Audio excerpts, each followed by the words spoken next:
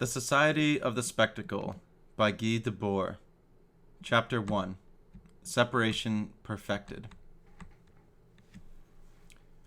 But for the present age, which prefers the sign to the thing signified, the copy to the original, representation to reality, appearance to essence, truth is considered profane, and only illusion is sacred. Sacredness is in fact held to be enhanced in proportion as truth decreases and illusion increases, so that the highest degree of illusion comes to be seen as the highest degree of sacredness. Feuerbach, Preface to the Second Edition, The Essence of Christianity.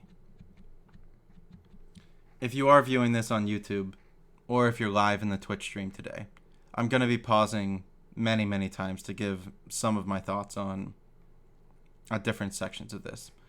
And what really made me think of this specific part recently was I actually began watching a VR stream of Will Neff, and I was entertained by it. So that meant that I preferred a representation of reality in someone else's VR, in someone else's made-up plane, and I was taking it to be a good source of entertainment for me. So it shook me, and it made me realize that I need to log off the internet a little bit and step back and kind of just gather and compose myself.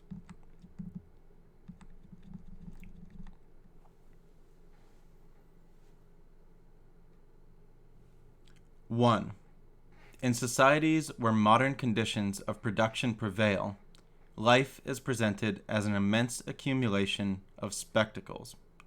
Everything that was directly lived has receded into a representation. 2. The images detached from every aspect of life merge into a common stream in which the unity of that life can no longer be recovered. Fragmented views of reality regroup themselves into a new unity as a separate pseudo-world that can only be looked at. The specialization of images of the world has culminated in a world of atomized images where even the deceivers are deceived. The spectacle is a concrete inversion of life, an autonomous movement of non-living. 3.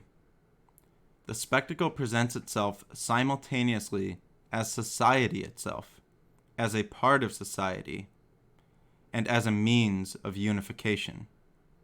As a part of society, it is ostensibly the focal point of all vision and all consciousness. But due to the very fact that this sector is separate, it is in reality the domain of delusion and false consciousness. The unification it achieves is nothing but an official language of universal separation.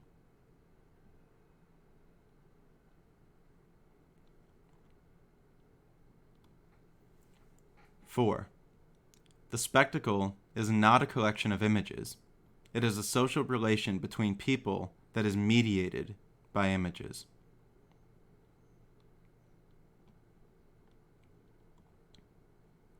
5. The spectacle cannot be understood as a mere visual excess produced by mass media technologies.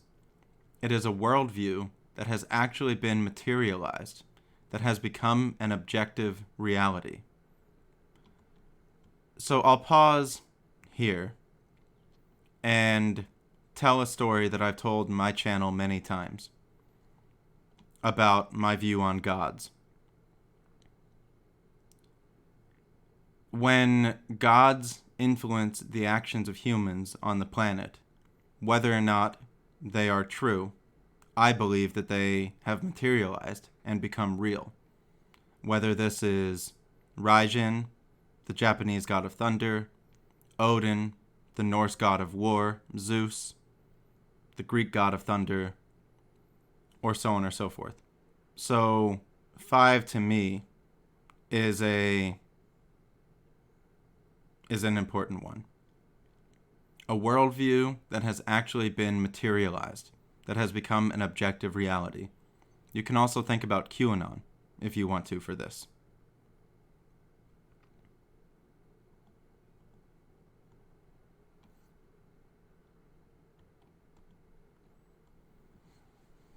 Six, understood in its totality, the spectacle is both the result and the project of the present mode of production.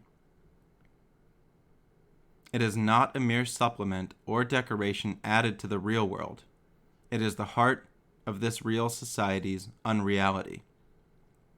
In all of its particular manifestations, news, propaganda, advertising, entertainment, the spectacle is the model of the prevailing way of life. It is the omnipresent affirmation of the choices that have already been made in the sphere of production and in the consumption implied by that production. In both form and content, the spectacle serves as a total justification of the conditions and goals of the existing system. The spectacle is also the constant presence of this justification, since it monopolizes the majority of time spent outside the modern production process.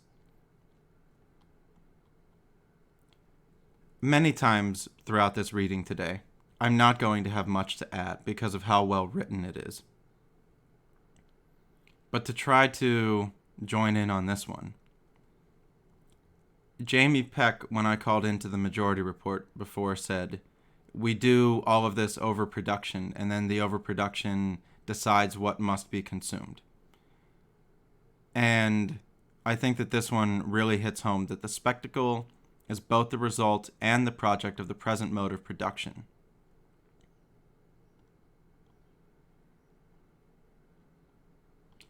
It's the omnipresent affirmation of the choices that have already been made in the sphere of production and in the consumption implied by that production. I think those are really important ones to take from 6.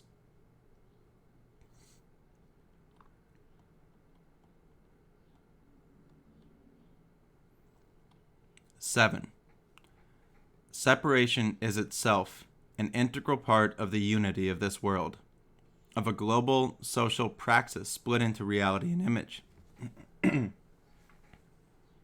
The social practice confronted by an autonomous spectacle is at the same time the real totality which contains that spectacle, but the split within this totality mutilates it to the point that the spectacle seems to be the goal.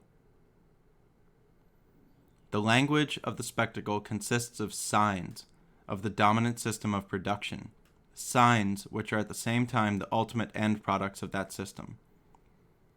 Okay, so what are these signs that they're talking about? They would be the things that you all know to identify a person with. Are you wearing Nikes? Do you have a Gucci bag? Do you have a high top fade? Do you keep, the top button of your shirt buttoned like I do? What do you signal society with in order to show your place within society?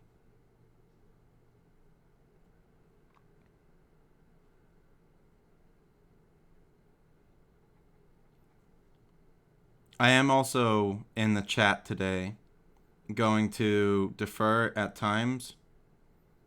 If you've read this book before, can you type 1? That way I can kind of guide my users to you all answering things while I'm reading.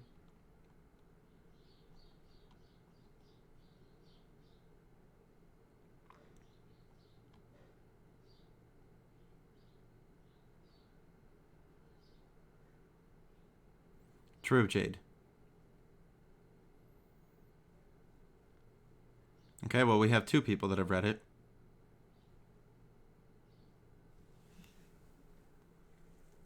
8. The spectacle cannot be abstractly contrasted to concrete social activity. Each side of such a duality is itself divided. The spectacle that falsifies reality is nevertheless a real product of that reality, where lived reality is materially invaded by the contemplation of the spectacle and ends up absorbing it and aligning itself with it. Objective reality is present on both sides. Each of these seemingly fixed concepts has no other basis than its transformation into its opposite. Reality emerges within the spectacle, and the spectacle is real. This reciprocal alienation is the essence and support of the existing society.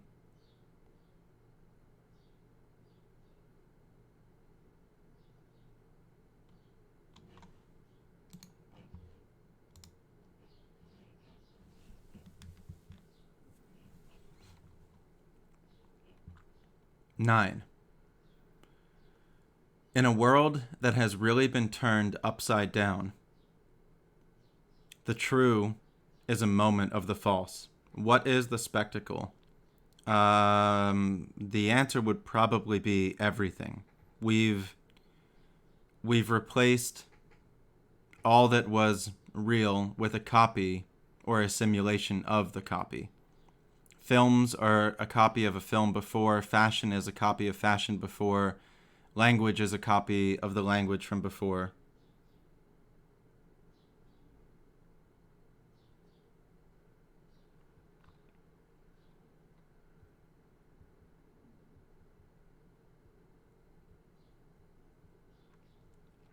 Hello, Spectre of Syndicalism.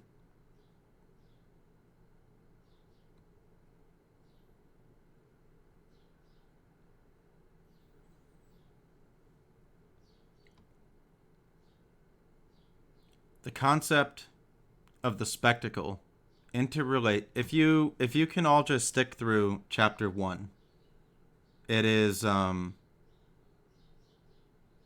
it is useful to stick through chapter 1. Outrage, QAnon, MAGA, porn, everything this culture right now is a spectacle. I can no longer think what I want to think. My thoughts have been replaced by moving images.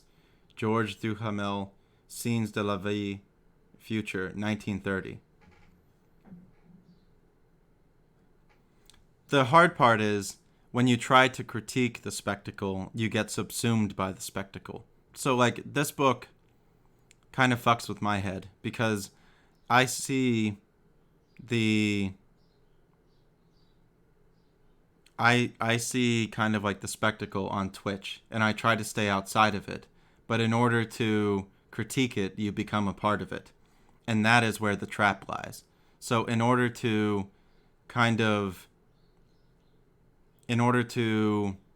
critique like the drama cycle of the platform, you will be dragged into the drama cycle of the platform. And that's really then where you lose it, because you've been trying to stay outside and trying to carve your own path, but in order so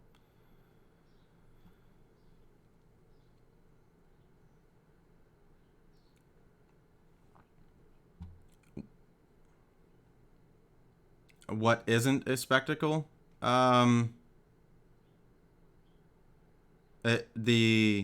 The answer would be nothing, really. Can you DM me that book, Signal Fraud?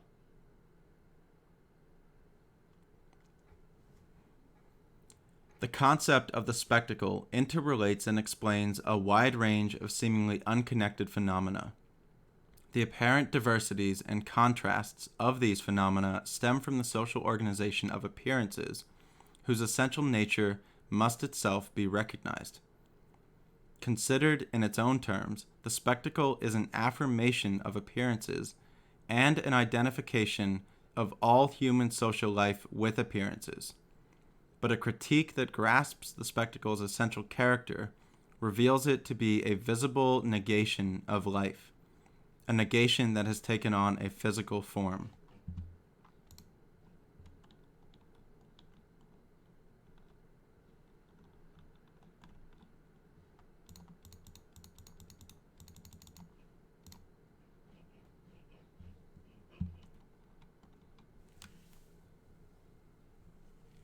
In order to describe the spectacle, its formation, its functions, and the forces that work against it, it is necessary to make some artificial distinctions. In analyzing the spectacle, we are obliged to a certain extent to use the spectacle's own language, in the sense that we have to operate on the methodological terrain of the society that expresses itself in the spectacle. For the spectacle is both the meaning and the agenda of our particular socio-economic formation. It is the historical moment in which we are caught. I might be able to read French. It would just be a struggle for me. 12. The spectacle presents itself as a vast, inaccessible reality that can never be questioned. Its sole message, what appears is good and what is good appears. The passive acceptance it demands is already effectively imposed by its monopoly of appearances, its manner of appearing without allowing any reply.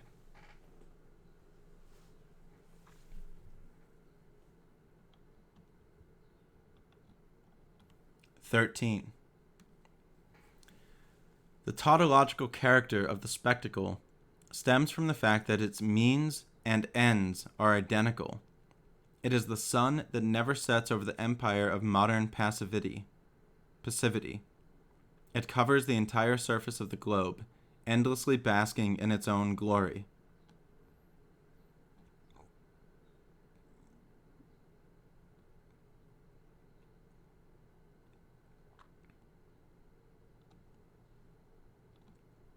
(14) The society based on modern industry is not accidentally or superficially spectacular. It is fundamentally spectaclist. In the spectacle, the visual reflection of the ruling economic order, goals are nothing, development is everything. The spectacle aims at nothing other than itself.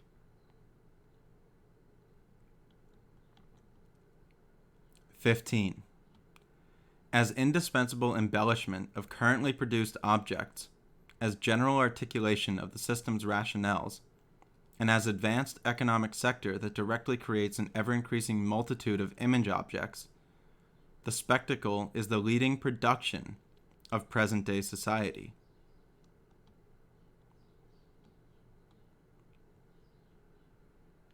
(16) The spectacle is able to subject human beings to itself because the economy has already totally subjugated them. I'll repeat.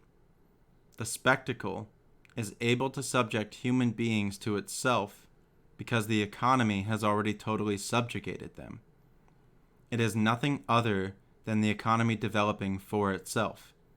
It is at once a faithful reflection of the production of things and a distorting objectification of the producers.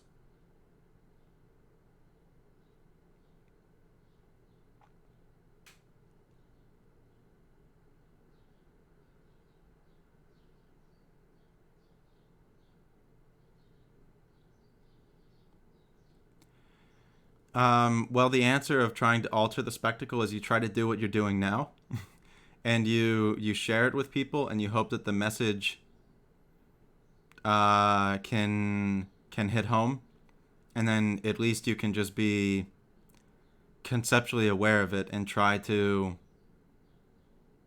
go from there.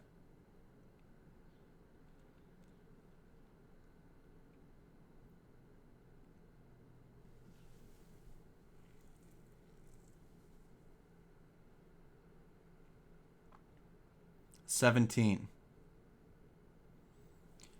The first stage of the economy's domination of social life brought about an evident degradation of being into having. Human fulfillment was no longer equated with what one was, but with what one possessed. I'll read this one again. The first stage of the economy's domination of social life brought about an evident degradation of being into having. Human fulfillment was no longer equated with what one was, but with what one possessed. The present stage, in which social life has become completely occupied by the accumulated productions of the economy, is bringing about a general shift from having to appearing. All having must now derive its immediate prestige and its ultimate purpose from appearances. At the same time, all individual reality has become social in the sense that it is shaped by social forces and directly dependent on them. Individual reality is allowed to appear only insofar as it is not actually real.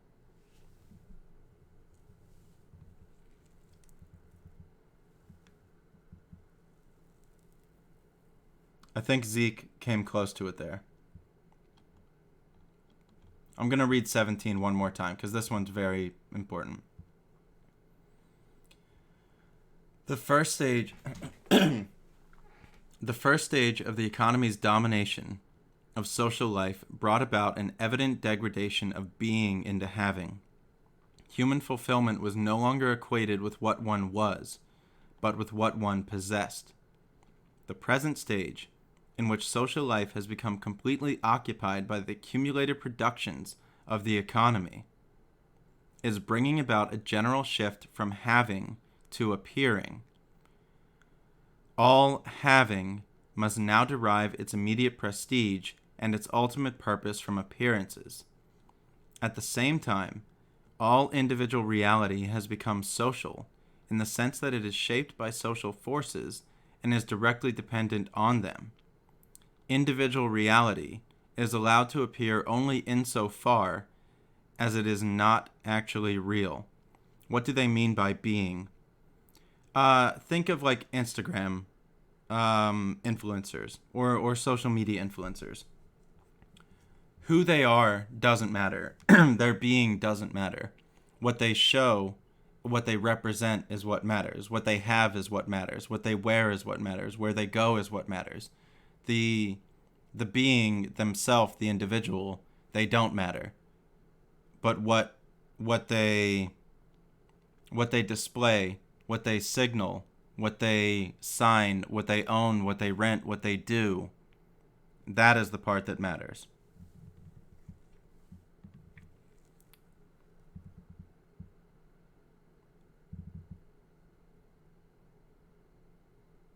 Free Mango is bringing up another good point.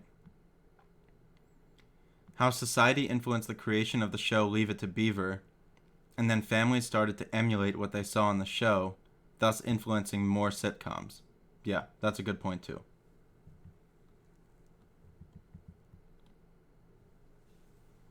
(18) When the real world is transformed into mere images become real beings. Figments that provide the direct motivations for a hypnotic behavior.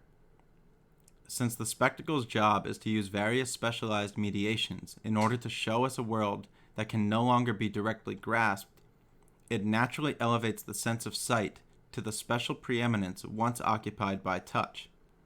The most abstract and easily deceived sense is the most readily adaptable to the generalized abstraction of present-day society. But the spectacle is not merely a matter of images, nor even images plus sounds. It is whatever escapes people's activity, whatever eludes their practical reconsideration and correction. It is the opposite of dialogue. Wherever representation becomes independent, the spectacle regenerates itself.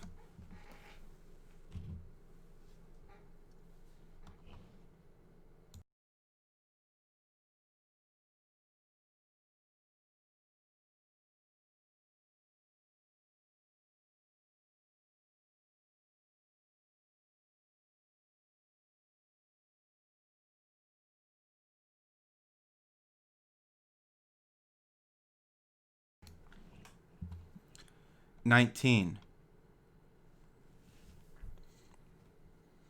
The spectacle inherits the weakness of the Western philosophical project, which attempted to understand activity by means of the categories of vision, and it is based on the relentless development of the particular technical rationality that grew out of that form of thought. The spectacle does not realize philosophy, it philosophizes reality, reducing everyone's concrete life to a universe of speculation. That's a good one there, too. The spectacle does not realize philosophy, it philosophizes reality, reducing everyone's concrete life to a universe of speculation.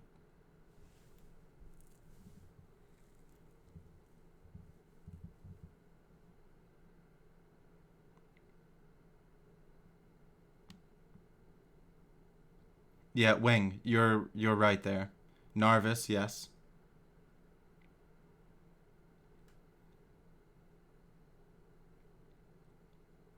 Thick Zeke, you're correct as well.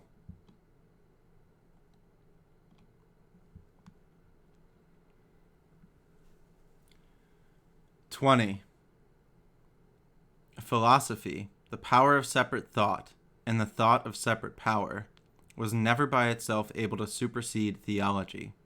The spectacle is the material reconstruction of the religious illusion.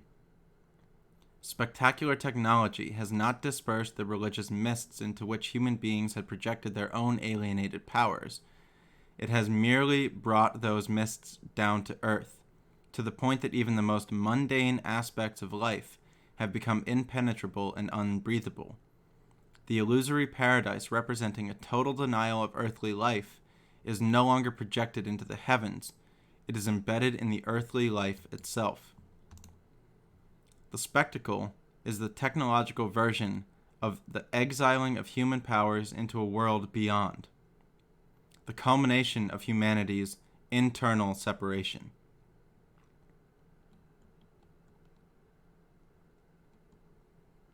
(21) As long as necessity is socially dreamed, dreaming will remain necessity. The spectacle is the bad dream of a modern society in chains, and ultimately expresses nothing more than its wish for sleep. The spectacle is the guardian of that sleep.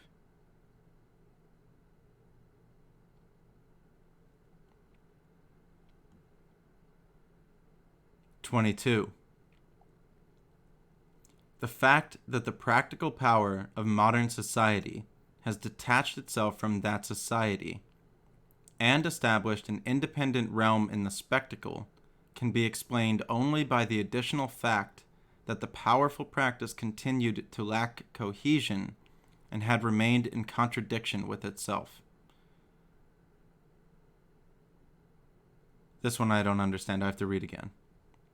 The fact that the practical power of modern society has detached itself from that society and established an independent realm in the spectacle can be explained only by the additional fact that the powerful practice continued to lack cohesion and had remained in contradiction with itself.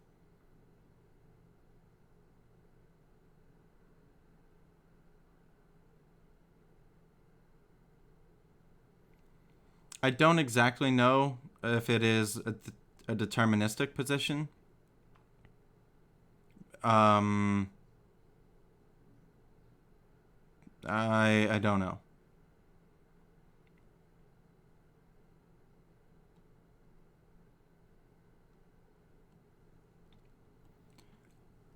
(23) The root of the spectacle is that oldest of all social specializations, the specialization of power. The spectacle plays the specialized role of speaking in the name of all the other activities. It is hierarchical society's ambassador to itself, delivering its messages at a court where no one else is allowed to speak. The most modern aspect of the spectacle is thus the most archaic. 24. The spectacle is the ruling order's non-stop discourse about itself. its never-ending monologue of self-praise, its self-portrait at the stage of totalitarian domination of all aspects of life, the fetishistic appearance of pure objectivity in spectacular relations conceals their true character as relations between people and between classes. A second nature, with its own inescapable laws, seems to dominate our environment. But the spectacle is not the inevitable consequence of some supposedly natural technological development. On the contrary, the society of the spectacle is a form that chooses its own technological content. If the spectacle, considered in the limited sense of the mass media, that are at its most glaring superficial manifestation, seems to be invading society in the form of a mere technical apparatus, it should be understood that this apparatus is in no way neutral, and that it has been developed in accordance with the spectacle's internal dynamics. I'm going to read this part again and think about social media here.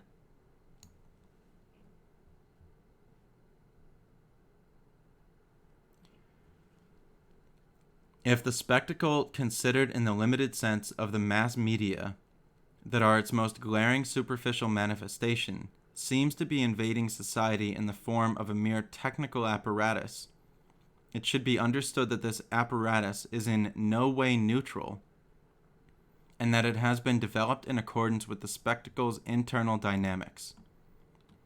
If the social needs of the age in which such technologies are developed can be met only through their mediation, if the administration of this society and all contact between people has become totally dependent on these means of instantaneous communication, it is because this communication is essentially unilateral.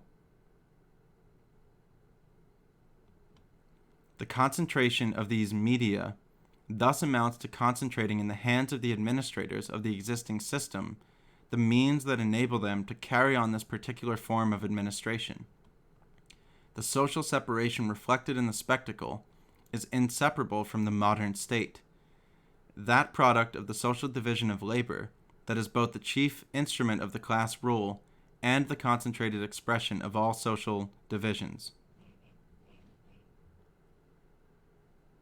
Free mango time, I agree. Wing, yes, it is the ripple.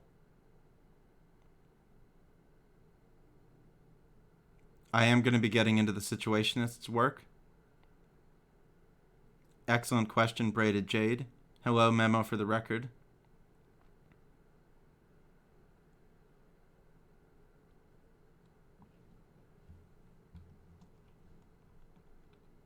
(25) Separation is the alpha and omega of the spectacle. The institutionalization of the social division of labor in the form of class divisions has given rise to an earlier religious form of contemplation, the mythical order with which every power has already camouflaged itself. Religion justified the cosmic and ontological order that corresponded to the interests of the masters, expounding and embellishing everything their societies could not deliver. In this sense, all separate power has been spectacular. But this earlier universal devotion to a fixed religious imagery was only a shared belief in an imaginary compensation for the poverty of a concrete social activity that was still generally experienced as a unitary condition. In contrast, the modern spectacle depicts what society could deliver, but in doing so, it rigidly separates what is possible from what is permitted. The spectacle keeps people in a state of unconsciousness as they pass through practical changes in their conditions of existence. Like a factitious god, it engenders itself and makes its own rules. It reveals itself for what it is, an autonomously developing separate power based on the increasing productivity resulting from an increasingly refined division of labor into parcelized gestures dictated by the independent movement of machines and working for an ever-expanding market. In the course of this development, all community and all critical awareness have disintegrated, and the forces that were able to grow by separating from each other have not yet been reunited.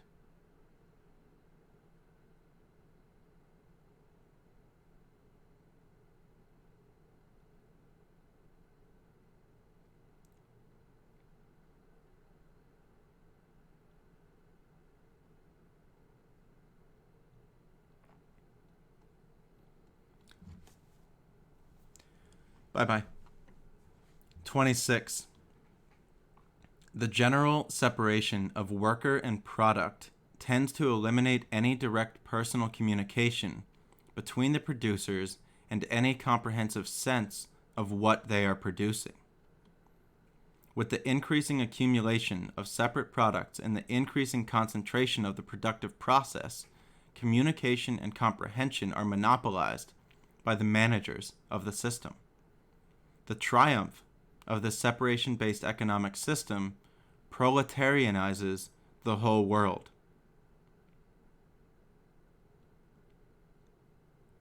This book was written in 1967. Wing. Yeah, so if anyone wasn't aware, the book was written in 1967. Hello, YouTube audience. I am broadcasting my stream live on Twitch today, and we just got a raid from a friend of mine. We were just raided by Wicked Supreme, a wonderful individual based out on the West Coast, does a lot of fighting games, does a lot of political talk, has been a longtime friend and supporter of my channel. Thank you for bringing your friends over. We are in Chapter 1, Part 27 of the Society of the Spectacle by Guy Debord. I'm your host, Touring News. Usually we talk about international news, economics, politics, and so forth, but today I think that this book is very important for Twitch to hear. 27. Due to the very success of this separate production of separation, the fundamental experience that in earlier societies was associated with people's primary work is in the process of being replaced in sectors near the cutting edge of the system's evolution by an identification of life with non-working time, with inactivity. But such inactivity is in no way liberated from productive activity. It remains dependent on it, in an uneasy and admiring submission to the requirements and consequences of the production system. It is itself one of the products of that system. There can be no freedom apart from activity, and within the spectacle, activity is nullified, all real activity having been forcibly channeled into the global construction of the spectacle. Thus, what is referred to as a liberation from work, namely the modern increase in leisure time, is neither a liberation within work itself nor a liberation from the world shaped by this kind of work. None of the activity stolen through work can be regained by submitting to what the work has produced. I don't exactly understand this one, so I'm going to read through it again.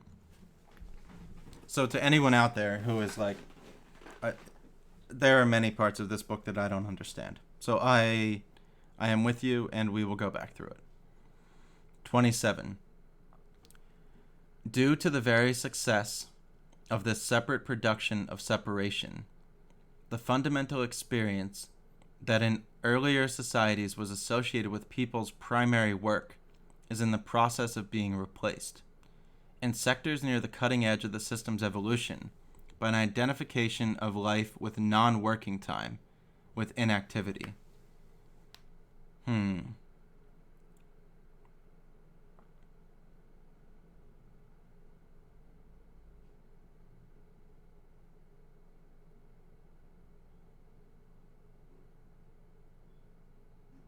Living to work instead of working to live.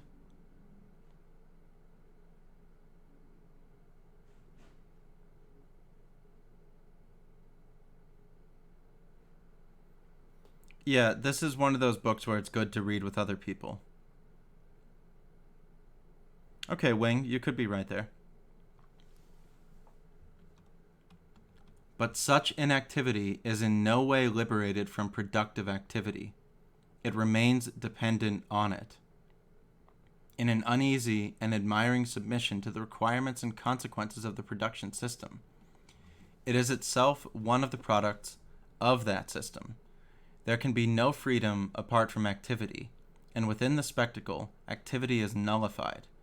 All real activity having been forcibly channeled into the global construction of the spectacle.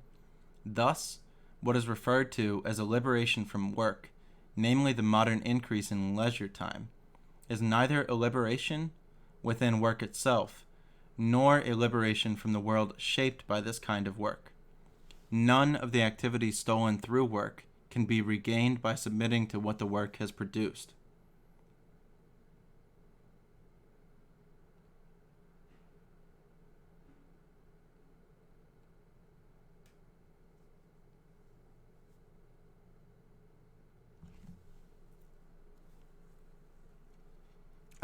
John McCain, I think that you're right.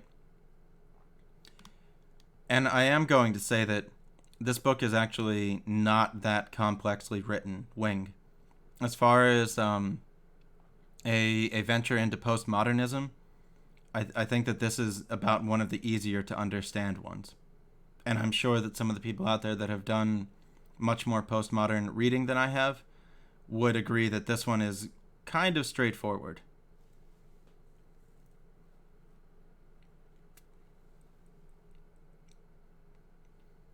Synaptic, I like what you said here. Our work alienates us as well as the products we produce. Products that then alienate us in our leisure time. The reason, memo for the record says, the reason they are not worried about the service workers is because they merely work in the spectacle. The real economy is the military-industrial tech complex.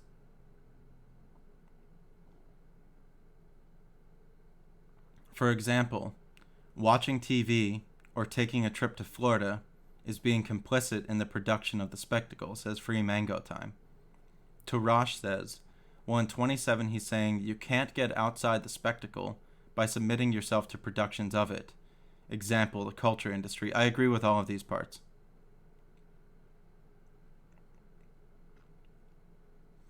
Braided Jade says, I think it's even more than that. It sounds like the ultimate capitalist realist. Oh shit.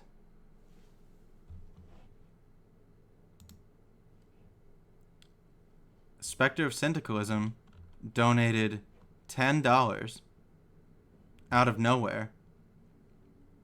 Thank you. I'm going to replay that one back. Marxism intensifies. Marx with the glaring eyes. Thank you so much, Spectre. There is a reason Elon Musk created SpaceX, whose biggest client is the DoD, says Memo for the record. Thank you very much, Spectre. If we can get a shout out for you. By the way, YouTube, my Twitch community, if you ever want to come hang out, has some really, really intelligent people. So a lot of these times that I'm reading something that doesn't exactly sound to be my words, nor Debord's, is coming out of my chat over here on the side.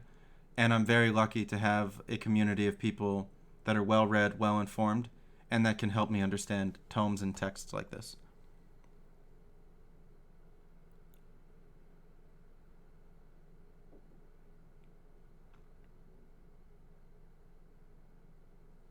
'28.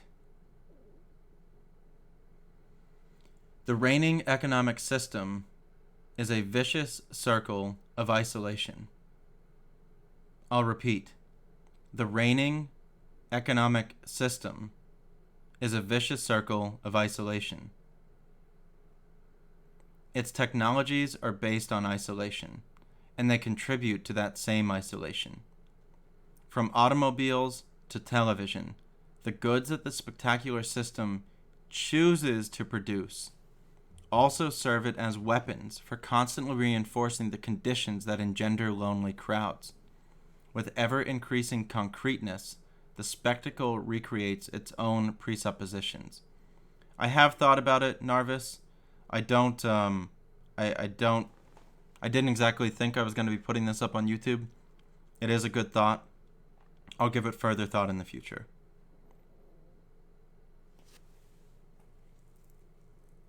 And it is also translated in French, from French, correct.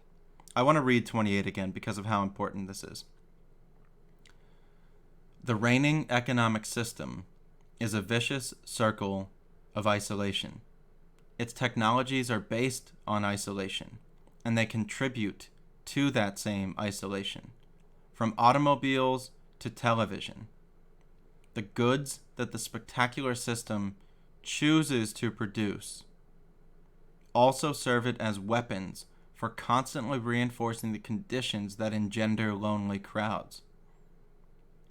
With ever-increasing concreteness, the spectacle recreates its own presuppositions. That's a very important one.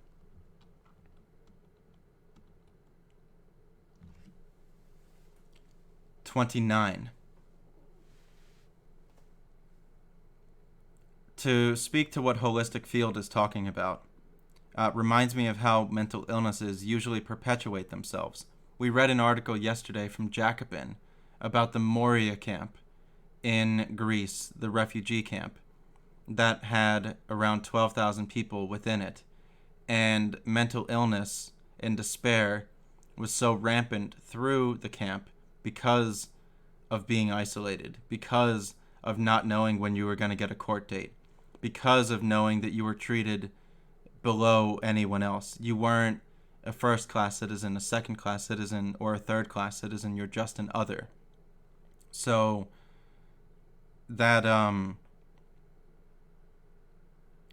the conditions produce, now there are obviously chemical imbalances that can produce mental illnesses, but there are also conditions that can either exacerbate or on their own produce mental illness as well. So I don't mean to minimize, the chemical imbalance aspect, but I do wish to just bring awareness to that material conditions can heavily influence. 29.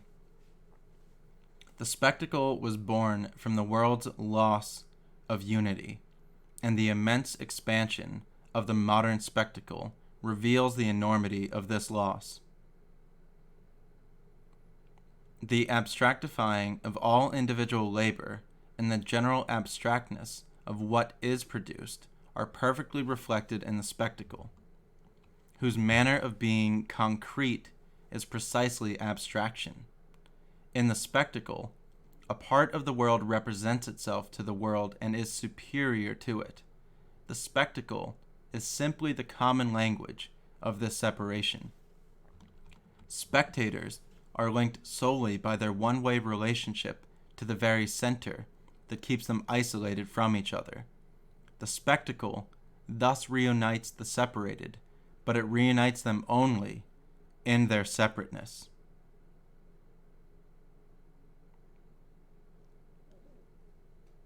I want to read these last three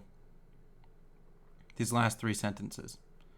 The spectacle is simply the common language of this separation. Spectators are linked solely by their one-way relationship to the very center that keeps them isolated from each other. The spectacle thus reunites the separated, but it reunites them only in their separateness.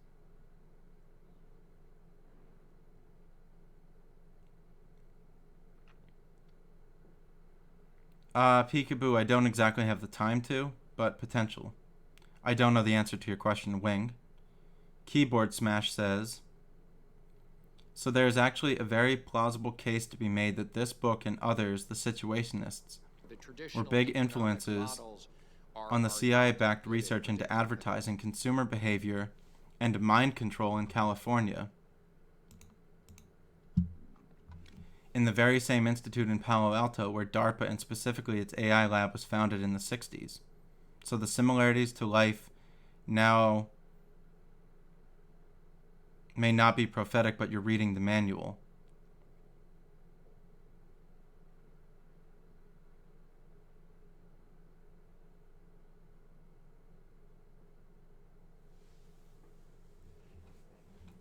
30.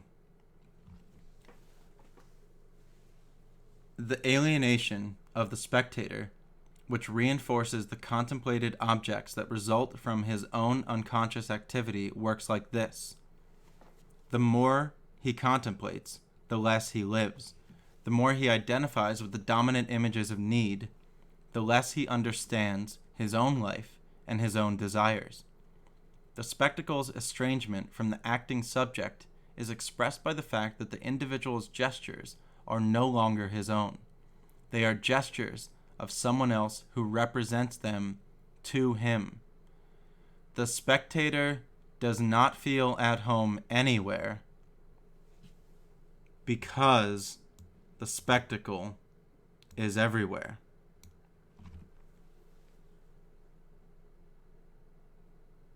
The spectacle's estrangement from the acting subject is expressed by the fact that the individual's gestures are no longer his own. They are the gestures of someone else who represents them to him. The spectator does not feel at home anywhere because the spectacle is everywhere. I will explain what that means to me. I don't feel at home on Twitch because I see the spectacle everywhere. So I feel that I've tried to exist outside of it, yet I get subsumed by it and fall to its influence and its guidance. So the reason that I'm reading this today and trying to broadcast it to Twitch, and the reason that the stream title says a message for content creators and viewers, is because I am concerned that we're all too deep within it, that it is what's the word that I'm looking for? Not hijacking. Not hyperbolic. I can't think of the word that I want.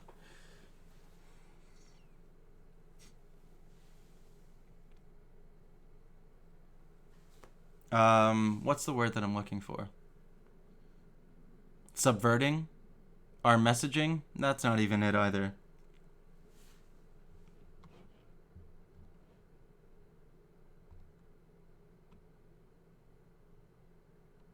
Not even tainting. There was a better one that I was looking for. It's along the lines of like greenwashing. Co-opting. It's co-opting. That's good enough. I feel that there are so many people on the platform that have incredible intentions, but I feel that the spectacle of the platform is co-opting the messaging and bringing it all into the spectacle. That was what I was looking for.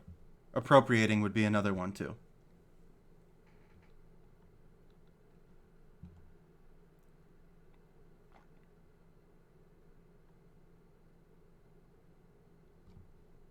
Yeah, Free Mango Time is correct here again. To make a movie about the military using its vehicles, you must work closely with the government to make sure it's correctly propagandized.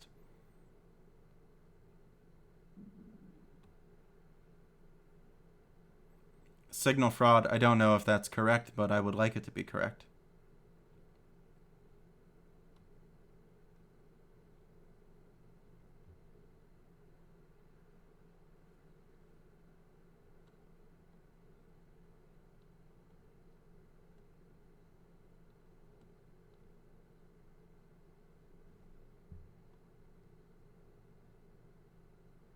Narvis, you are right there. Because the content isn't created and shared in a vacuum. Free Mango Time, it's like neoliberalism wokeonomics. Yes, that was what I was trying to go for. Lip service for brand shaping. Yes, now we're getting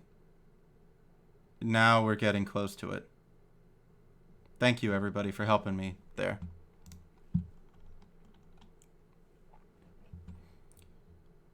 $31.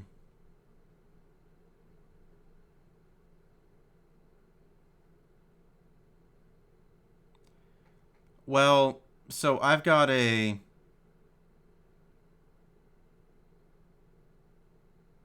got thoughts about free will and determinism. I don't know if this is the right time to bring them up. So I am still working through this in my own mind, but here goes. I think that oh man, I this is one that I'm nervous about delivering. There's 102 people here, and people may watch this on YouTube and be like, "What a knob! How does he actually think that that's possible?" For me, I think that you have to work to earn your free will.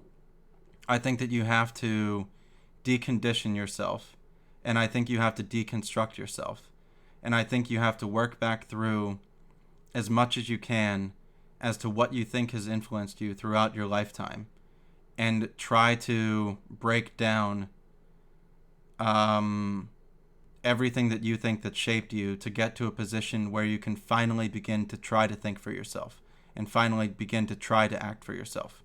So I think that free will is something that you have to work for and you have to earn, and it takes years or decades of effort and reading and thought and like hard conversations with yourself to try to become into like a place of maybe like hyper awareness, and then even realizing at that position that you don't have 100% free will, but you're at least aware of the forces around you that are trying to shape, guide your actions, thoughts, and decisions, and then you can at least exert some resistance against it.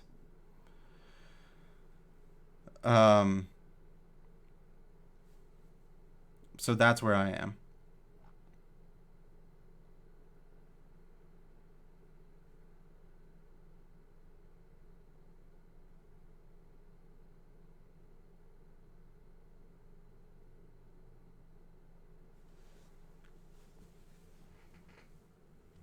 $31.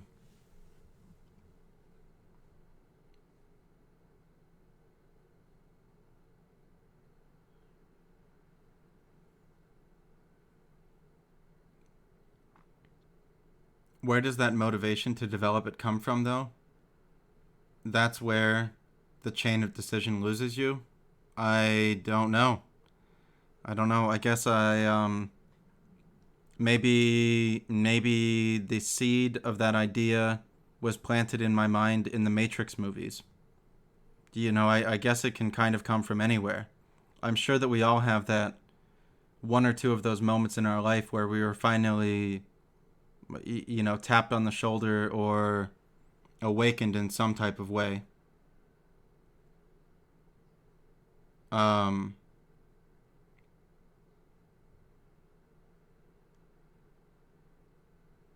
so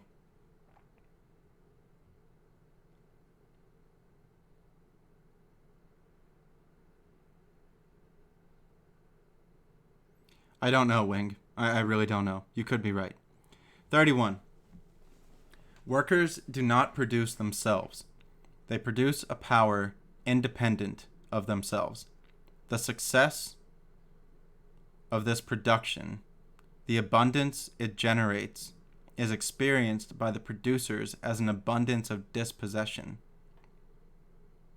As their alienated products accumulate, all time and space become foreign to them. The spectacle is the map of this new world, a map that is identical to the territory it represents.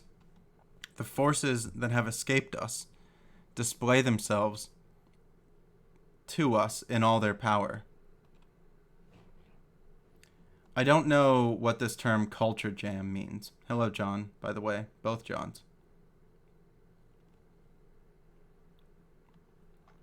Keyboard Smash says, with 31, I like to think of this independent power as what we call our data now, not a worker producing, exploited, and then a product consumed. The consumption is the work, and the data extracted then builds a reality one to see and displays. Yes, that's a good one.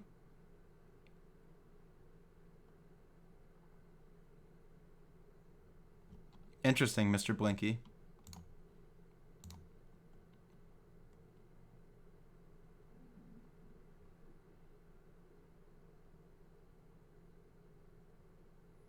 No, I haven't. Signal fraud. I have not. Culture jamming is subverting symbols by using them to expose their meaning and weight in society. Wow, okay.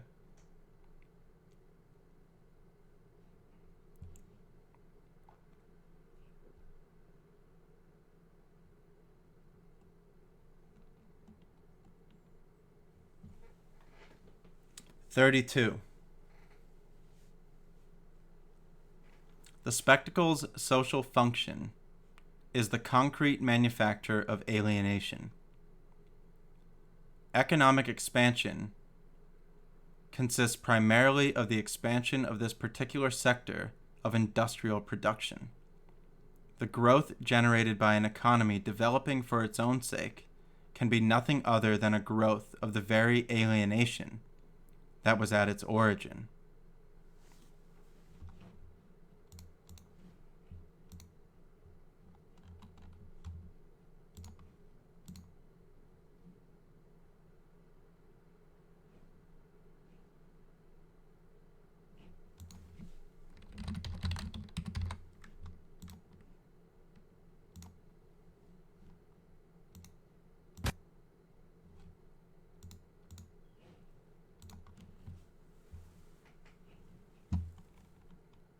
Two more.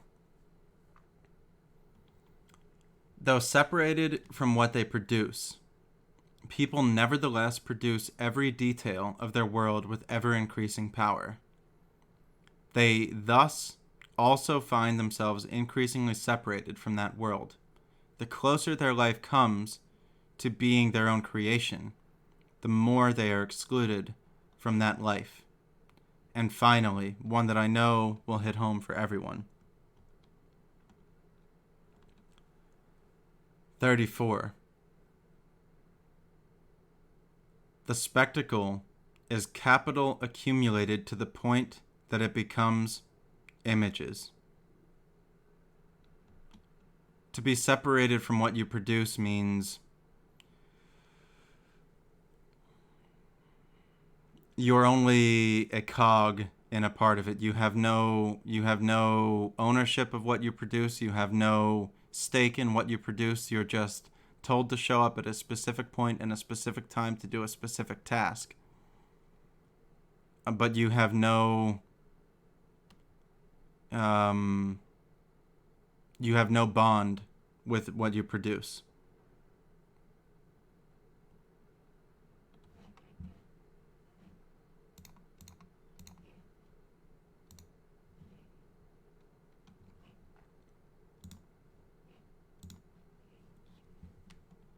End chapter 1.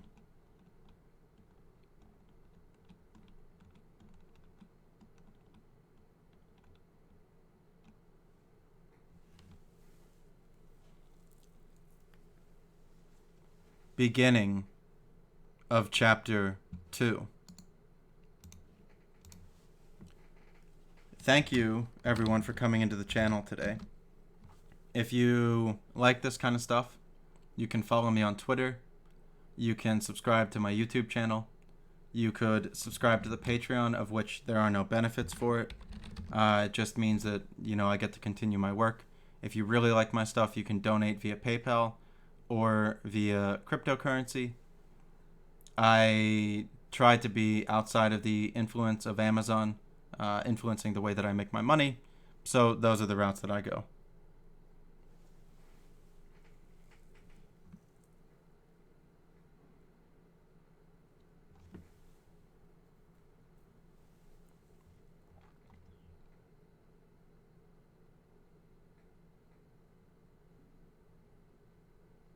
I think that you could be onto something there, Wing. That's potentially true. Yeah, you're getting close to being outside of it.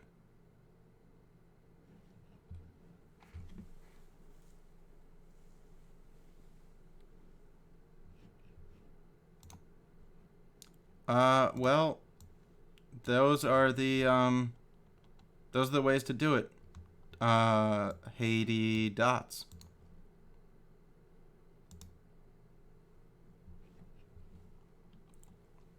I think we're going to try to read chapters 1, 2, 3, and 4 today. And then tomorrow, I think we're going to read 5, 6, 7, 8, and 9. So today we're going to read the Commodity as Spectacle, Unity and Division within Appearances, the Proletariat as Subject and Representation, and then tomorrow will be Time in History, Spectacular Time, Territorial Management, Negation and Consumption within Culture, and Ideology Materialized.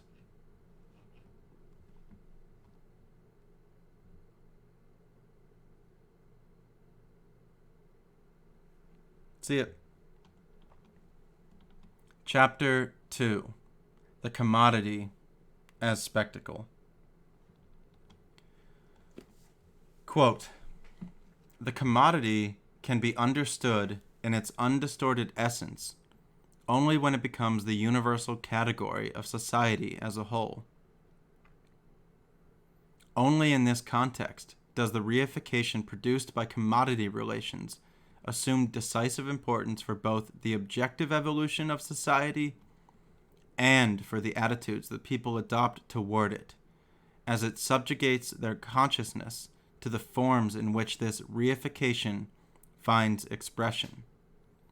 As labor is increasingly rationalized and mechanized, this subjugation is reinforced by the fact that people's activity becomes less and less active and more contemplative. Lukács, History and Class Consciousness."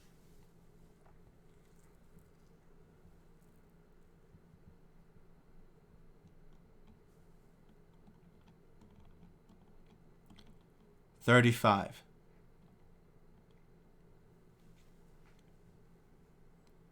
In the spectacle's basic practice of incorporating it into itself, all the fluid aspects of human activity so as to possess them in its congealed form, and of inverting living values into purely abstract values, we recognize our old enemy, the commodity, which seems at first glance so trivial and obvious, yet which is actually so complex and full of metaphysical subtleties. 36. The fetishism of the commodity, the domination of society by imperceptible as well as perceptible things, attains its ultimate fulfillment in the spectacle, where the perceptible world is replaced by a selection of images which is projected above it, yet which at the same time succeeds in making itself regarded as the perceptible par excellence.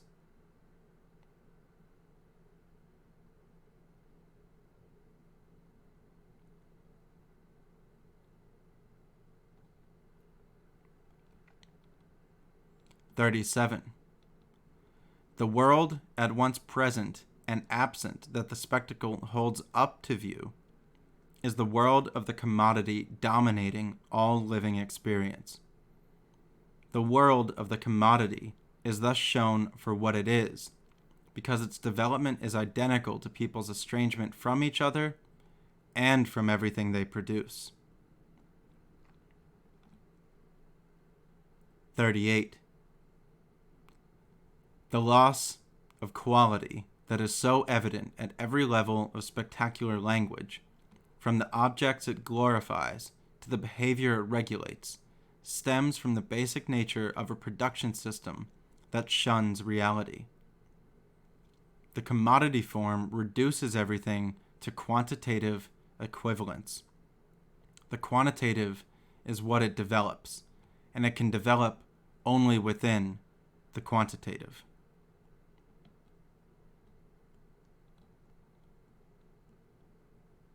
39. Despite the fact that this development excludes the qualitative, it is itself subject to qualitative change. The spectacle reflects the fact that this development has crossed the threshold of its own abundance. Although this qualitative change has so far taken place only partially in a few local areas, it is already implicit at the universal level that was the commodity's original standard. A standard that the commodity has lived up to by turning the whole planet into a single world market.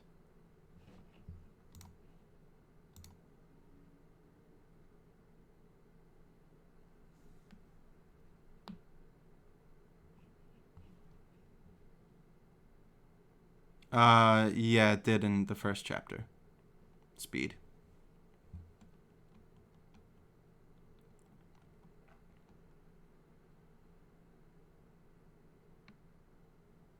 $40. Also, Speed, you're on thin ice since you just created your account in November. The development of productive forces has been the unconscious history that has actually created and altered the living conditions of human groups. The conditions enabling them to survive and the expansion of those conditions.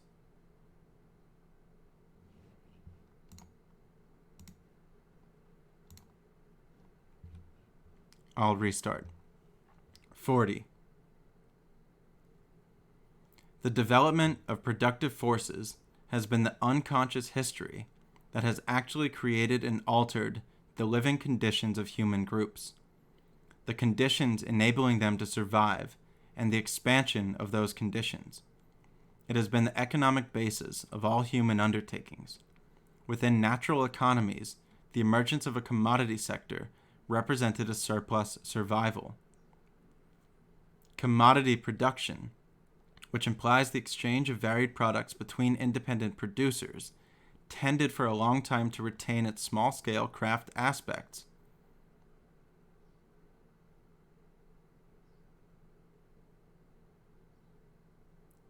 Relegated as it was to a marginal economic role where its quantitative reality was still hidden. But wherever it encountered the social conditions of large-scale commerce and capital accumulation, it took total control of the economy. The entire economy, then, became what the commodity had already shown itself to be in the course of this conquest, a process of quantitative development. This constant expansion of economic power in the form of commodities transformed human labor itself into a commodity, into wage labor, and ultimately produced a level of abundance sufficient to solve the initial problem of survival, but only in such a way that the same problem is continually regenerated at a higher level. Economic growth has liberated societies from the natural pressures that force them into an immediate struggle for survival, but they have not yet been liberated from their liberator. The commodity's independence has spread to the entire economy it now dominates. This economy has transformed the world, but it has merely transformed it into a world dominated by the economy. The pseudo-nature within which human labor has become alienated demands that such labor remain forever in its service. And since this demand is formulated by and answerable only to itself, it in fact ends up channeling all socially permitted projects and endeavors onto its own reinforcement. The abundance of commodities, that is, the abundance of commodity relations, amounts to nothing more than an augmented survival.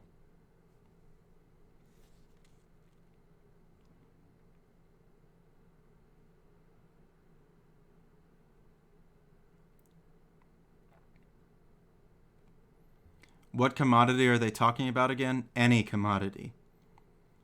Cups, t-shirts, sneakers,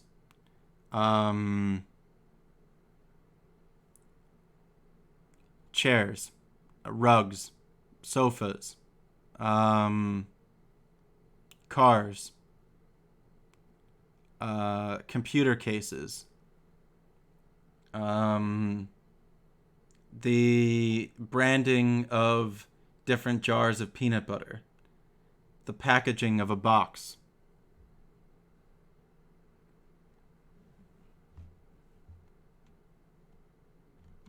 I'll read 40 one more time.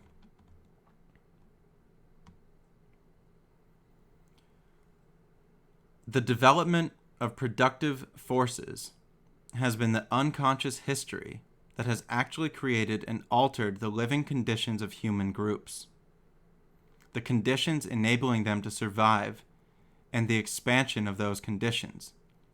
It has been the economic basis of all human undertakings. Within natural economies, the emergence of a commodity sector represented a surplus survival.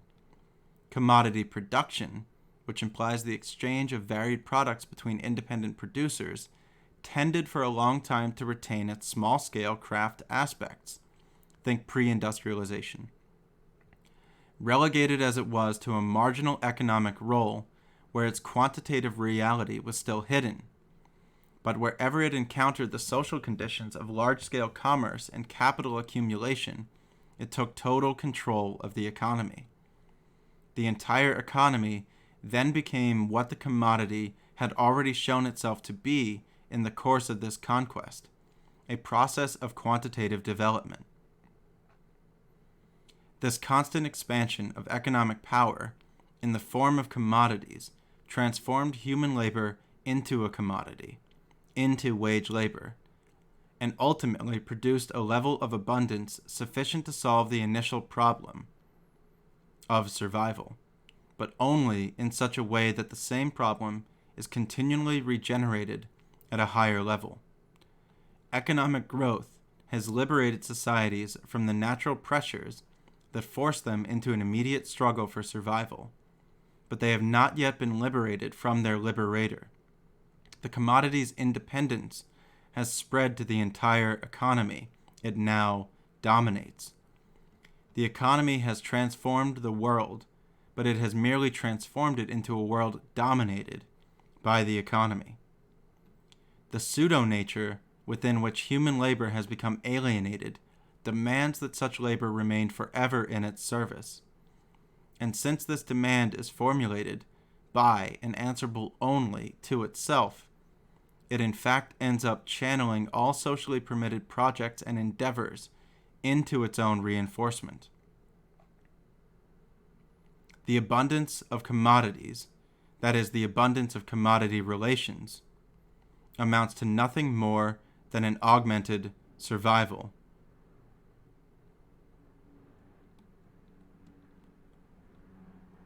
(41)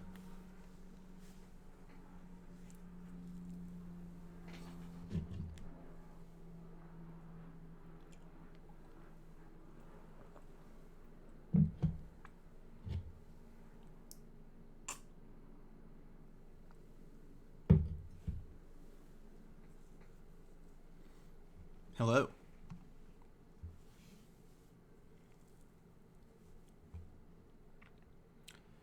As long as the economy's role as material basis of social life was neither noticed nor understood, remaining unknown precisely because it was so familiar, the commodity's dominion over the economy was exerted in a covert manner. In societies where actual commodities were few and far between, money was the apparent master, serving a plenipotentiary representative of the greater power that remained unknown. With the Industrial Revolution's manufactural division of labor and mass production for a global market, the commodity finally became fully visible as a power that was colonizing all social life. It was at that point that political economy established itself as the dominant science and as the science of domination.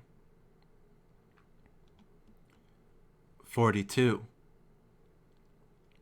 The spectacle is the stage at which the commodity has succeeded in totally colonizing social life. Commodification is not only visible, we no longer see anything else. I'll repeat. Commodification is not only visible, we no longer see anything else. The world we see is the world of the commodity. Modern economic production extends a dictatorship both extensively and intensively. In the less industrialized regions, its reign is already manifested by the presence of a few star commodities and by the imperialist domination imposed by the more industrially advanced nations. In the latter, social space is blanketed with ever new layers of commodities. With the Second Industrial Revolution, alienated consumption has become as much a duty for the masses as alienated production. I'll repeat that one again. With the Second Industrial Revolution, alienated consumption has become as much a duty for the masses as alienated production. The society's entire sold labor has become a total commodity, whose constant turnover must be maintained at all cost. To accomplish this total commodity has to be returned in fragmented form to fragmented individuals who are completely cut off from the overall operation of the productive forces. To this end, the specialized science of domination is itself broken down into further specialties such as sociology, psychotechnology, cybernetics, and semiology, which oversee the self-regulation of every phase of the process.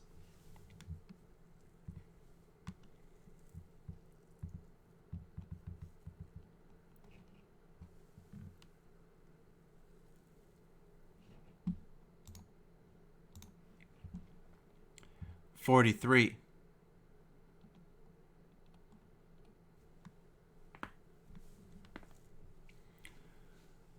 Whereas during the primitive stage of capitalist accumulation, political economy considers the proletarian only as a worker, who only needs to be allotted the indispensable minimum for maintaining their labor power, and never considers them in their leisure and humanity. This ruling class perspective is revised as soon as commodity abundance reaches a level that requires an additional collaboration from them. Once their workday is over, the worker is suddenly redeemed from the total contempt toward them that is so clearly implied by every aspect of the organization and surveillance of production, and finds themselves seemingly treated like a grown-up with a great show of politeness in their new role as a consumer. At this point, the humanism of the commodity takes charge of the worker's leisure and humanity, simply because political economy now can and must dominate those spheres as political economy. The total denial of man has thus taken charge of all human existence.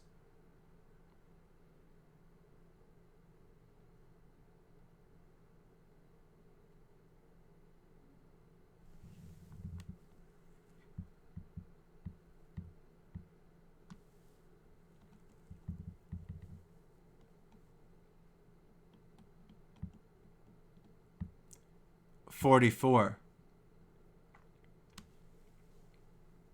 The spectacle is a permanent opium war designed to force people to equate goods with commodities and to equate satisfaction with a survival that expands according to its own laws. Consumable survival must constantly expand because it never ceases to include privation. If augmented survival never comes to a resolution, if there is no point where it might stop expanding, this is because it is itself stuck in the realm of privation. It may gild poverty, but it cannot transcend it.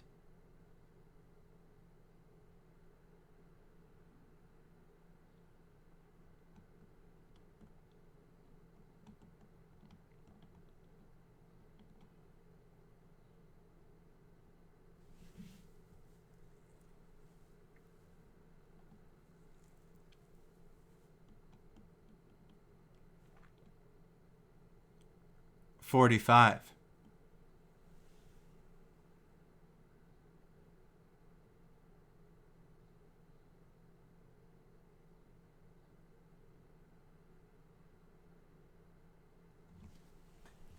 Automation, which is both the most advanced sector of modern industry and the epitome of its practice, obliges the commodity system to resolve the following contradiction. The technological developments that objectively tend to eliminate work must at the same time preserve labor as a commodity, because labor is the only creator of commodities. The only way to prevent automation or any other less extreme method of increasing labor productivity from reducing society's total necessary labor time is to create new jobs.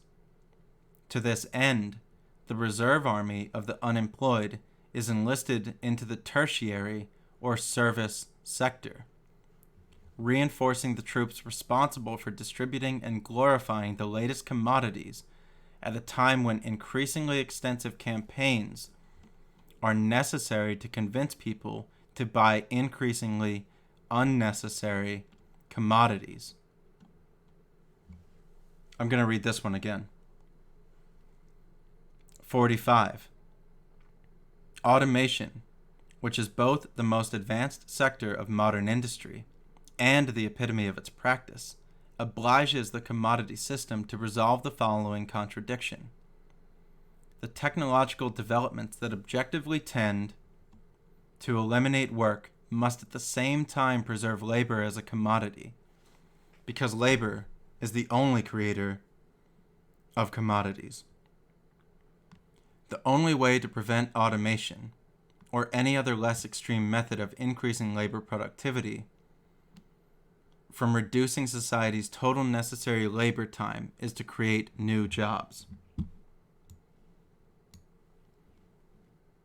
To this end, the reserve army of the unemployed is enlisted into the tertiary or service sector, reinforcing the troops responsible for distributing and glorifying the latest commodities at a time when increasingly extensive campaigns are necessary to convince people to buy increasingly unnecessary commodities.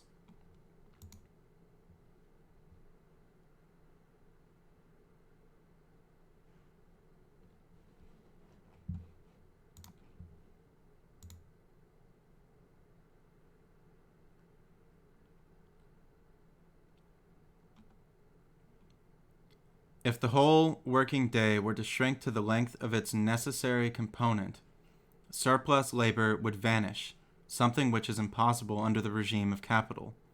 Only the abolition of the capitalist form of production would permit the reduction of the working day to necessary labor time. But even in that case, the latter would expand to take up more of the day, for two reasons.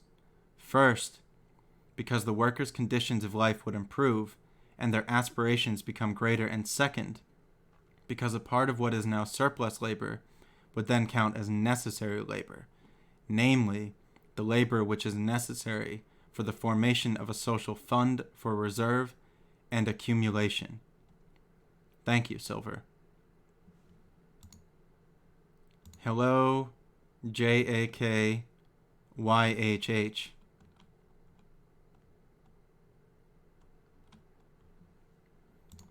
A reminder to everyone, this book was written in 1967.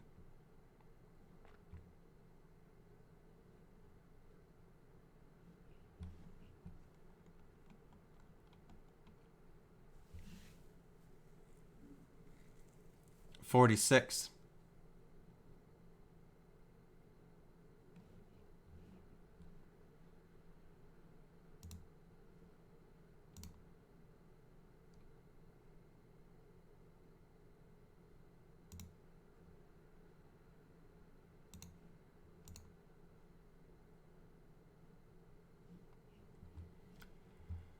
Exchange value could arise only as a representative of use value. But the victory it eventually won with its own weapons created the conditions for its own autonomous power. By mobilizing all human use value and monopolizing its fulfillment, exchange value ultimately succeeded in controlling use. Use has come to be seen purely in terms of exchange value and is now completely at its mercy, starting out like a condottiere in the service of use value. Exchange value has ended up waging the war for its own sake. So, in Simulacrum and Simulations, Baudrillard expands on this, and DJ NDN has a great analysis of this. He says, how much is an apple worth? Many people will say 50 cents. DJ NDN will say it's worth that you get to live until tomorrow. So the use value of an apple is that it sustains your life. The exchange value of the apple is what you can sell it for on the market. Baudrillard adds sign value, which I'm going to reduce it to thinking about fashion at the moment. So the use value of a Nike t-shirt is that it keeps you warm. The exchange value of a Nike t-shirt is what you buy and sell it for. The sign value of the Nike t-shirt is how you're perceived by your peers.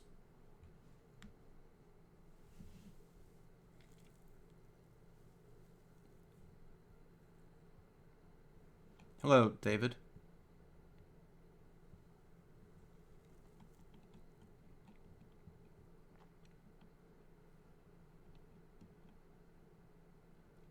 If you are a streamer in my channel, go ahead and shout yourself out.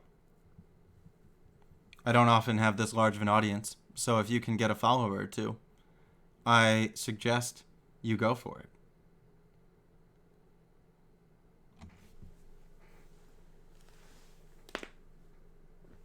Hey, sometimes I get things right, Silver.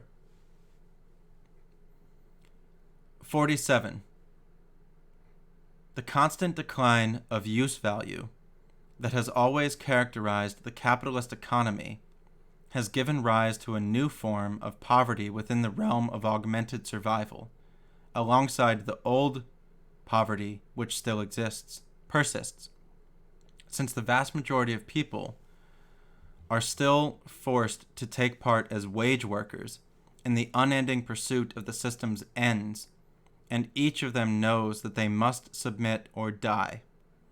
The reality of this blackmail, the fact that even in its most impoverished forms, food and shelter, use value now has no existence outside the illusory riches of augmented survival, accounts for the general acceptance of the illusions of modern commodity consumption. The real consumer has become a consumer of illusions. The commodity is this materialized illusion, and the spectacle is its general expression. I am going to upload this to YouTube, yes.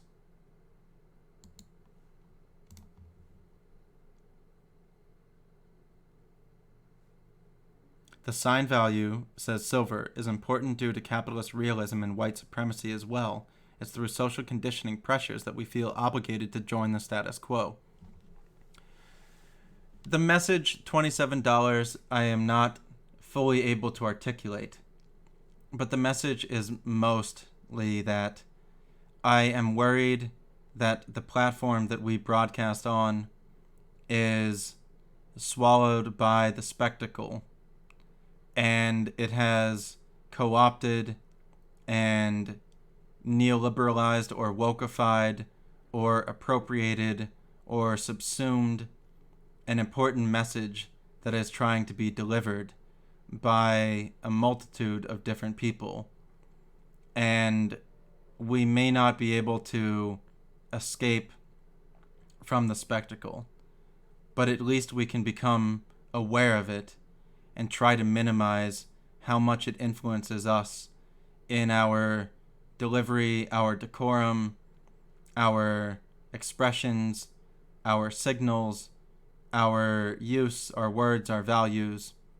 So it's just, I'm kind of trying to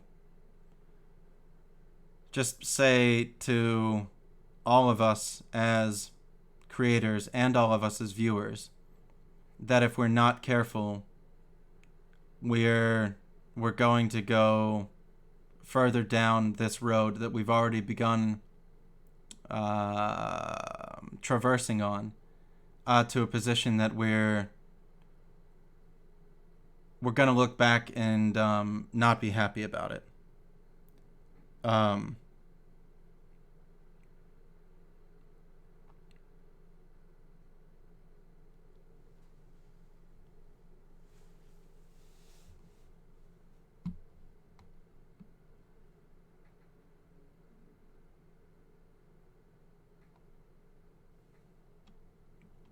And I don't know how to deliver this type of message in a way that isn't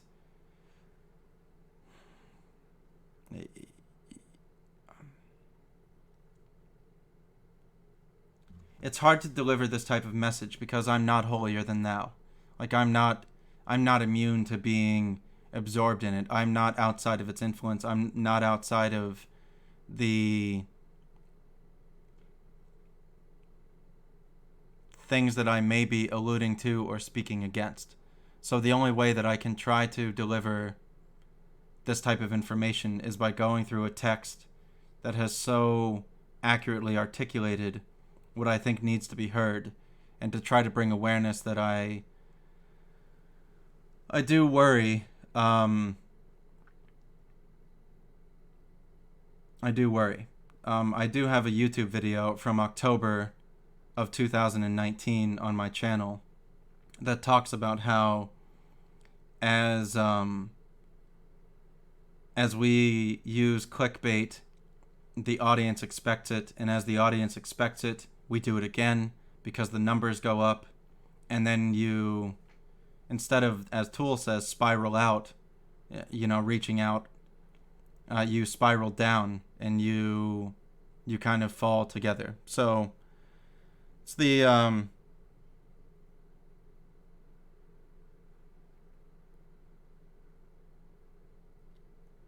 it's the best that I can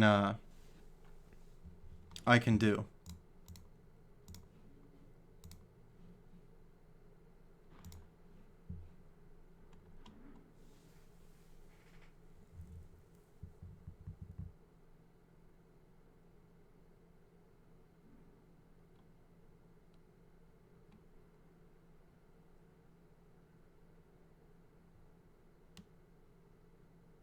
Yep, exactly, Thick Zeke.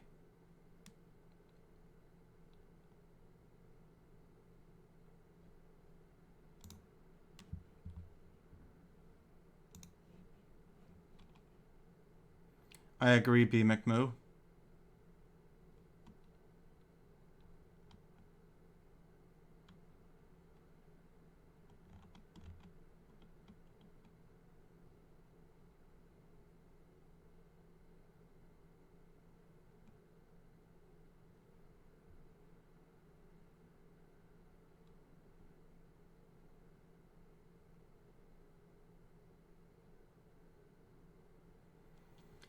And I might be too late, Silver, but I've tried to discuss these things for a while. Maybe it is too late, but here's where we are today. I, at the moment, am not a time traveler. I cannot wind back the hands. But hopefully, this review today, will be useful to some. If anybody does like my work, there are the best ways to support it. My channel does run on donations. I am trying to get more YouTube subs, so thank you. 48. Use value was formerly understood as an implicit aspect of exchange value. Now, however, within the upside-down world of the spectacle, use value must be explicitly proclaimed, both because its actual reality has been eroded by the overdeveloped commodity economy, and because it serves as a necessary pseudo-justification for a counterfeit life.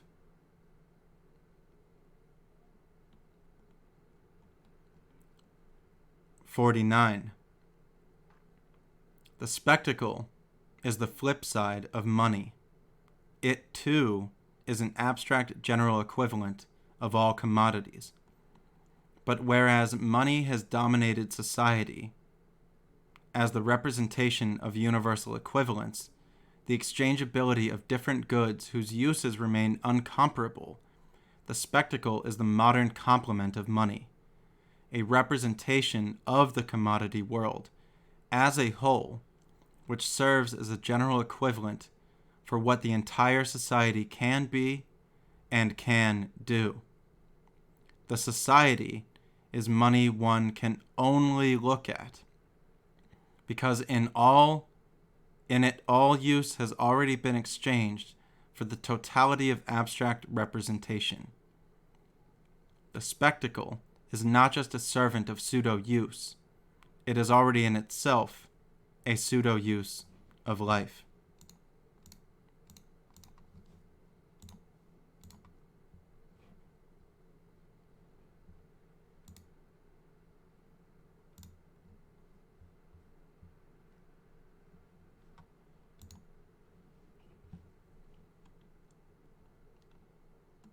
$50.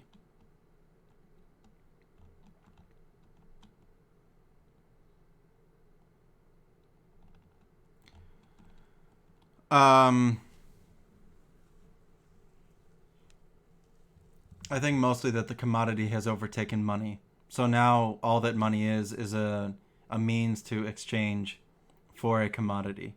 Would be a little bit of what I'm thinking.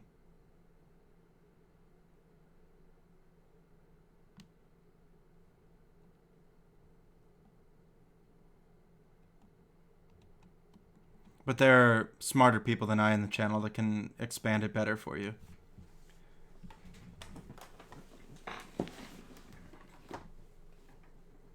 $50.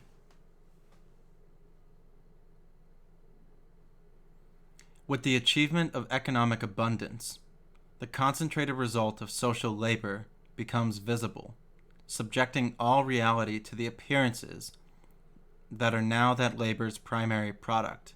Capital is no longer the invisible center governing the production process. As it accumulates, it spreads to the ends of the earth in the form of tangible objects. The entire expanse of society is its portrait.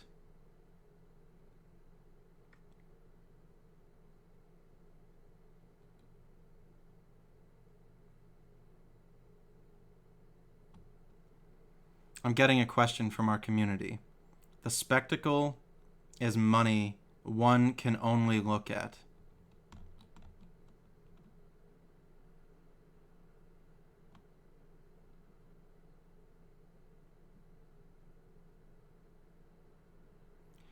I don't know. Somebody else is going to have to explain that one to you.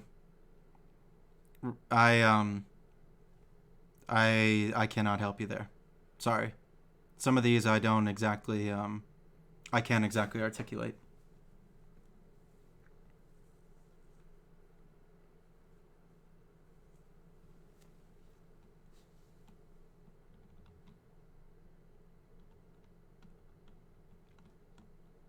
$51.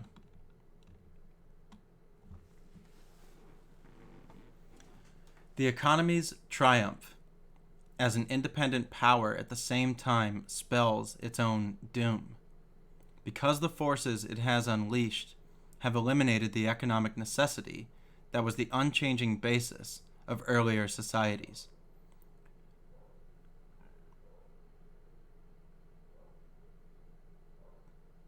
Replacing that necessity with a necessity for boundless economic development can only mean replacing the satisfaction of primary human needs, now scarcely met, with an incessant fabrication of pseudo-needs, all of which ultimately come down to the single pseudo-need of maintaining the reign of the autonomous economy.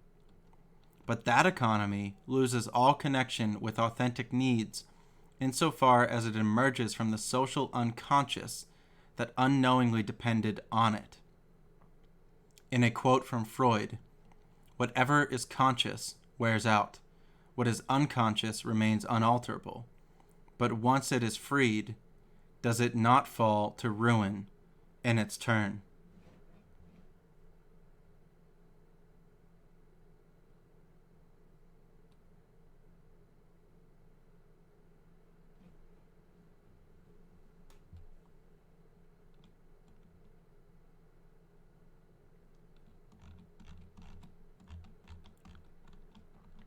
(52) Once society discovers that it depends on the economy in fact depends on the society. When the subterranean power of the economy grew to the point of visible domination, it lost its power. The economic id must be replaced by the I. This subject can only arise out of society, that is, out of the struggle within society. Its existence depends on the outcome of the class struggle that is both product and producer of the economic foundation of history. And 53. Consciousness of desire and desire for consciousness are the same project. The project that in its negative form seeks the abolition of classes and thus the workers' direct possession of every aspect of their activity. The opposite of this project is the society of the spectacle, where the commodity contemplates itself in a world of its own making. End chapter 2.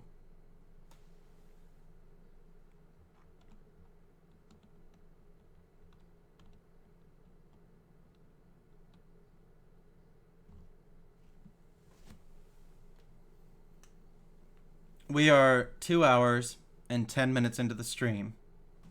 I am taking a quick stretch of my legs, and I will be back within 2 minutes.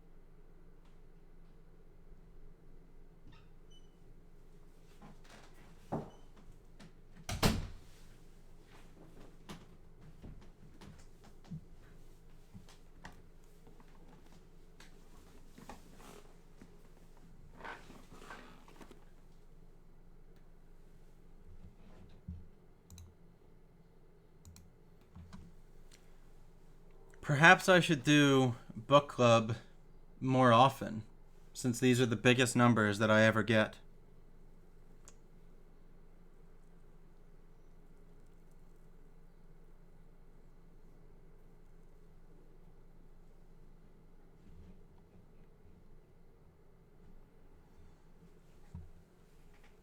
Chapter 3. Unity and division within appearances.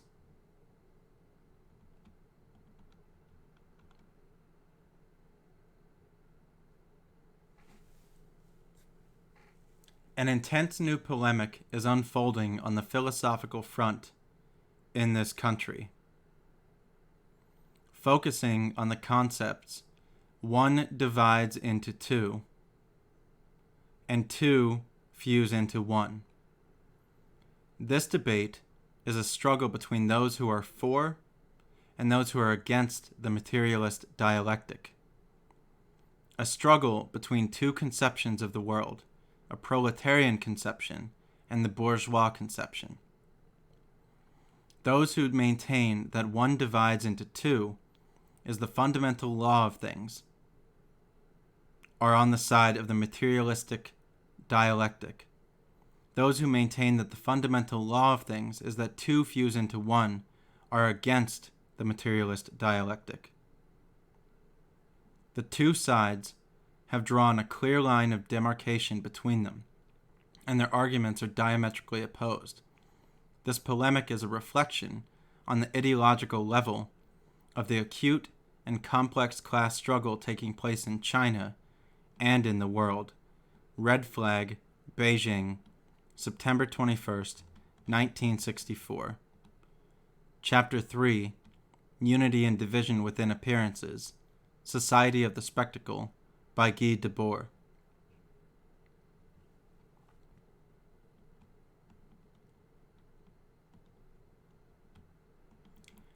I have read that book before Crowdsourced.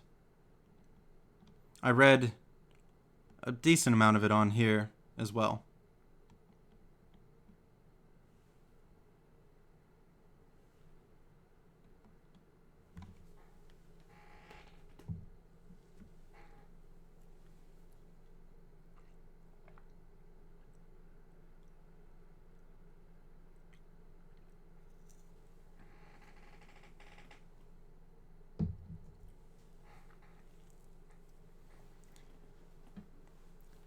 '54.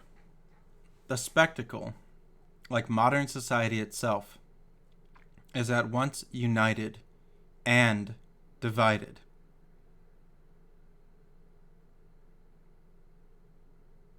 The unity of each is based on violent divisions, but when this contradiction emerges in the spectacle, it is itself contradicted by a reversal of its meaning. The division it presents is unitary, while the unity it presents is divided.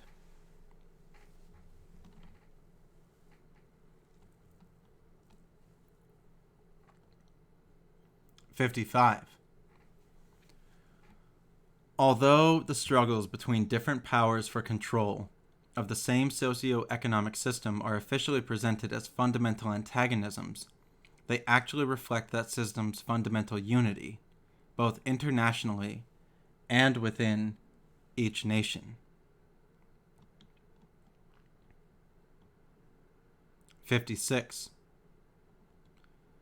The sham spectacular struggles between rival forms of separate power are at the same time real in that they reflect the system's uneven and conflictual development and the more or less contradictory interests of the classes or sections of classes that accept that system and strive to carve out a role for themselves within it. Just as the development of the most advanced economies involves clashes between different priorities, totalitarian state bureaucratic forms of economic management, and countries under colonialism or semi-colonialism also exhibit highly divergent types of production and power. By invoking any number of different criteria, the spectacle can present those oppositions as totally distinct social systems. But in reality, they are nothing but particular sectors whose fundamental essence lies in the global system that contains them, the single movement that has turned the whole planet into its field of operation: capitalism.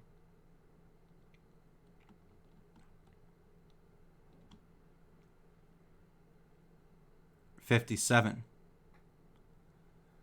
The society that bears the spectacle does not dominate underdeveloped regions solely by its economic hegemony.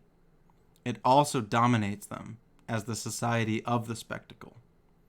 Even where the material base is still absent, modern society has already used the spectacle to invade social surface of every continent. It sets the stages for the formation of indigenous ruling classes and frames their agendas. Just as it presents pseudo-goods to be coveted, it offers false models of revolution to local revolutionaries. The bureaucratic regimes in power in certain industrialized countries have their own particular type of spectacle, but it is an integral part of the total spectacle, serving as its pseudo-opposition and actual support. Even if local manifestations of the spectacle include certain totalitarian specializations of social communication and control, from the standpoint of the overall functioning of the system, those specializations are simply playing their allotted role within a global division of spectacular tasks.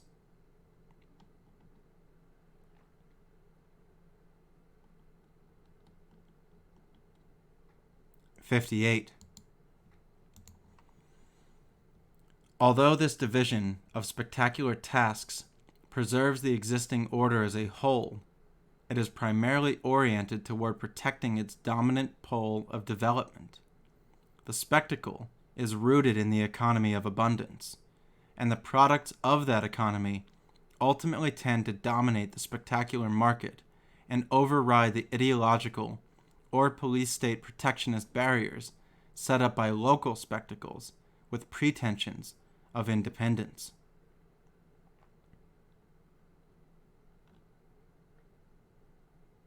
'59.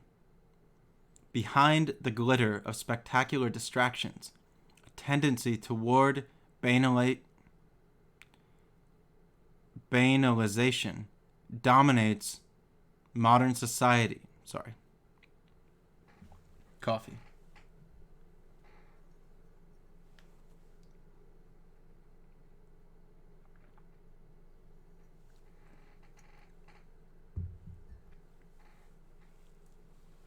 '59. Behind the glitter of spectacular distractions, a tendency toward banalization dominates modern society the world over.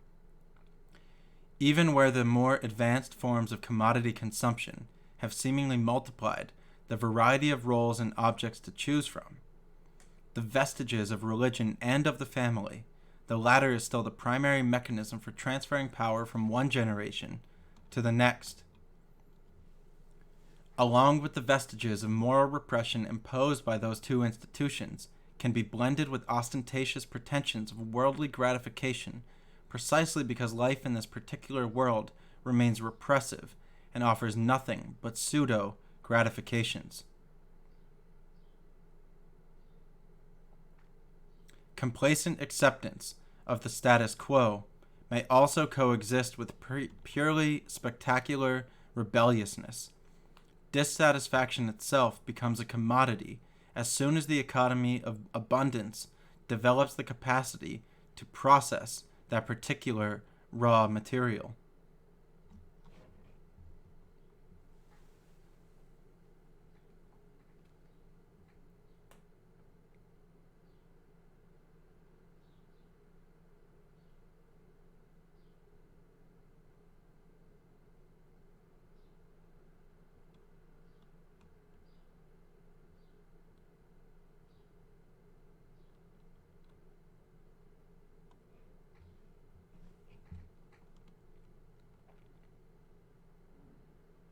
'60. Stars, spectacular representations of living human beings, project this general banality into images of permitted roles. As specialists of apparent life, stars serve as superficial objects that people can identify with in order to compensate for the fragmented productive specializations that they actually live. The function of these celebrities is to act out various lifestyles or socio-political viewpoints in a full, totally free manner. They embody the inaccessible results of social labor by dramatizing the byproducts of that labor, which are magically projected above it as ultimate goals: power and vacations, the decision-making and consumption that are the beginning and the end of a process that is never questioned. On one hand,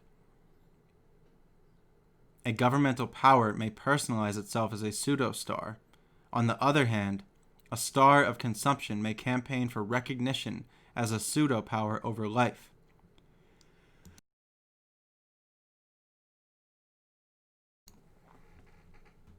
But the activities of these stars are not really free, and they offer no real choices.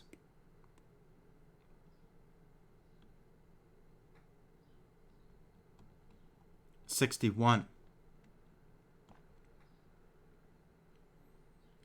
The agent of the spectacle who is put on stage as a star is the opposite of an individual.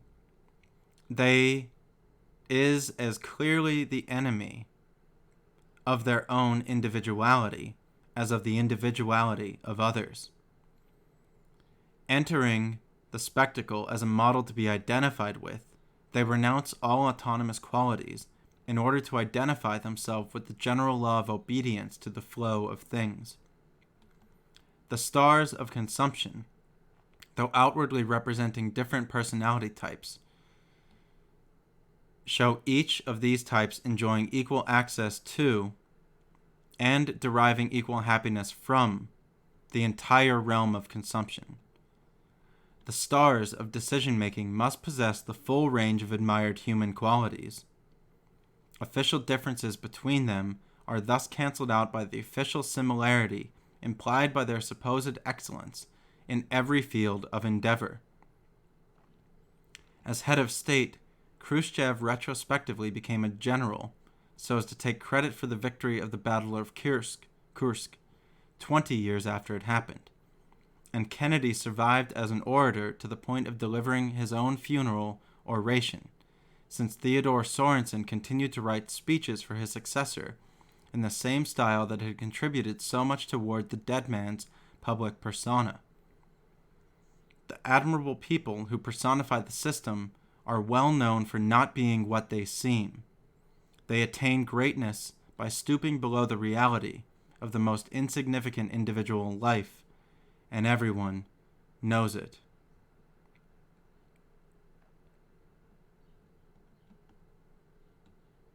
'62. The false choices offered by spectacular abundance, choices based on the juxtaposition of competing yet mutually reinforcing spectacles and of distinct yet interconnected roles, signified and embodied primarily by objects, develop into struggles between illusory qualities. Hello, YouTube once again. We were just raided by another channel. We got raided by Redneck Invasion. Thank you for bringing your morning show over. We are reading Society of the Spectacle, Chapter 3, Part 62, written by Guy Debord from 1967. The catch-up as to where we are now, since we're on page 25, is society has been replaced by sign value. There are three different types of value that a good offers. A good offers a use value, a good offers an exchange value, and a good offers a sign value.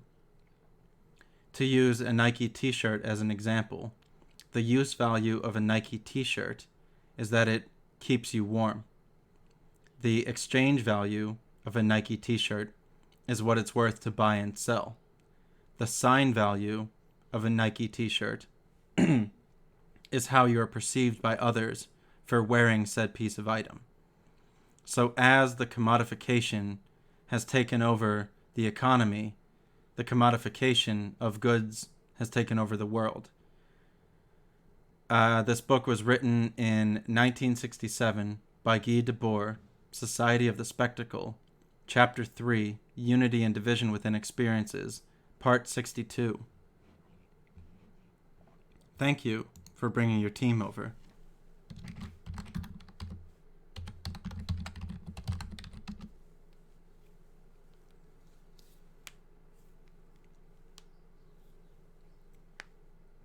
That is what we are talking about, Eva. We're doing a book analysis of a critique on commodification.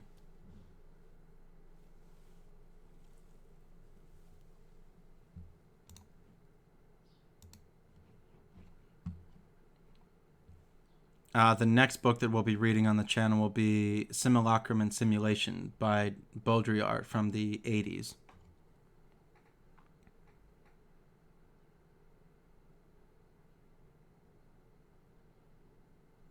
Well, thank you, Redneck Invasion. I do appreciate that. They said, I find you to be one of the most honest people when it comes to my side of the political arguments. You believe that I live by those standards, and that's why you're happy to bring them here, even though we don't agree on a lot. I think diversity is key, especially in social media. Thank you. Status symbols in all levels and not just things, but lifestyle choices, etc. True. True. And the spectacle talks about how even when you try to get outside of the spectacle, when you go into leisure time, you are consumed by it. When you watch a television show, you're being given the spectacle. Number 40 was a very important one here. Was that the one that I was looking for?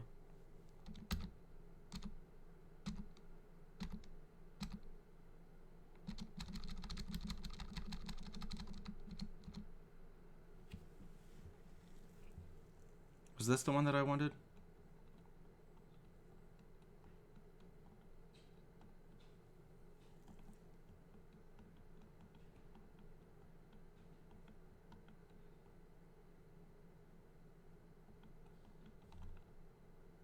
This one will work. The development of productive forces has been the unconscious history that has actually created and altered the living conditions of human groups, the conditions enabling them to survive in the expansion of those conditions. It has become the economic basis of all human undertakings. Within natural economies, the emergence of a commodity sector represented a surplus survival. Commodity production, which implies the exchange of varied products between independent producers, tended for a long time to retain its small-scale craft aspects, relegated as it was to a marginal economic role where its quantitative reality was still hidden. But wherever it encountered the social conditions of large-scale commerce and capital accumulation, it took total control of the economy. The entire economy then became what the commodity had already shown itself to be in the course of this conquest, a process of quantitative development. This constant expansion of economic power in the form of commodities transformed human labor itself into a commodity, into wage labor, and ultimately produced a level of abundance sufficient to solve the initial problem of survival, but only in such a way that the same problem is continually regenerated at a higher level. Economic growth has liberated societies from the natural pressures that force them into an immediate struggle for survival, but they have not yet been liberated from their liberator. The commodity's independence has spread to the entire economy it now dominates. This economy has transformed the world, but it has merely transformed the world into a world dominated by the economy. The pseudo-nature within which human labor has become alienated demands that such labor remain forever in its service, and since this demand is formulated by and answerable only to itself, it in fact ends up channeling all socially permitted projects and endeavors into its own reinforcement. The abundance of commodities, that is, the abundance of commodity relations, amounts to nothing more than augmented survival.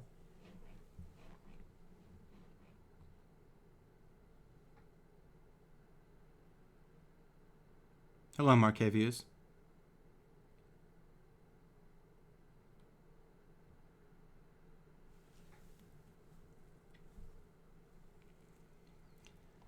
I played the first chapter of this book before I did my 15-hour election show.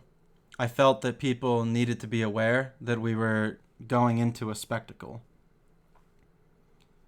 with that whole production. So, yeah, I played the first chapter of the audiobook of this.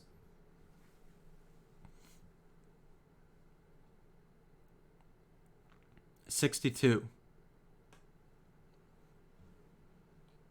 The false choices offered by spectacular abundance, choices based on the juxtaposition of competing yet mutually reinforcing spectacles and of distinct yet interconnected roles, signified and embodied primarily by objects, develop into struggles between illusory qualities designed to generate fervent allegiance to quantitative trivialities.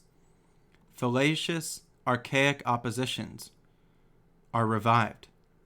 Regionalisms and racisms, which serve to endow mundane rankings and the hierarchies of consumption with a magical ontological superiority, and sub-playful enthusiasms, are aroused by an endless succession of farcical competitions from sports to elections.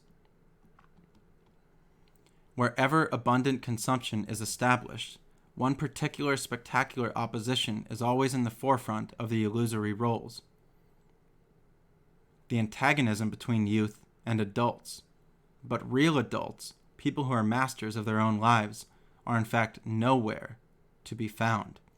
And a youthful transformation of what exists is in no way a characteristic of those who are now young. It is present solely in the economic system, in the dynamism of capitalism. It is things that rule and that are young, vying with each other and constantly replacing each other.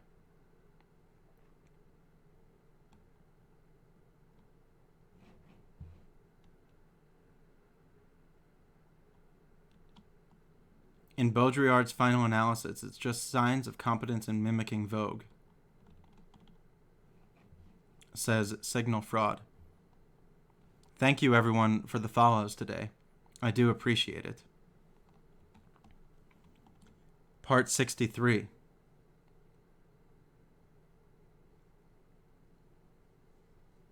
Spectacular oppositions conceal the unity of poverty. If different forms of the same alienation struggle against each other in the guise of irreconcilable antagonisms, this is because they are all based on real contradictions that are repressed. The spectacle exists in a concentrated form or a diffuse form, depending on the requirements of the particular stage of poverty it denies and supports. In both cases, it is nothing more than an image of happy harmony surrounded by desolation and horror at the calm center of misery.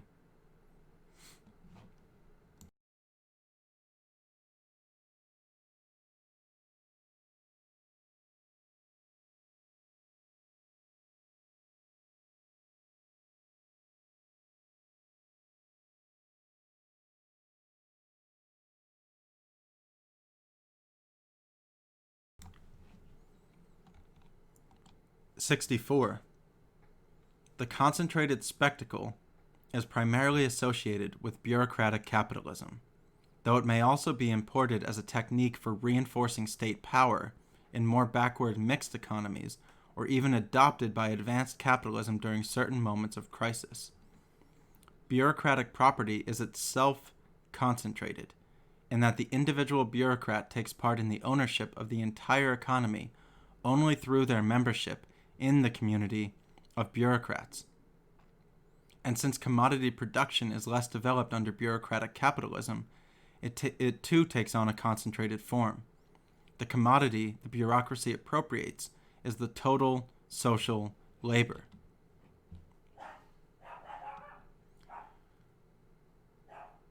And what it sells back to the society is the society's wholesale survival. The dictatorship of the bureaucratic economy cannot leave the exploited masses any significant margin of choice because it has to make all the choices itself.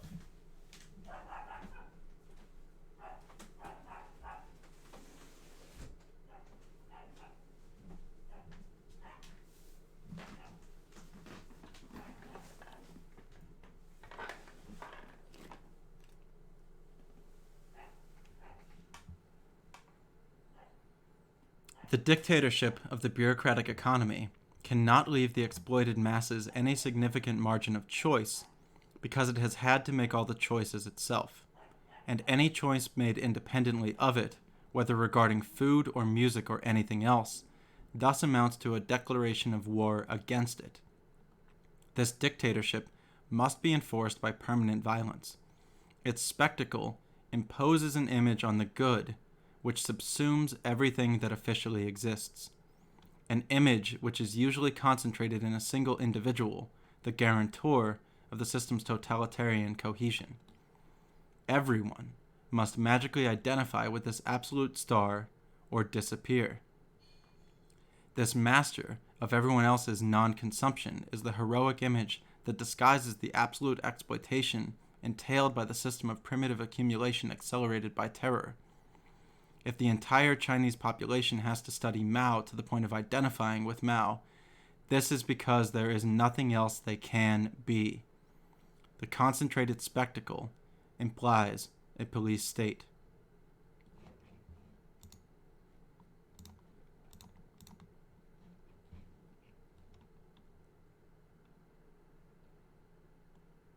'65. The diffuse spectacle is associated with commodity abundance, with the undisturbed development of modern capitalism. Here, each individual commodity is justified in the name of the grandeur of the total commodity production, of which the spectacle is a laudatory catalogue. Irreconcilable claims jockey for position on the stage of the affluent economy's unified spectacle, and different star commodities simultaneously promote conflicting social policies. The automobile spectacle, for example, strives for a perfect traffic flow entailing the destruction of old urban districts, while the city spectacle needs to preserve those districts as tourist attractions. The already dubious satisfaction alleged to be obtained from the consumption of the whole is thus constantly being disappointed because the actual consumer can directly access only a succession of fragments of this commodity heaven, fragments of which invariably lack the quality attributed to the whole.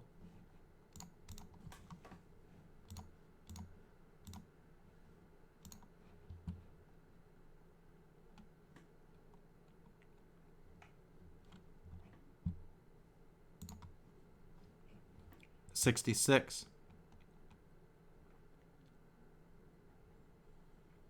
Each individual commodity fights for itself. It avoids acknowledging the others and strives to impose itself everywhere as if it were the only one in existence. The spectacle is the epic poem of this struggle, a struggle that no fall of Troy can bring to an end. The spectacle does not sing of men and their arms, but of commodities and their passions. In this blind struggle, each commodity, by pursuing its own passion, unconsciously generates something beyond itself, the globalization of the commodity, which also amounts to the commodification of the globe. Thus, as a particular result of the cunning of the commodity, while each particular manifestation of the commodity eventually falls in battle, the general commodity form continues onward toward its absolute realization.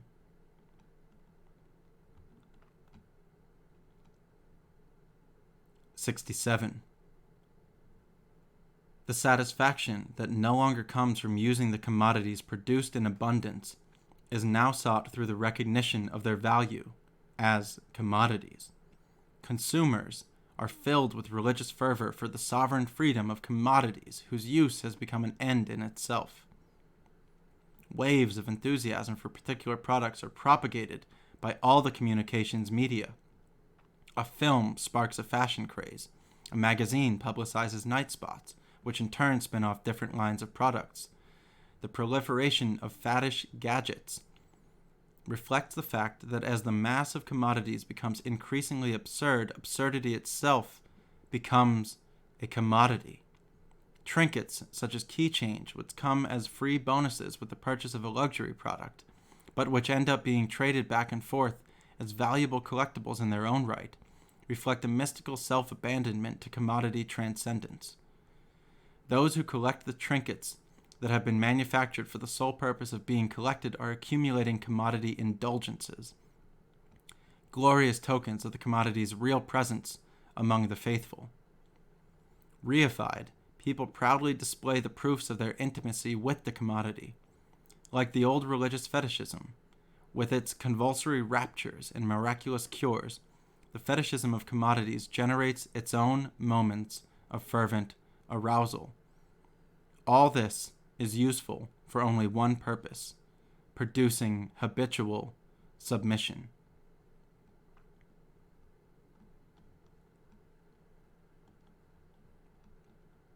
'68. The pseudo-needs imposed by modern consumerism cannot be contrasted with any genuine needs or desires that are not themselves also shaped by the society and its history. Commodity abundance represents a total break in the organic development of social needs.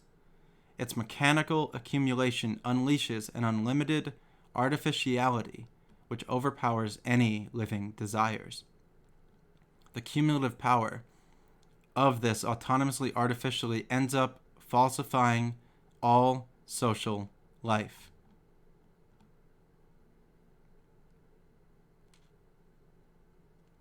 Commodity abundance represents a total break in the organic development of social needs. Its mechanical accumulation unleashes an unlimited artificiality which overpowers any living desires. The cumulative power of all this autonomous artificiality ends up by falsifying all social life. 69. The image of blissful social unification through consumption merely postpones the consumer's awareness of the actual divisions until their disillusionment with some particular commodity. Each new product is ceremoniously acclaimed as a unique creation offering a dramatic shortcut to the promised land of total consummation. But as with the fashionable adoption of seemingly aristocratic first names, which end up being given to virtually all individuals at the same age, the objects that promise uniqueness can be offered up for mass consumption only if they are numerous enough to be mass-produced.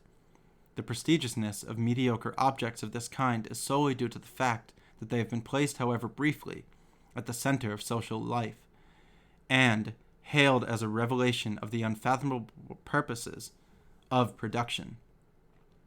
But the object that was prestigious in the spectacle becomes mundane as soon as it is taken home by its consumer, at the same time as by all its other consumers. Too late, it reveals its essential poverty, a poverty that inevitably reflects the poverty of its production. Meanwhile, some other object is already replacing it as justification of the system and demanding its own moment of acclaim.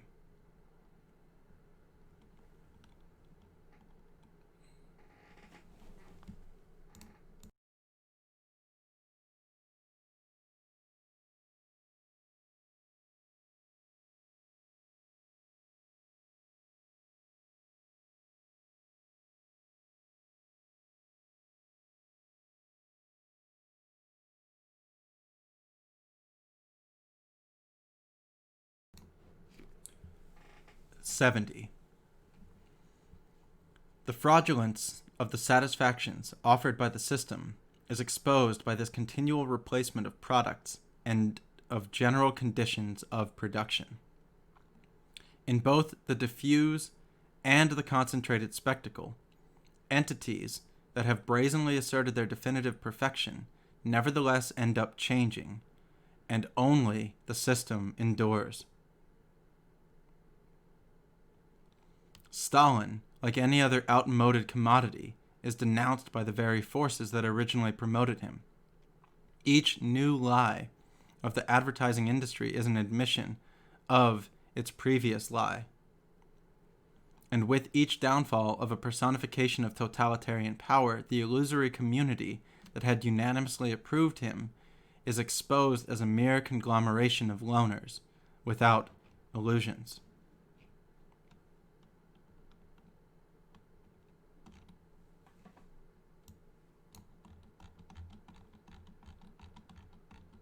'71. The things the spectacle presents as eternal are based on change, and must change as their foundations change. The spectacle is totally dogmatic, yet it is incapable of arriving at any real solid dogma. Nothing stands still for it. This instability is the spectacle's natural condition, but it is completely contrary to its natural inclination. And 72. The unreal unity proclaimed by the spectacle masks the class division underlying the real unity of the capitalist mode of production. What obliges the producers to participate in the construction of the world is also what excludes them from it. What brings people into relation with each other by liberating them from their local and national limitations is also what keeps them apart. What requires increased rationality is also what nourishes the irrationality of hierarchical exploitation and repression. What produces society's abstract power also produces its concrete lack of freedom. End Chapter 3. Unity and Division within Appearances. Begin Chapter 4. The Proletariat as Subject and Representation. Stretch.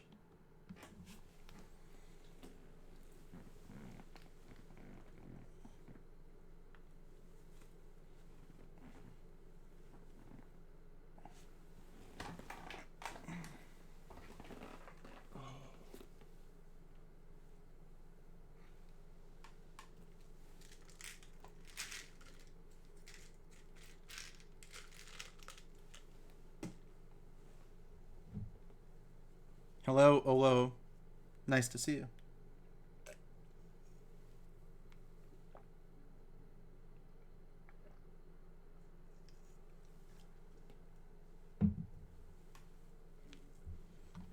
This is going to be the final chapter that we read today.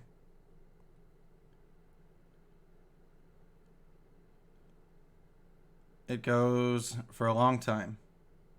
I figured this was going to be a long one. Oh, geez.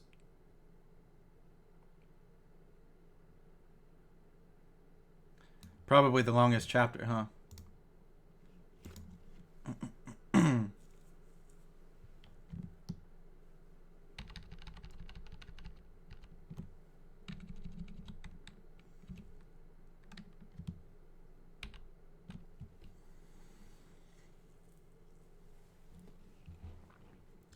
Chapter 4. The Proletariat as Subject and Representation. Equal right to all the goods and pleasures of this world, the destruction of all authority, the negation of all moral restraints. In the final analysis, these are the aims behind the March 18th insurrection and the charter of the fearsome organization that furnished it with an army. Parliamentary Report on the Insurrection of March 18th.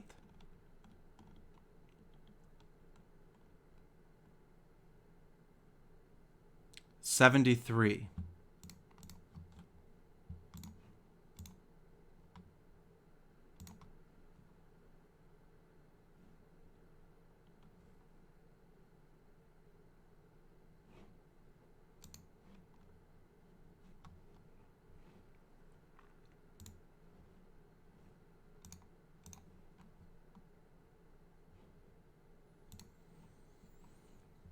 The real movement that transforms existing conditions has been the dominant social force since the bourgeoisie's victory within the economic sphere, and this dominance became visible once that victory was translated onto the political plane.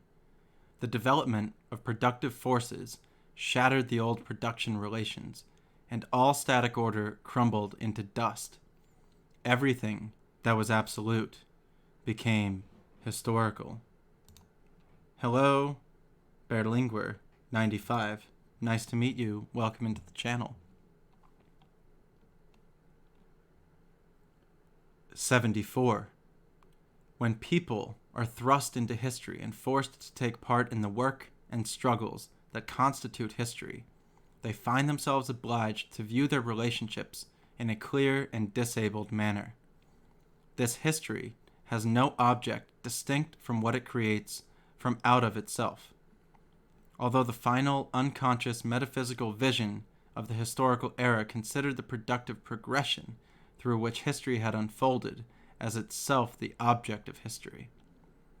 As for the subject of history, it can be nothing other than the self-production of the living.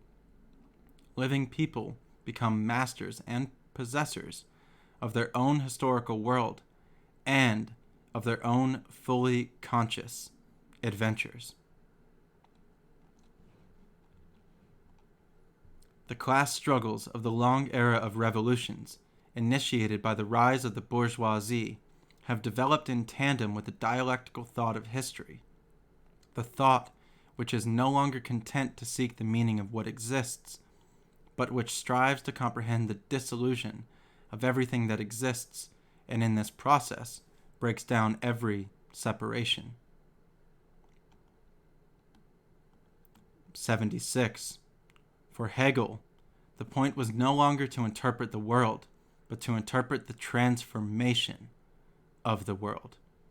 But because he limited himself to merely interpreting that transformation, Hegel only represents the philosophical culmination of philosophy. He seeks to understand a world that develops by itself. This historical thought is still a consciousness that always arrives too late, a consciousness that can only formulate retrospective justifications of what has already happened. It has thus gone beyond separation only in thought. Hegel's paradoxical stance, his subordination of the meaning of all reality to its historical culmination, while at the same time proclaiming that his own system represents the culmination, flows from the simple fact that this thinker of the bourgeois revolutions of the 17th and 18th centuries sought in his philosophy only a reconciliation with the results of those revolutions. Quote, even as a philosophy of the bourgeois revolution, it does not reflect the entire process of that revolution, but only its concluding phase. It is thus a philosophy not of the revolution, but of the restoration. Karl Korsh, Theses on Hegel and Revolution. Hegel performed the task of the philosopher, the glorification of existing conditions for the last time, but already what existed for him could be nothing less than the entire movement of history.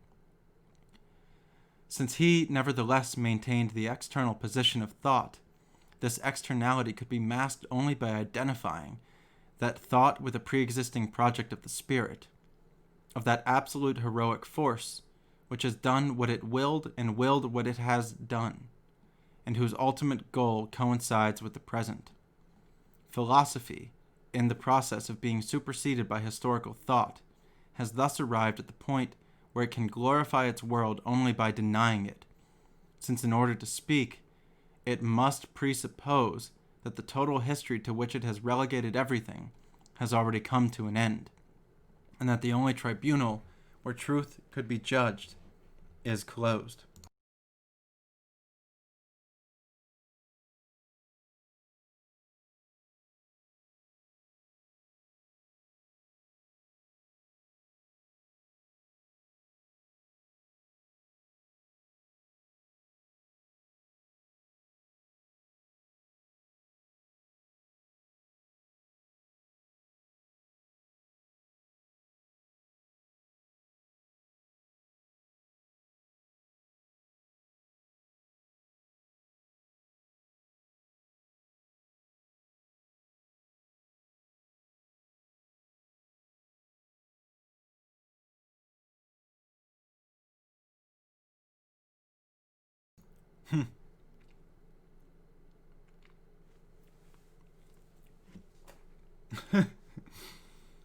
I see that you're a friend of the FiddleBiz team, Signal Fraud. I appreciate you supporting my neighbors. I don't know if you know this, Signal, but we live about 6 miles from one another. Myself and the Sway brothers.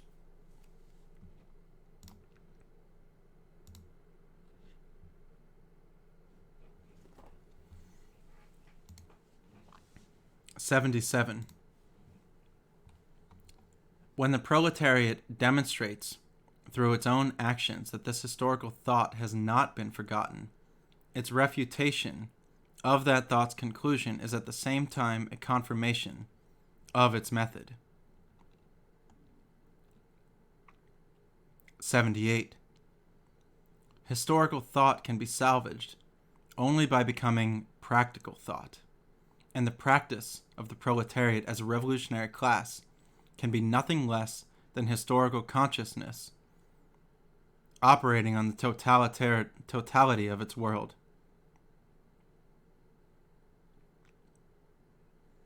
All the theoretical currents of the revolutionary working class movement, Stirner and Bakunin as well as Marx, grew out of a critical confrontation with Hegelian thought. Wonderful. I hope you enjoy the show. I actually think that I meant to reach out to you at some point, Turtle Girl PhD, to see if you wanted to do a podcast together sometime. I think I followed you on Twitter.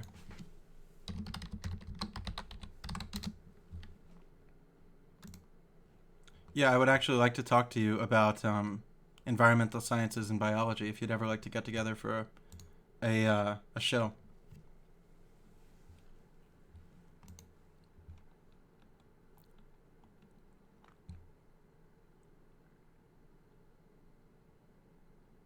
Cool. I'll get in touch.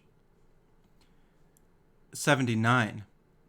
The inseparability of Marx's theory from the Hegelian method is itself inseparable from that theory's revolutionary nature, that is, from its truth. It is, in this regard, that this initial relation has generally been ignored, or misunderstood, or even denounced as the weak point of what became fallaciously transformed into a doctrine, Marxism. Bernstein implicitly revealed this connection between the dialectical method and historical partisanship when in his book Evolutionary Socialism he deplored the 1847 manifesto's unscientific predictions of imminent proletarian revolution in Germany. This historical self-deception, so erroneously that the most naive political visionary could hardly have done any worse, would be incomprehensible in a Marx who at the time had already seriously studied economics, if we did not realize that it had reflected the lingering influence of the antithetical Hegelian dialectic from which Marx, like Engels, could never completely free himself. In those times of general effervescence, this influence was all the more fatal to him. Hello, YouTube. If you like the video that you're watching today, you can come see the stream live, where I have around 119 people watching, and they're really helping me understand the text. We usually do a lot of talks about international politics, geopolitics, geoeconomics, monetary systems, climate issues, water issues, conflict, and so forth. So you can come hang out at twitch.tv/touring news. And if you do like this type of work at all, the best ways to support my channel are through either sharing the content or giving a donation through PayPal or subscribing to my Patreon or giving a small amount of cryptocurrency. I will have the links below the video if you wish to support my work at all.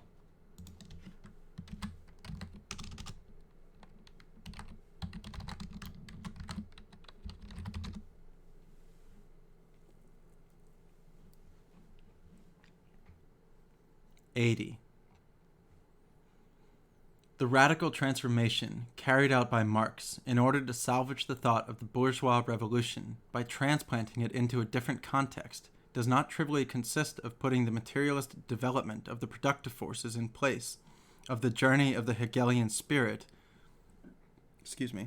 toward its eventual encounter with itself.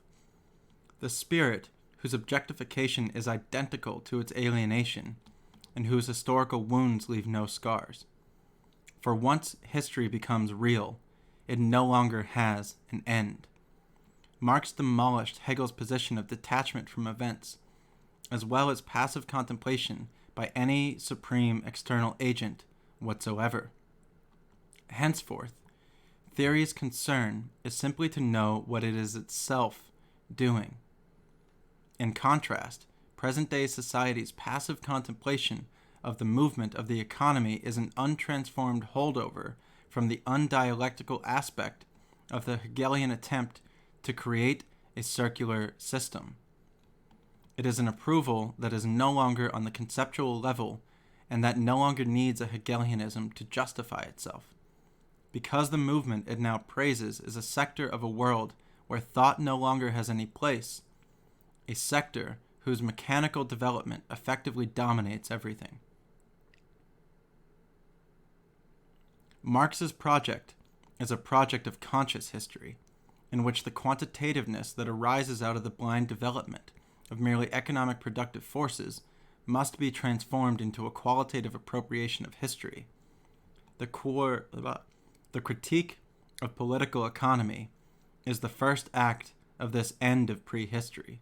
Quote, "Of all the instruments of production, the greatest productive power is the revolutionary class itself."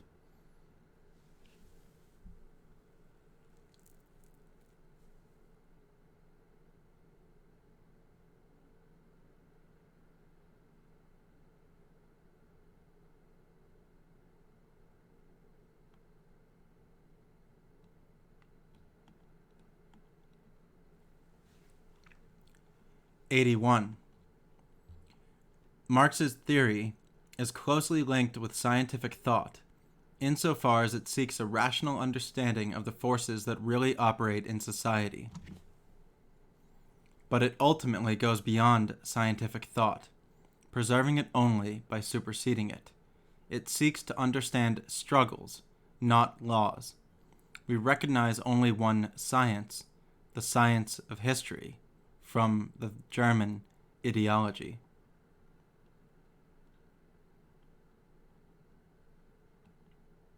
We are at Tribal Spiral.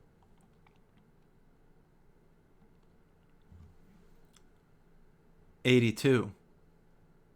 The bourgeois era, which wants to give history a scientific foundation, overlooks the fact that science available to it could itself arise only on the foundation of the historical development of the economy. But history is fundamentally dependent on this economic knowledge only so long as it remains merely economic history.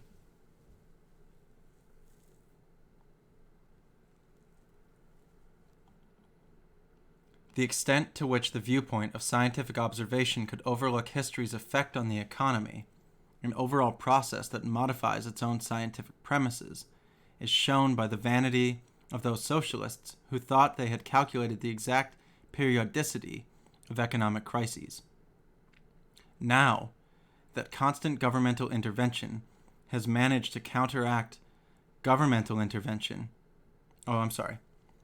Now that constant governmental intervention has managed to counteract some of the effects of the tendencies toward crises, the same type of mentality sees this delicate balance as a definitive economic harmony.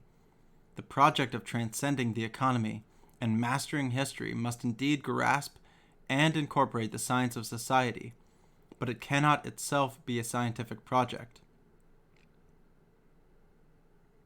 The revolutionary movement remains bourgeois insofar as it thinks it can master current history by means of scientific knowledge.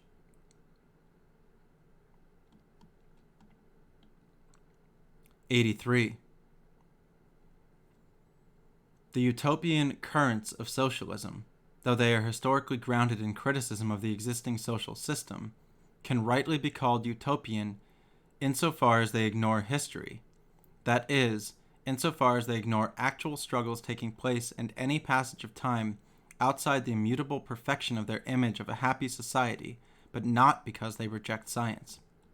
On the contrary, the utopian thinkers were completely dominated by the scientific thought of earlier centuries. They sought the completion and fulfillment of that general, rational system. They did not consider themselves unarmed prophets, for they firmly believed in the social power of scientific proof and even, in the case of Saint-Simonism, in the seizure of power by science. Why, Sambar asked, would they want to seize through struggle what merely needed to be proved? But the utopians' scientific understanding did not include the awareness that some social groups have vested interests in maintaining the status quo, forces to maintain it, and forms of false consciousness to reinforce it. Their grasp of reality thus lagged far behind the historical reality of the development of science itself, which had been largely oriented by the social requirements arising from such factors, which determined not only what findings were considered acceptable, but even what topics or might not become objects of scientific research. The utopian socialists remained prisoners of the scientific manner of expounding the truth, viewing this truth as a pure abstract image, such as has prevailed at a much earlier stage of social development. As Sorel noted, the utopians took astronomy as their model for discovering and demonstrating the laws of society. Their unhistorical conception of harmony was the natural result of their attempt to apply to society the science least dependent on history.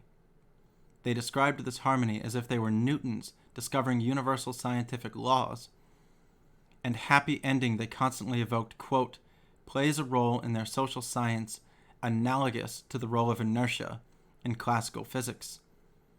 Materials for a theory of the proletariat.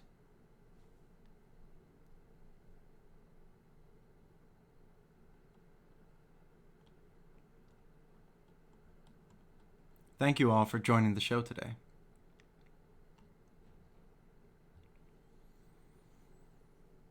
'84.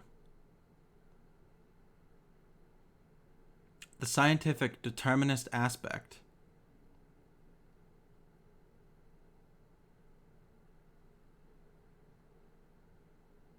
was precisely what made it vulnerable to ideologization, both during his own lifetime and even more so in the theoretical heritage he left to the workers' movement.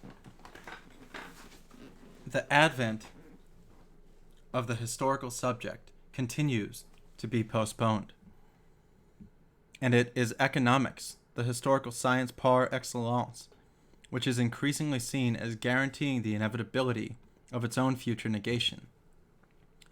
In this way, revolutionary practice, the only true agent of this negation,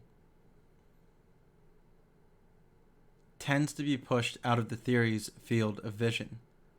Instead, it is seen as essential to patiently study economic development and to go back to accepting with a Hegelian tranquility the suffering which that development imposes.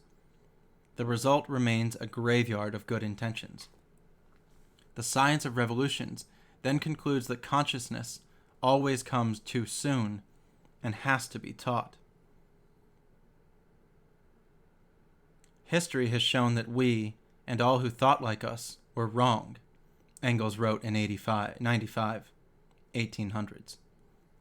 It has made it clear that the state of economic development on the continent at that time was far from being ripe. Throughout his life, Marx had maintained a unitary point of view in his theory, but the exposition of his theory was carried out on the terrain of the dominant thought insofar as it took the form of critiques of particular disciplines, most notably the critique of that fundamental science of bourgeois society, political economy. It was in this mutilated form, which eventually came to be seen as definitive, that Marx's theory was transformed into Marxism.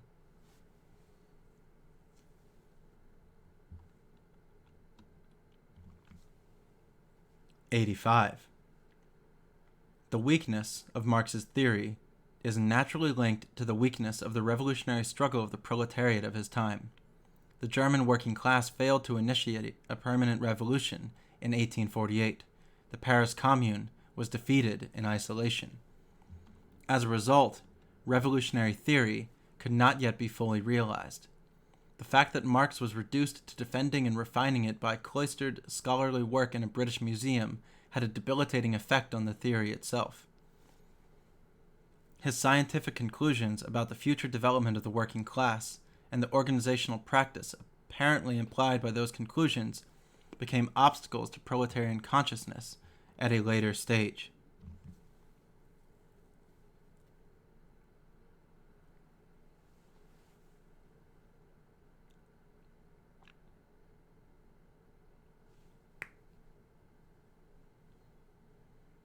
'86.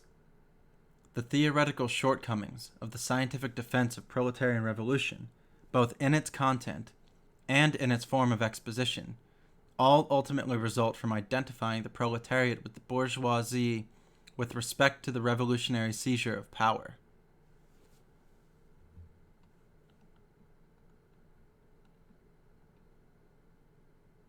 '87.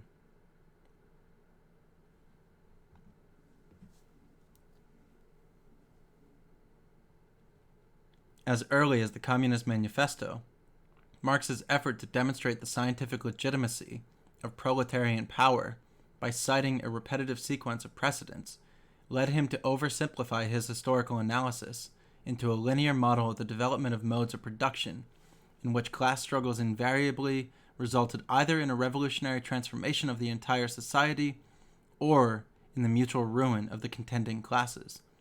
The plain facts of history, however, are that the Asiatic mode of production, quote, as Marx himself acknowledged elsewhere, maintained its immobility despite all its class conflicts, that no serf uprising ever overthrew the feudal lords, and that none of the slave revolts in the ancient world ended the rule of the free men. The linear schema loses sight of the fact that the bourgeoisie is the only revolutionary class that has ever won, and that it is also the only class for which the development of the economy was both the cause and the consequence of its taking control of society. The same oversimplification led Marx to neglect the economic role of the state in the management of class society. If the rising bourgeoisie seemed to liberate the economy from the state, this was true only to the extent that the previous state was an instrument of class oppression within a static economy. The bourgeoisie originally developed its independent economic power during the medieval period, when the state had been weakened and feudalism was breaking up the stable equilibrium between different powers. In contrast, the modern state, which began to support the bourgeoisie's development through its mercantilist policies, and which developed into the bourgeoisie's own state during the laissez-faire era, was eventually to emerge as a central power in the planned management of the economic process. Marx was nevertheless able to describe the Bonapartiste prototype of modern statist bureaucracy, the fusion of capital and state to create a national power of capital over labor, a public force designed to maintain social servitude.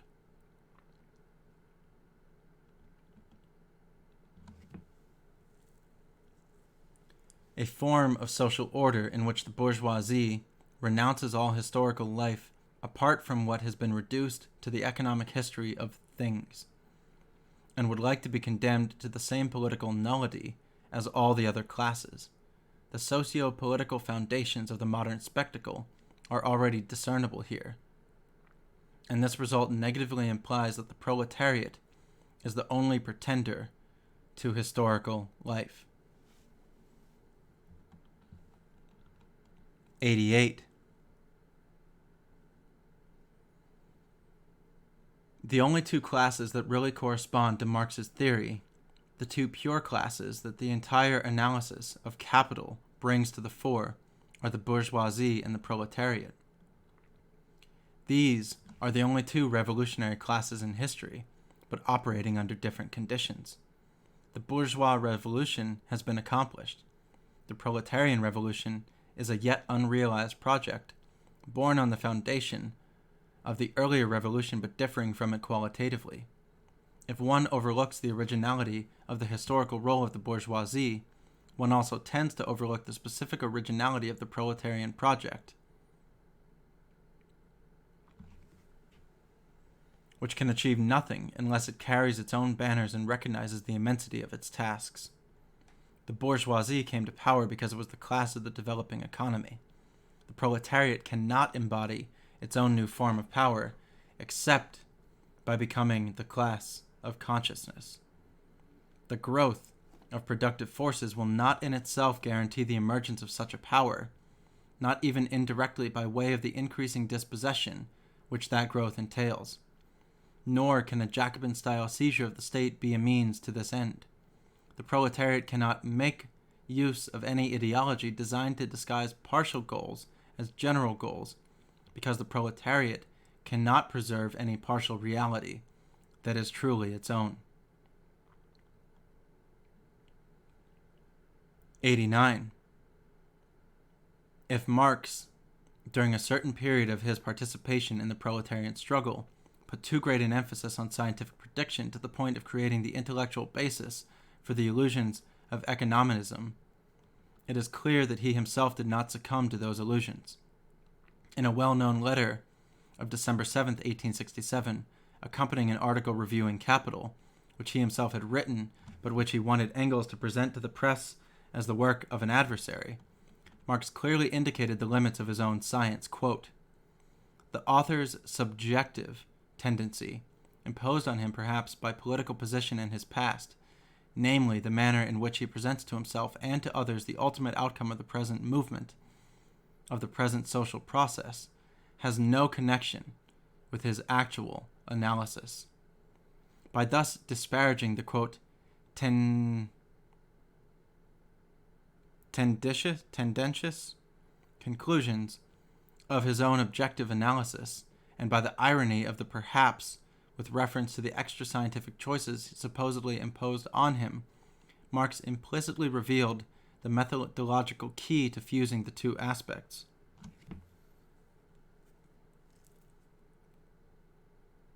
Yes, tribal.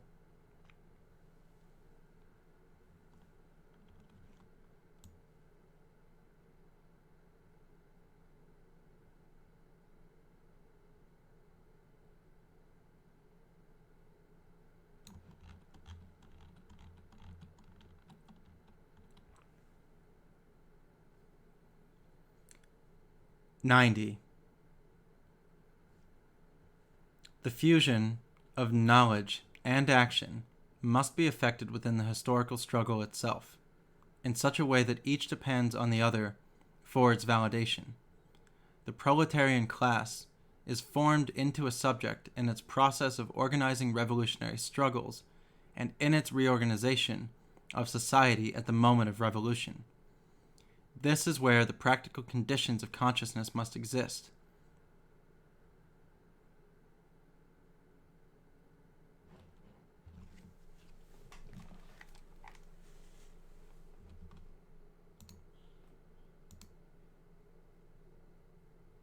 Just love the readings about bourgeoisie and Marxism and different economic classes.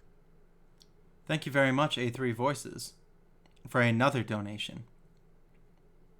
These are 2 donations in 2 days. I really appreciate it.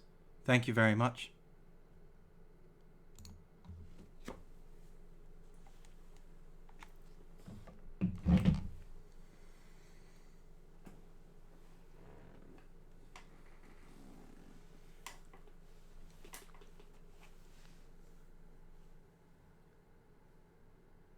This is where the practical conditions of consciousness must exist, conditions in which the theory of praxis is confirmed by becoming practical theory. But this crucial question of organization was virtually ignored by revolutionary theory during the period when the workers' movement was first taking shape. The very period when that theory still possessed the unitary character it had inherited from historical thought, and which it had rightly vowed to develop into a unitary historical practice. Instead, the organizational question became the weakest aspect of radical theory, a confused terrain lending itself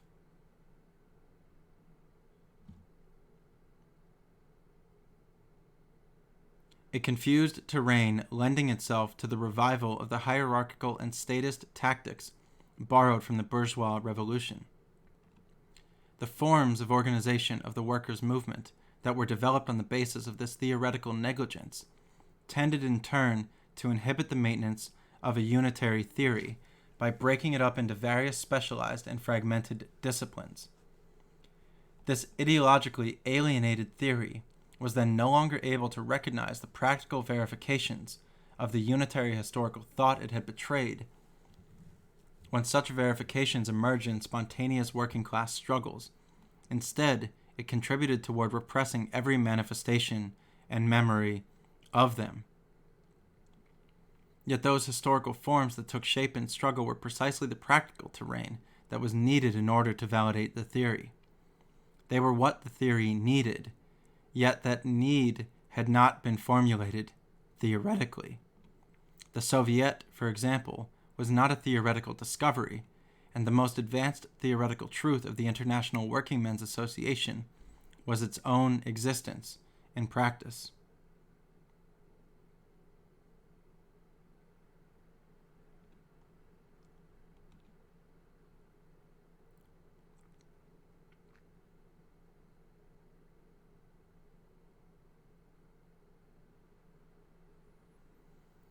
'91. The First International's initial success enabled it to free itself from the confused influences of the dominant ideology that had survived within it. But the defeat and repression that it soon encountered brought to the surface a conflict between two different conceptions of proletarian revolution, each of which contained an authoritarian dimension that amounted to abandoning the conscience of self-emancipation of the working class. The feud between the Marxists and the Bakuninists, which eventually became irreconcilable, actually centered on two different issues: the question of power in a future revolutionary society, and the question of the organization of the current movement. And each of the adversaries reversed their position when they went from one aspect to the other. Bakunin denounced the illusion that classes could be abolished by means of an authoritarian implementation of state power, warning that this would lead to the formation of a new bureaucratic ruling class and to the dictatorship of the most knowledgeable, or of those reputed to be such. Marx, who believed that the concomitant maturation of economic contradictions and of the workers' education in democracy would reduce the role of a proletarian state to a brief phase needed to legitimize the new social relations brought into being objective factors, denounced Bakunin and his supporters as an authoritarian conspiratorial elite who were deliberately placing themselves above the Internationale, with the harebrained scheme of imposing on society an irresponsible dictatorship of the most revolutionary, or of those who would designate themselves as such.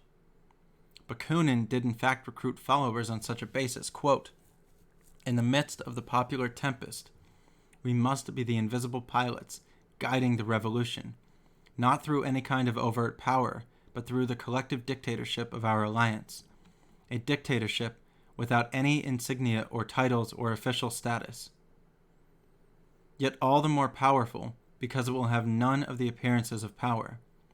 Thus, two ideologies of working-class revolution opposed each other, each containing a partially true critique, but each losing the unity of historical thought and setting itself up as an ideological authority. Powerful organizations, such as the German Social Democracy and the Iberian Anarchist Federation, faithfully served one or the other of these ideologies, and everywhere the result was very different from what had been sought."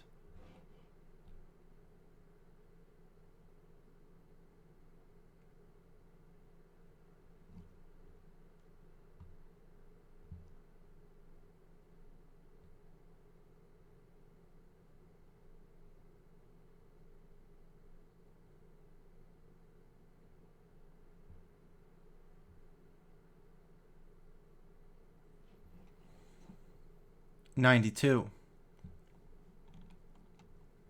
By the way, I am beginning to get fatigued. 3 hours of a very complex book can take it out of you. I want to finish the proletariat as subject and representation, but I may just get to 100 and pause it here. We will see. I am gonna stand and stretch for a moment and recharge my brain. So.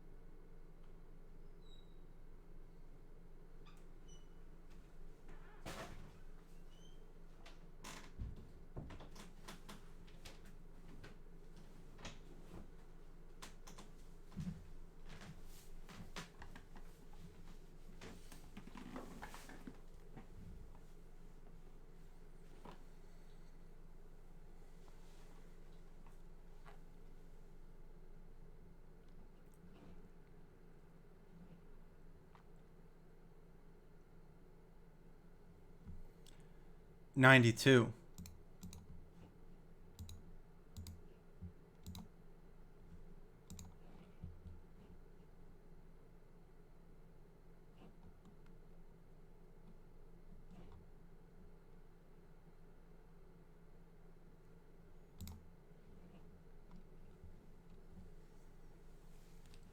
The fact that anarchists have seen the goal of proletarian revolution as immediately present represents both the strength and the weaknesses of collectivist anarchist struggles.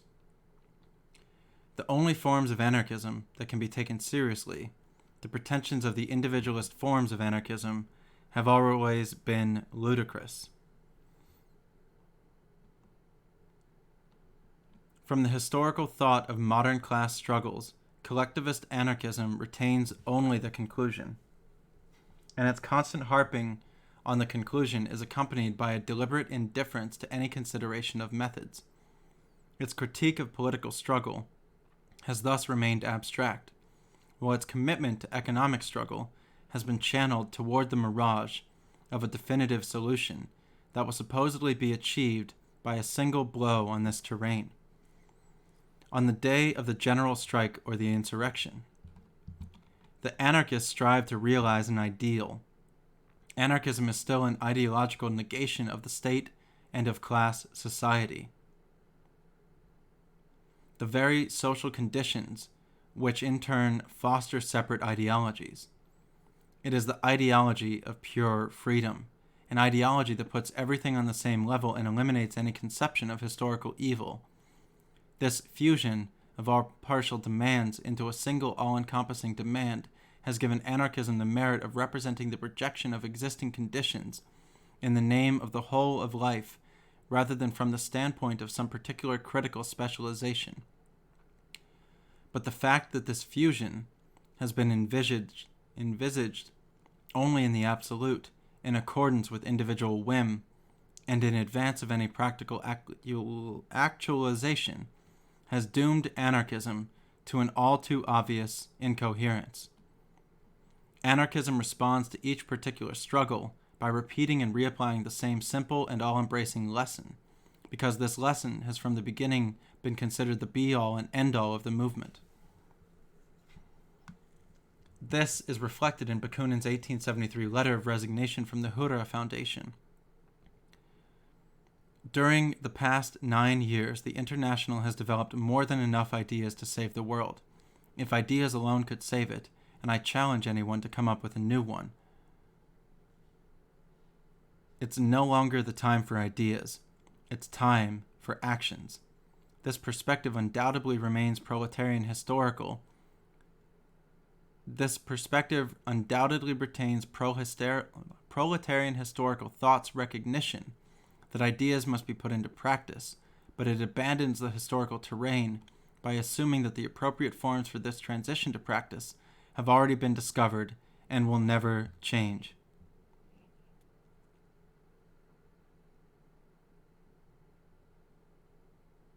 Oh no, it's my brain that's tired. It's not my mind that's tired. Or yeah, it's my brain, it's not my eyes. Thank you though.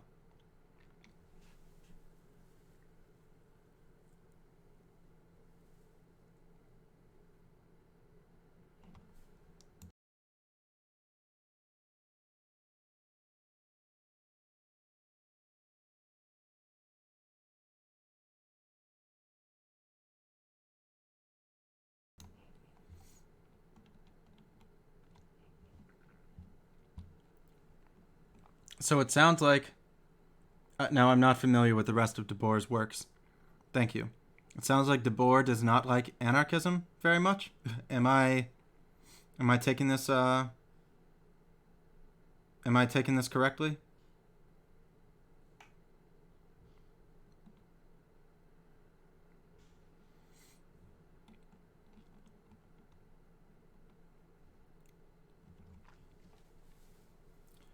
'93.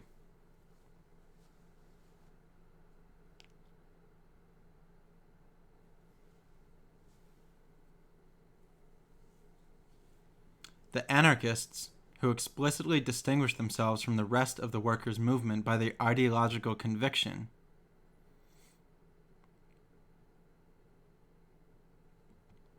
reproduce this separation of competencies within their own ranks by providing a terrain that facilitates the informal domination of each particular anarchist organization by propagandists and defenders of their ideology, specialists whose mediocre intellectual activity is largely limited to the constant regurgitation of a few eternal truths.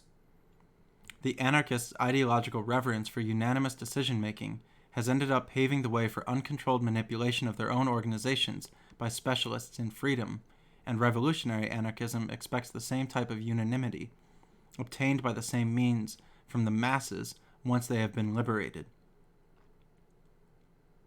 Furthermore, the anarchists' refusal to take into account the great differences between the conditions of a minority banded together in present-day struggles and of a post-revolutionary society of free individuals has repeatedly led to the isolation of anarchists when the moment for collective decision-making actually arrives, as is shown by the countless anarchist insurrections in Spain that were contained and crushed at a local level. The illusion, more or less explicit 94. The illusion, more or less explicitly maintained by genuine anarchism, is its constant belief that a revolution is just around the corner, and that the instantaneous accomplishment of this revolution will demonstrate the truth of anarchist ideology and of the form of practical organization that has developed in accordance with that ideology. In 1936, anarchism did indeed initiate a social revolution, a revolution that was the most advanced expression of proletarian power ever realized. But even in that case, it should be noted that the general uprising began as a merely defensive reaction to the army's attempted coup. Furthermore, inasmuch as the revolution was not carried to completion during its opening days, because Franco's forces controlled half the country and were being strongly supported from abroad, because the rest of the international proletarian movement had already been defeated, and because the camp of the Republic included various bourgeois forces and statist working-class parties. The organized anarchist movement proved incapable of extending the revolutionaries' partial victories, or even of defending them. Its recognized leaders became government ministers, hostages to a bourgeois state that was destroying the revolution, even as it proceeded to lose the Civil War.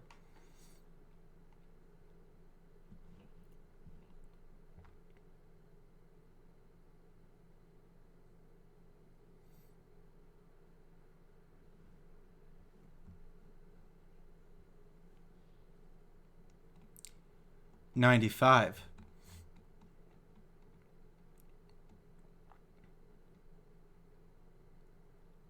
The orthodox Marxism of the Second International is the scientific ideology of social revolution, an ideology which identifies its whole truth with objective economic processes and with the progressive recognition of the inevitability of those processes by a working class educated by the organization.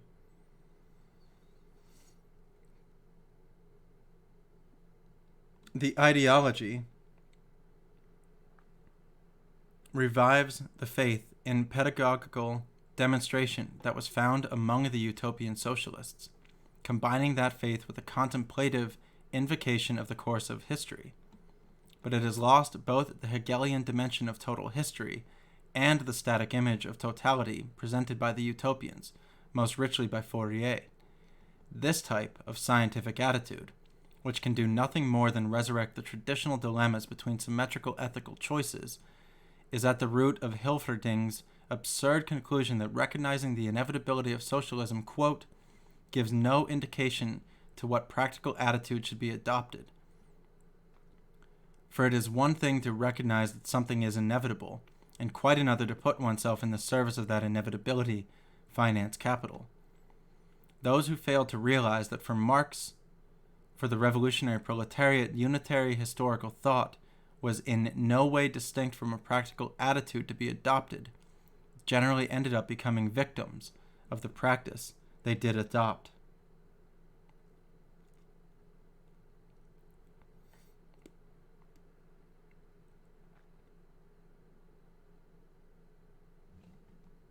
cookie time.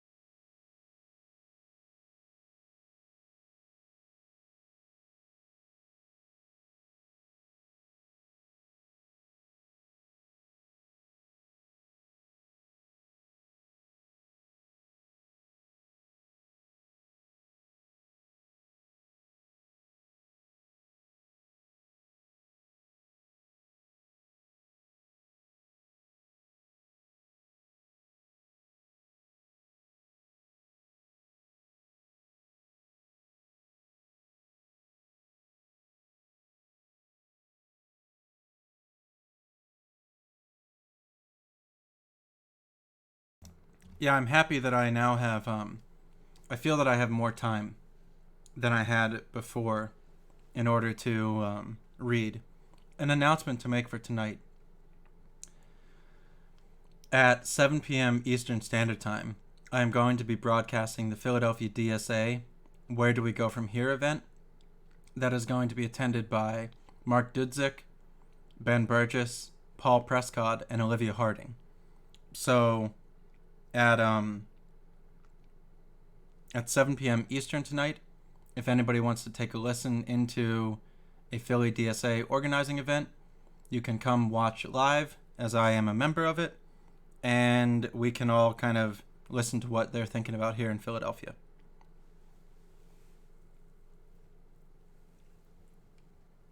No, it's on Zoom. It's on Zoom.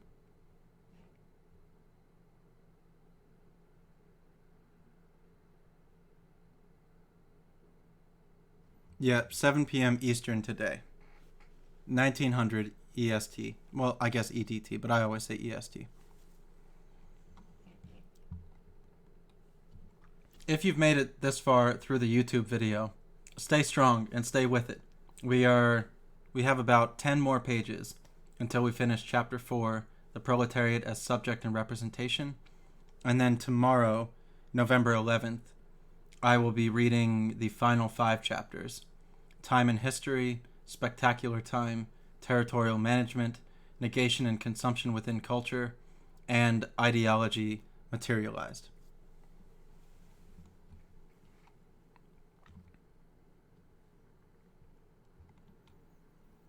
'96. The ideology of the social democratic organizations put those organizations under the control of the professors who were educating the working class, and their organizational forms corresponded to this type of passive apprenticeship. The participation of the socialists of the Second International in political and economic struggles was admittedly concrete, but it was profoundly uncritical. It was a manifestly reformist practice carried out in the name of an illusionary revolutionism. This ideology of revolution inevitably foundered on the very successes of those who proclaimed it. The elevation of socialist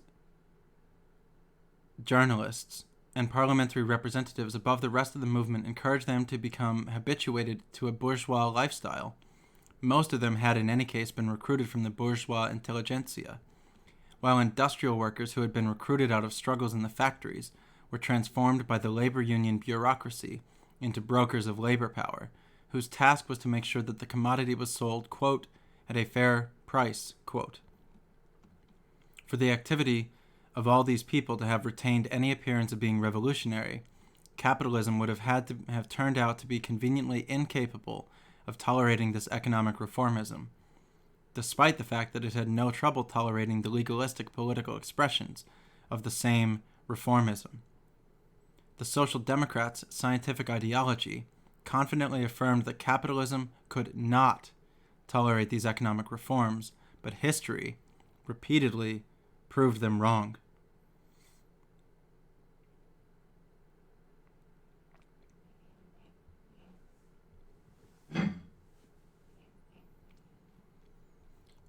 Bernstein, the social democrat least attached to political ideology and most openly attached to the methodology of bourgeois science, was honest enough to point out this contradiction, a contradiction which had also been revealed by the reformist movement to the English workers, who never bothered to invoke any revolutionary ideology. But it was historical development itself which ultimately provided the definitive demonstration. Although full of illusions in other regards, Bernstein had denied that a crisis of capitalist production would miraculously force the hand of the socialists, who wanted to inherit the revolution only by way of this orthodox ritual. The profound social upheaval provoked by World War I, though it led to the widespread awakenings of radical consciousness, twice demonstrated that the social democratic hierarchy had failed to provide the German workers with a revolutionary education capable of turning them into theorists. First, when the overwhelming majority of the party rallied to the imperialist war, then, following the German defeat, when the party crushed the Spartacist revolutionaries. The ex-worker Ebert, who had become one of the social democratic leaders, apparently still believed in sin, since he admitted that he hated revolution like sin, and he proved himself a fitting precursor of the socialist representation that was soon to emerge as the mortal enemy of the proletariat in Russia and elsewhere, when he accurately summed up the essence of this new form of alienation. Quote, "Socialism means working a lot."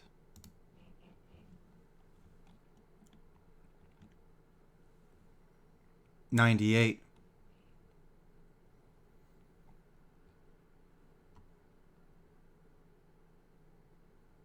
As a Marxist thinker, Lenin was simply a faithful and consistent Kautskyist who applied the revolutionary ideology of Orthodox Marxism within the conditions existing in Russia, conditions which did not lend themselves to the reformist practice carried on elsewhere by the Second International, the Bolshevik practice of directing the proletariat from outside by means of a disciplined underground party under the control of intellectuals who had become professional revolutionaries, became a new profession, a profession that refused to negotiate or compromise with any of the professional ruling strata of capitalist society. The Tsarist regime was in any case incapable of offering any opportunities for such compromise, which depends on an advanced stage of bourgeois power. As a result of this intransigence, the Bolsheviks ended up practicing the profession of totalitarian social domination.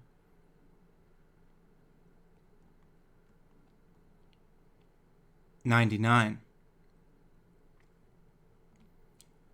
With the war and the collapse of international social democracy in the face of that war, the authoritarian ideological radicalism of the Bolsheviks was able to spread its influence all over the world.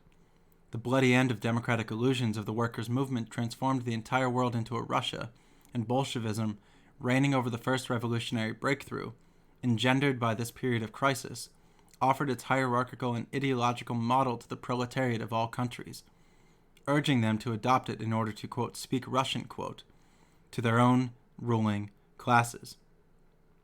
Lenin did not reproach the Marxism of the Second International for being a revolutionary ideology, but for ceasing to be a revolutionary ideology.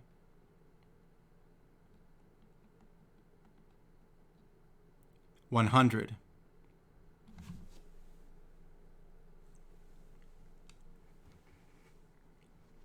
The historical movement... Oh, my voice.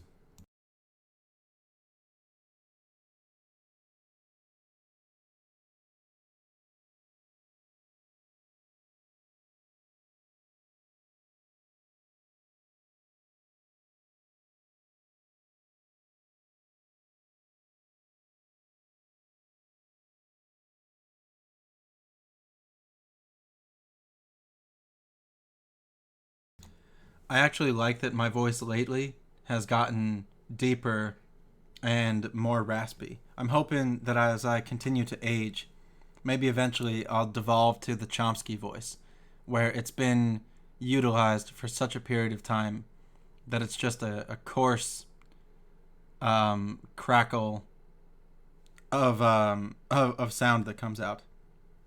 I'd like it to develop that way as I go forward.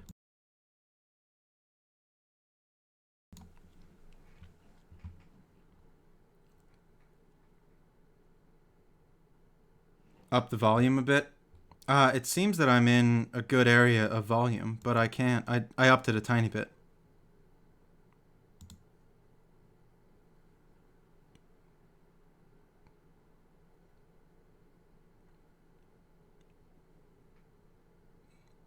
Okay. 100. The historical moment when Bolshevism triumphed for itself in Russia and social democracy fought victoriously for the old world marks the inauguration of the state of affairs that is at the heart of the modern spectacle's domination. And he brings it back to the spectacle. The representation of the working class has become an enemy of the working class.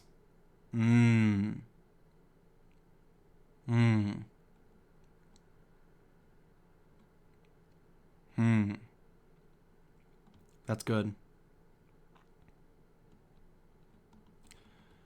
101.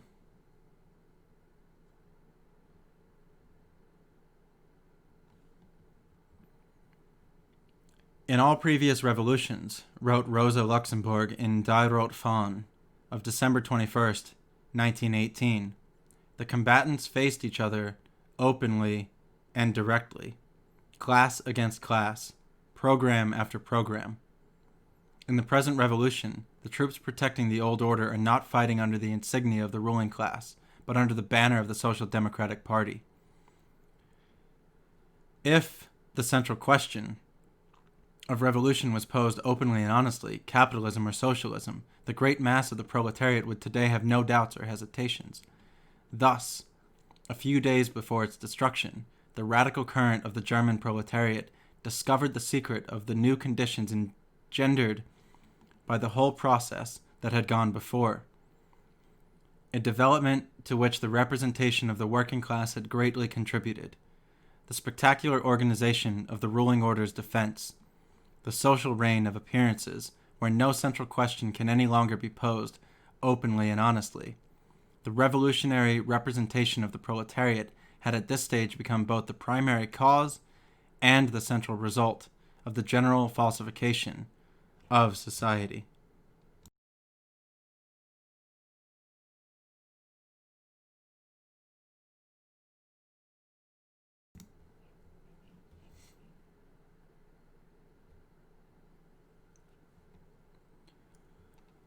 $102.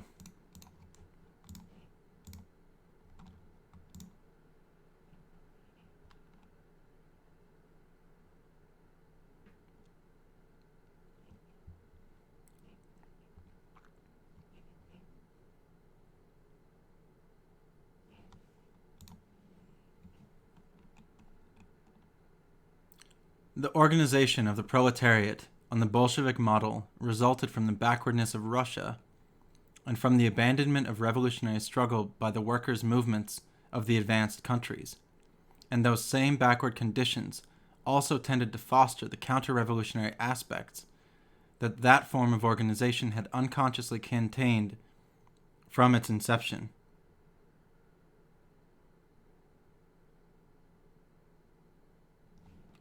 Oh no, biowovium is fine. I understood what they meant.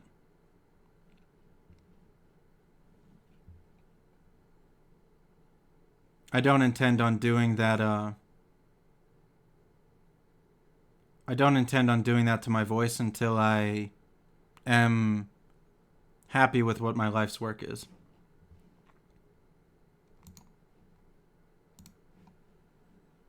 I'm going to restart on 102 here.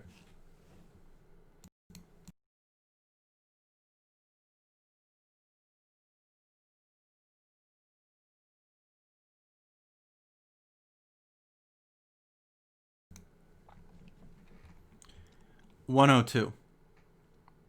The organization of the proletariat on the Bolshevik model resulted from the backwardness of Russia and from the abandonment of the revolutionary struggle by the workers' movements of the advanced countries, and those same backward conditions also tended to foster the counter-revolutionary aspects that form of organization had unconsciously contained from its inception. The repeated failure of the mass of the European workers' movement to take advantage of the hic Rhodus hic salta of the 1918-1920 period, a failure which included the violent destruction of its own radical minority, contributed to the consolidation of the Bolshevik development and enabled that fraudulent outcome to present itself to the world as the only possible proletarian solution. By seizing a state monopoly as sole representative and defender of working class power, the Bolshevik Party justified itself and became what it already was, the party of the owners of the proletariat, a party ownership that essentially eliminated earlier forms of property. 103. For 20 years, the various tendencies of Russian social democracy had engaged in an unresolved debate over all the conditions that might bear on the overthrow of the Tsarist regime.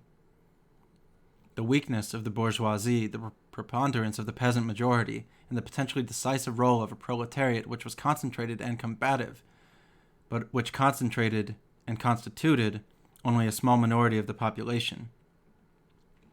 This debate was eventually resolved in practice by a factor that had not figured in any of the hypotheses, a revolutionary bureaucracy that placed itself at the head of the proletariat, seized state power, and proceeded to impose a new form of class domination.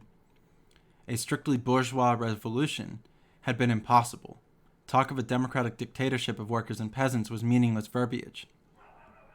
And the proletarian power of the Soviets could not simultaneously maintain itself against the class of small landowners, against the national and international white reaction, and against its own representation, which had become externalized and alienated in the form of a working class party that maintained total control over the state, the economy, the means of expression, and soon even over people's thoughts.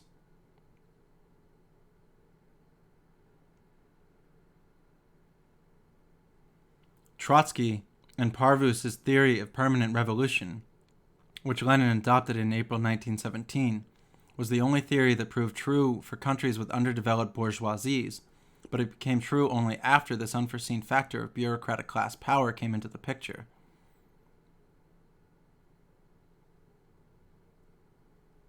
In the numerous conflicts within the Bolshevik leadership, Lenin was the most consistent advocate of concentrating dictatorial power in the hands of the supreme ideological representation. Lenin was right every time in the sense that he invariably supported the solution implied by the earlier choices of the minority that now exercised absolute power. The democracy that was kept from the peasants by means of the state would have to be kept from the workers as well, which led to denying it to communist union leaders and to party members in general, and finally to the highest ranks of the party hierarchy. At the 10th Congress, as the Kronstadt Soviet was being crushed by arms and buried under a barrage of slander, Lenin attacked the radical left bureaucrats who formed a, quote, workers' opposition, quote, faction with the following ultimatum, the logic of which Stalin would later extend to an absolute division of the world. You can stand here with us or against us out there with a gun in your hand, but not within some opposition. We've had enough opposition.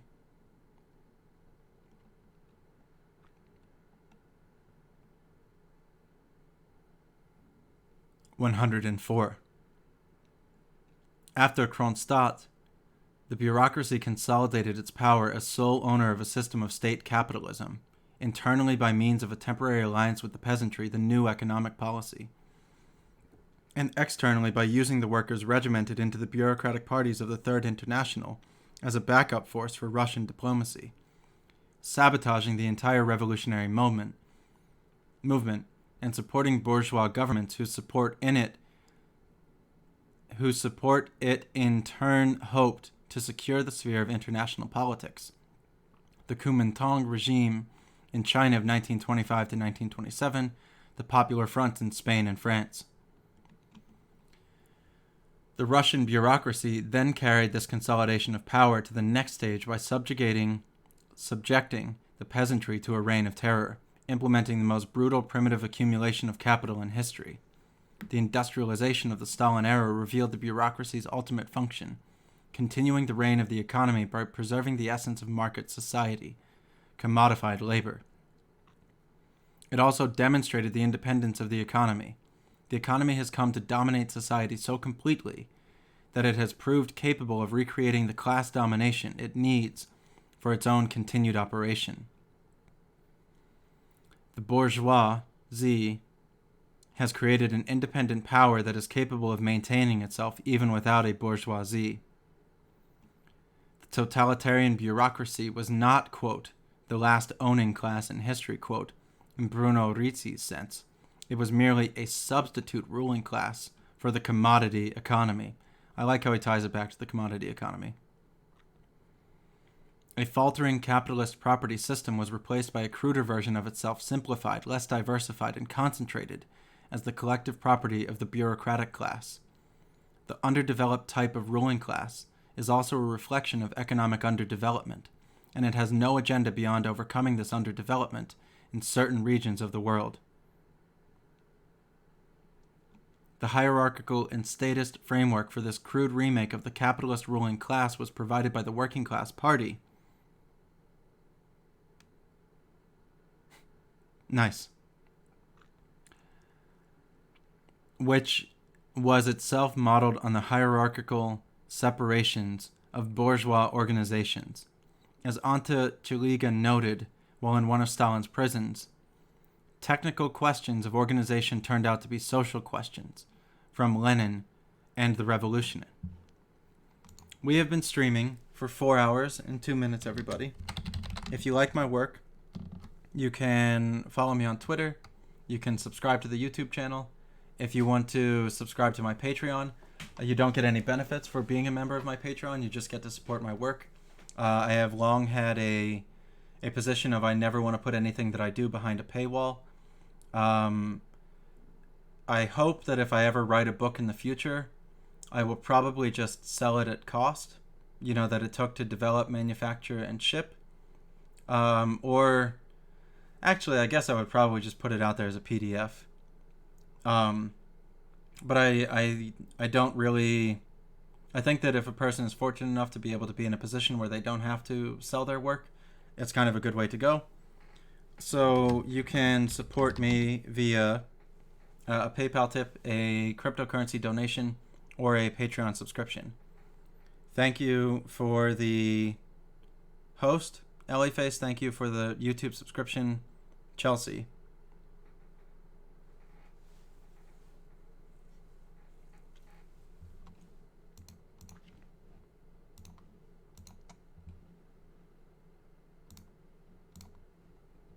I now have 667. But yes, there was 666 subscribers.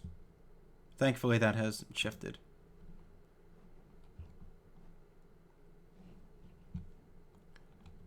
Okay, we have 105 until 123. So we're getting there.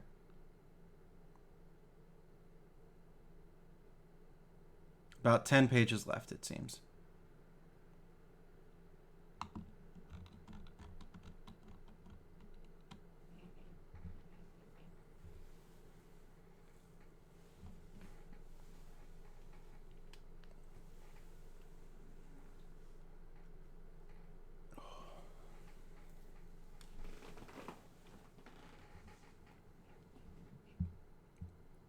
$105. Leninism was the highest voluntaristic expression of revolutionary ideology, a coherence of the separate governing a reality that resisted it. With the advent of Stalinism, revolutionary ideology returned to its fundamental incoherence. At that point, ideology was no longer a weapon, it had become an end in itself. But a lie that can no longer be challenged becomes insane. The totalitarian ideological pronouncement obliterates reality as well as purpose. Nothing exists but what it says exists. Although this crude form of the spectacle has been confined to certain underdeveloped regions, it has nevertheless played an essential role in the spectacle's global development. This particular materialization of ideology did not transform the world economically, as did advanced capitalism.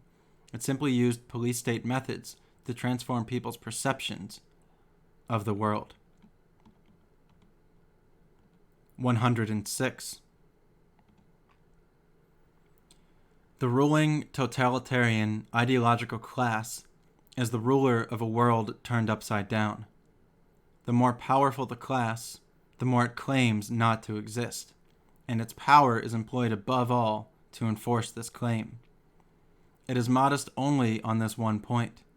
However, because this officially non-existent bureaucracy simultaneously attributes the crowning achievements of history to its own infallible leadership. Though its existence is everywhere in evidence, the bureaucracy must be invisible as a class. As a result, all social life becomes insane. The social organization of total falsehoods stems from this fundamental contradiction.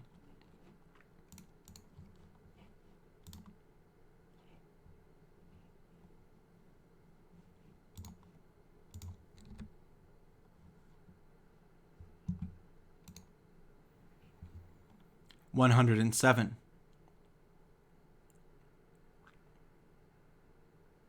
Stalinism was also a reign of terror within the bureaucratic class.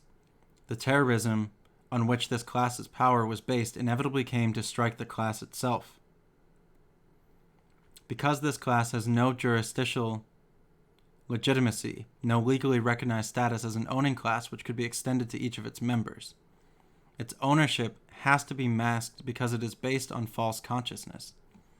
This false consciousness can maintain its total power only by means of a total reign of terror in which all real motives are ultimately obscured.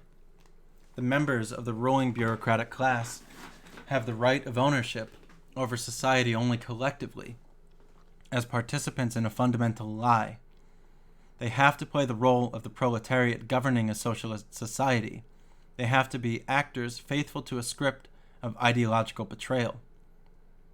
Yet they cannot actually participate in this counterfeit entity unless their legitimacy is validated. No bureaucrat can individually assert their right to power, because to prove themselves a socialist proletarian, they would have to demonstrate that they were the opposite of a bureaucrat. While to prove themselves a bureaucrat is impossible because the bureaucracy's official line is that there is no bureaucracy. Each bureaucrat is thus totally dependent on the central seal of legitimacy provided by the ruling ideology, which validates the collective participation in its socialist regime. Of all the bureaucrats, it does not liquidate.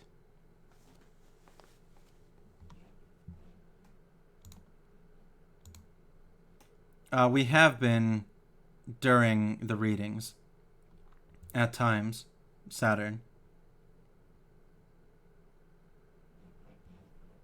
So we've been doing this for about 3.5 hours so far, and there has been analysis interspersed here and there.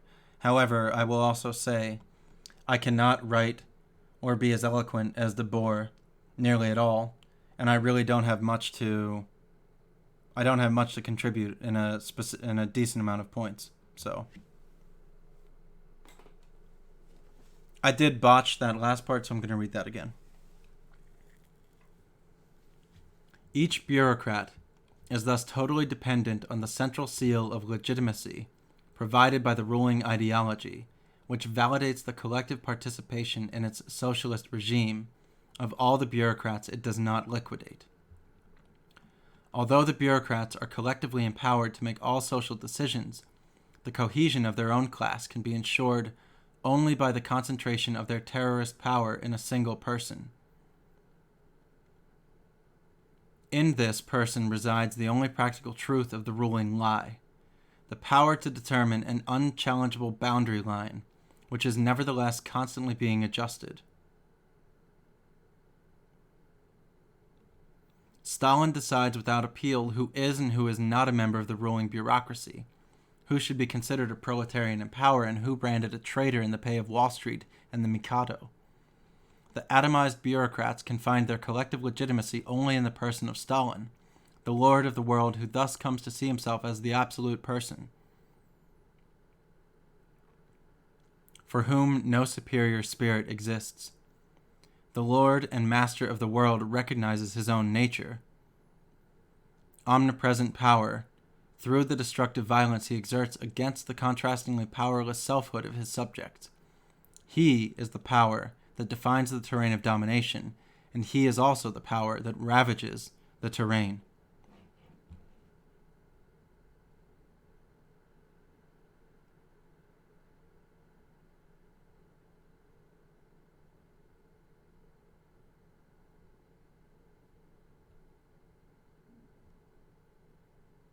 Hello, Graugot. How are you doing?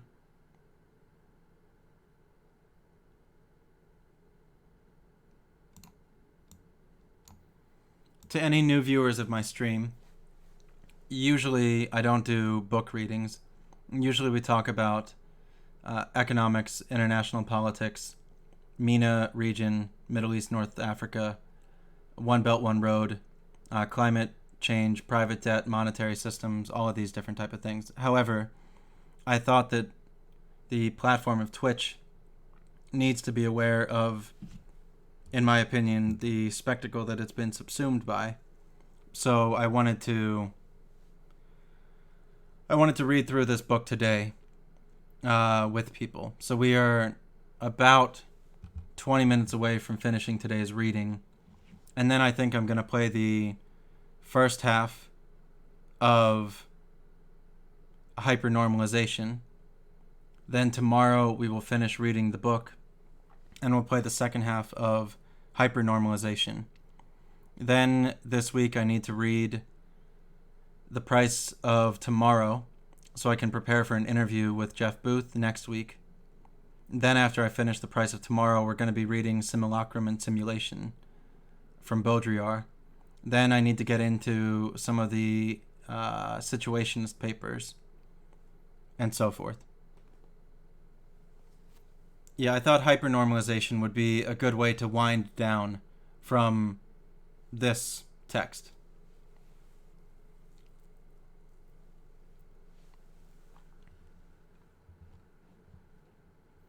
So, to anyone who is out there, this is Guy Debord's Society of the Spectacle, 1967.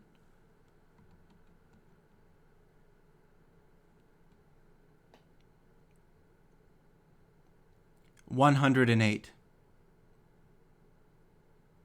When ideology has become total through its possession of total power, and has changed from partial truth to totalitarian falsehood, historical thought has been so totally annihilated that history itself, even at the most empirical knowledge, can no longer exist. Totalitarian bureaucratic society lives in a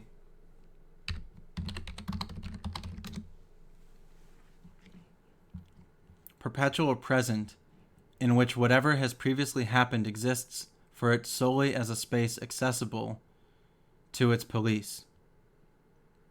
The project already envisioned by Napoleon of monarchically directing the energy of memory has been realized in Stalinism's constant rewriting of the past, which alters not only the interpretations of the past events, but even the events themselves. But the price paid for this liberation from all historical reality is the loss of the rational frame of reference that is indispensable to capitalism as a historical social system. The Lysenko fiasco is just one example of how much the scientific application of ideology gone mad has cost the Russian economy. This contradiction, the fact that a totalitarian bureaucracy trying to administer an industrialized society is caught between its need for rationality and its repression of rationality, is also one of the main weaknesses in comparison with normal capitalist development. Just as the bureaucracy cannot resolve the question of agriculture in ordinary capitalism has done, it also proves inferior to the latter in the field of industrial production, because unrealistic authoritarian planning is based on omnipresent falsifications. DM me. Signal fraud. If anybody has books to recommend, DM me there, or DM me on Twitter.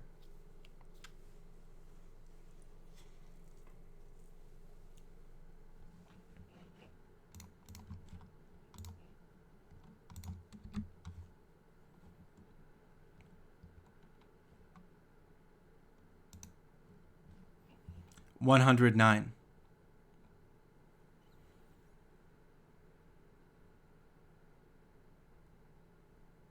Between the two world wars, the revolutionary working class movement was destroyed by the joint action of the Stalinist bureaucracy and of fascist totalitarianism, the latter's organizational form having been inspired by the totalitarian party that had first been tested and developed in Russia.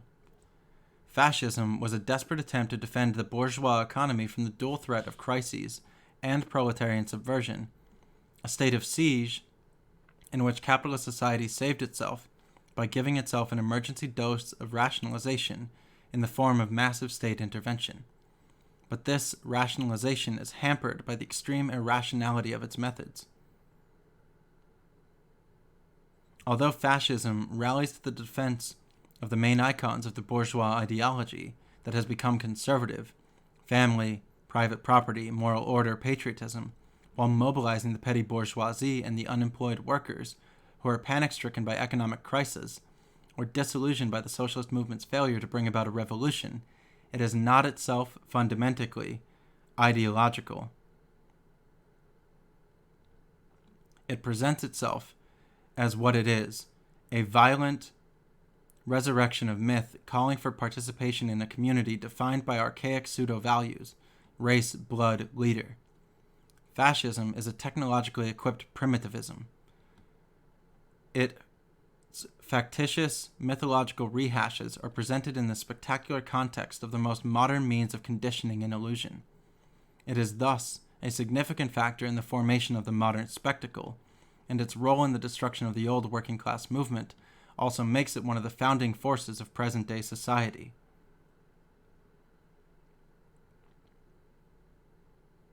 But since it is also the most costly method of preserving the capitalist order, it has generally ended up being pushed to the back of the stage and replaced by the major capitalist states, which represent stronger and more rational forms of that order.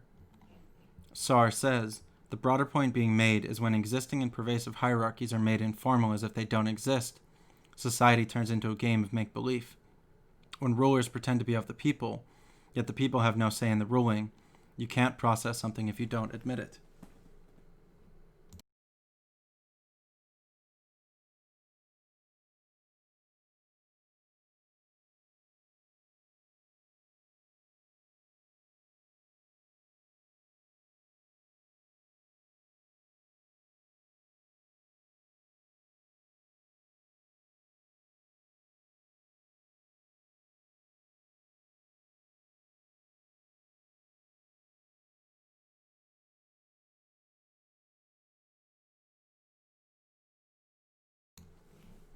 $110. When the Russian bureaucracy has finally succeeded in doing away with the vested... Yes, the answer to your question. Do you like my stream so far? When the Russian bureaucracy has finally succeeded in doing away with the vestiges of bourgeois property that hampered its rule over the economy, in developing this economy for its own purposes, and in being recognized as a member of the club of great powers, it wants to enjoy its world in peace and to disencumber itself from the arbitrariness to which it is still subjected. It thus denounces the Stalinism at its origin. But this denunciation remains Stalinist, arbitrary, unexplained, and subject to continual modification, because the ideological lie at its origin can never be revealed. The bureaucracy cannot liberalize itself either culturally or politically because its existence as a class depends on its ideological monopoly, which, for all its cumbersomeness, is its sole title to ownership. This ideology has lost the passion of its original expression, but its passionless routinization still has the repressive function of controlling all thought and prohibiting any competition whatsoever. The bureaucracy is thus helplessly tied to an ideology that is no longer believed by anyone. The power that used to inspire terror now inspires ridicule. But this ridiculed power must still defend itself with the threat of resorting to the terrorizing force it would like to be rid of. Thus, at the very time when the bureaucracy hopes to demonstrate its superiority on the terrain of capitalism, it reveals itself to be a poor cousin of capitalism. Just as its actual history contradicts its facade of legality, and its crudely maintained ignorance contradicts its scientific pretensions, its attempts to vie with the bourgeoisie in the production of commodity abundance is stymied by the fact that such abundance contains its own implicit ideology and is generally accompanied by the freedom to choose from an unlimited range of spectacular pseudo-alternatives, a pseudo-freedom that remains incompatible with the bureaucracy's ideology. 111. The bureaucracy's ideological title to ownership is already collapsing at the international level. The power that established itself nationally in the name of an ostensibly internationalist perspective is now forced to recognize that it can no longer impose its system of lies beyond its national borders. The unequal economic development of diverse bureaucracies, with competing interests that have succeeded in establishing their own, quote, socialism, quote, in more than one country has led to an all-out public confrontation between the Russian lie and the Chinese lie. From this point on, each bureaucracy in power will have to find its own way, and the same is true for each of the totalitarian parties aspiring to such power, notably those that still survive from the Stalinist period among certain national working classes. The international collapse has been further aggravated by the expressions of internal negation, which first became visible to the outside world when the workers of East Berlin revolted against the bureaucrats and demanded a government of steelworkers, a negation which has in one case already gone to the point of the sovereign workers' councils in Hungary. But in the final analysis, this crumbling of the global alliance based on the bureaucratic hoax is also a very unfavorable development for the future of capitalist society. The bourgeoisie is in the process of losing the adversary that objectively supported it by providing an illusory unification of all opposition to the existing order. This division of labor between two mutually reinforcing forms of the spectacle comes to an end when the pseudo-revolutionary role in turn divides. The spectacular component of the destruction of the working class movement is itself headed for destruction. I don't have to reread chapter 1, 2, or 3. I understood those very well. This chapter, chapter 4, I'm going to have to reread a couple times.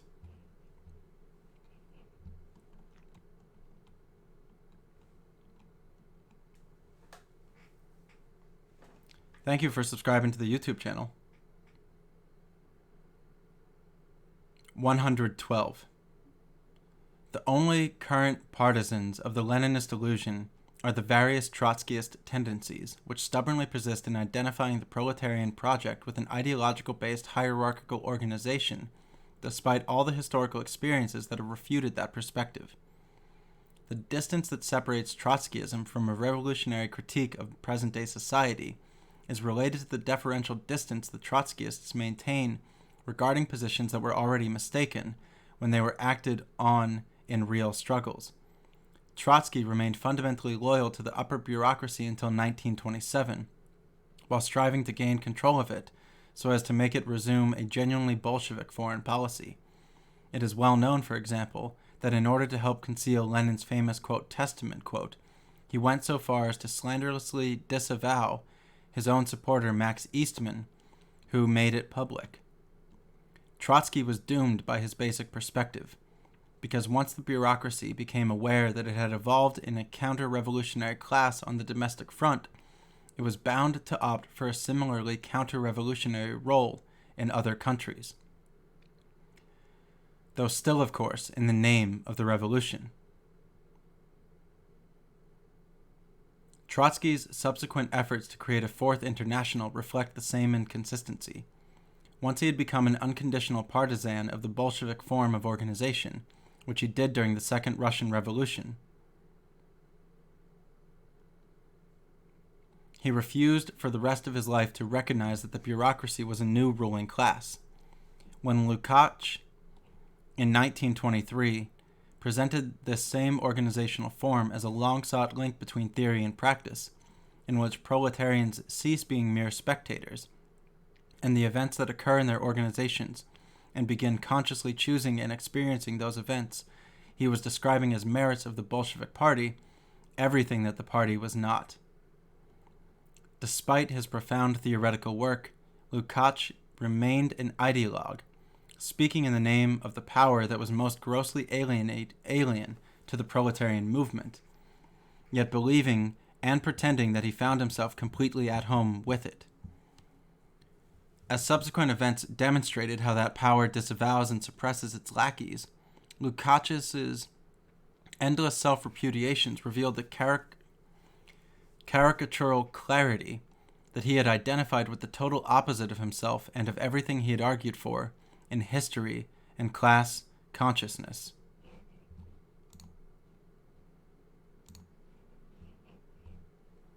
No one better than Lukács illustrates the validity of the fundamental rule for assessing all the intellectuals of this century. What they respect is a precise measure of their own degradation. Yet Lenin had hardly encouraged these sorts of illusions about his activities. On the contrary, he acknowledged that a political party cannot examine its members to see if there are contradictions between their philosophy and the party program. The party, whose idealized portrait Lukács so inopportunely drawn, was in reality suited for only one very specific and limited task: the seizure of state power.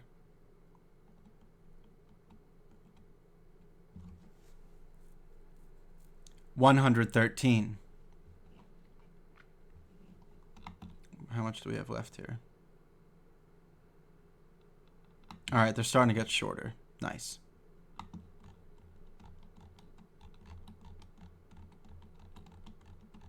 Well, after 113, they get shorter.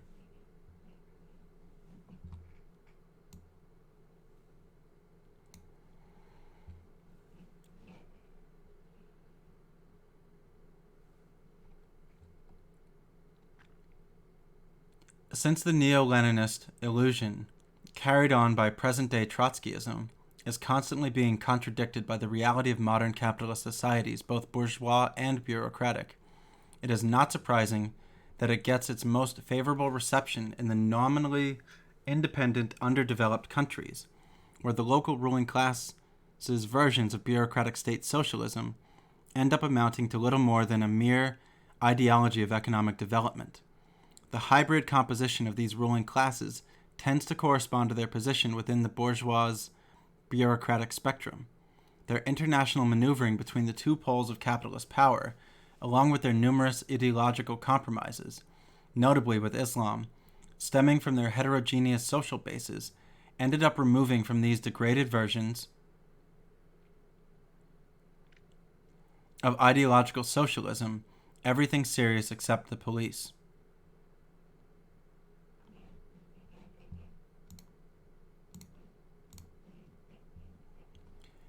One type of bureaucracy establishes itself by forging an organization capable of combining national struggle with agrarian peasant revolt. It then, as in China, tends to apply the Stalinist model of industrialization in societies that are even less developed than Russia was in 1917. Oh, no, wait, Jade, that's a good question. Don't worry about that one. I don't entirely know it. Either. Retro Punch, I think it's a valid question.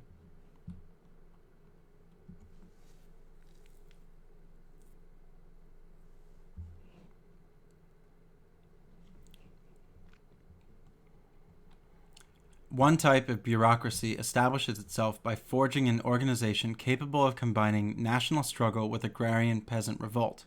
It then, as in China, tends to apply the Stalinist model of industrialization in societies that are even less developed than Russia was in 1917.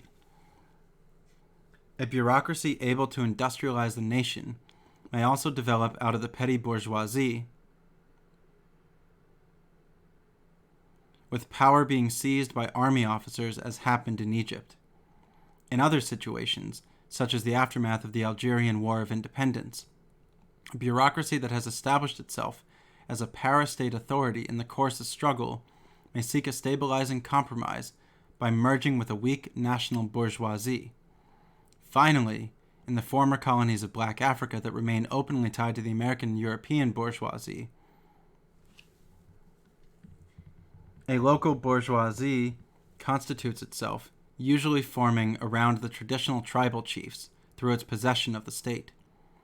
Foreign imperialism remains the real master of the economy of these countries, but at a certain stage, its native agents are rewarded for their sale of local products by being granted possession of a local state. A state that is independent from the local masses but not from imperialism. Incapable of accumulating capital, this artificial bourgeoisie does nothing but squander the surplus value it extracts from local labor and the subsidies it receives from foreign states and international monopolies that are its protectors. Because of the obvious inability of these bourgeoisie classes to fulfill the normal economic functions of a bourgeoisie,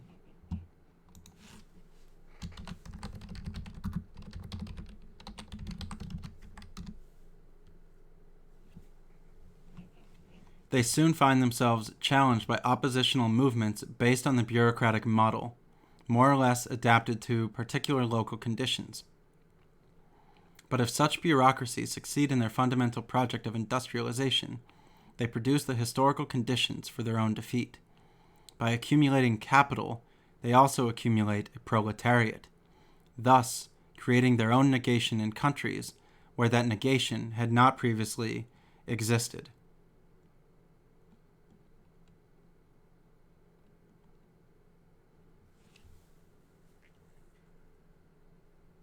No, I just wanted to see who you were.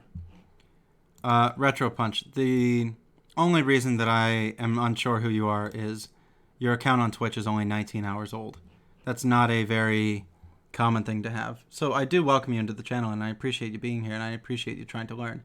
It's just, when you've been a streamer for a very long time, and you frequently get people who create new accounts and come in and cause disturbances, streamers kind of look at accounts that are within a few days old and are kind of like, this is a little bit strange. So that was why I checked up.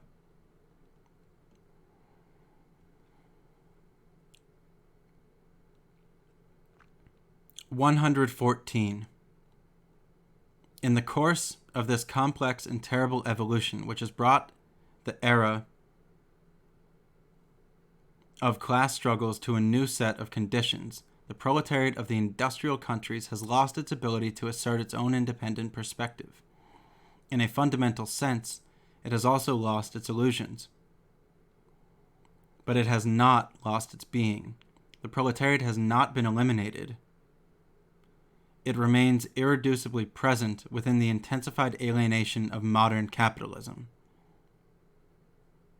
It consists of that vast majority of workers who have lost all power over their okay, to kind of answer your question, a square is always a rectangle, but a rectangle is not always a square. Leninism is one interpretation and application of Marxism, to put it in terms that may work out. Yeah, so Leninism is the rectangle to Marxism's square.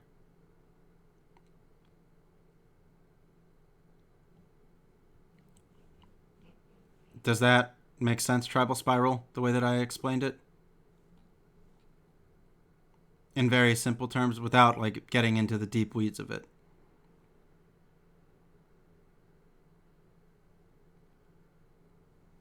It consists of that vast majority of workers who have lost all power over their lives, and who, once they become aware of this, redefine themselves as the proletariat.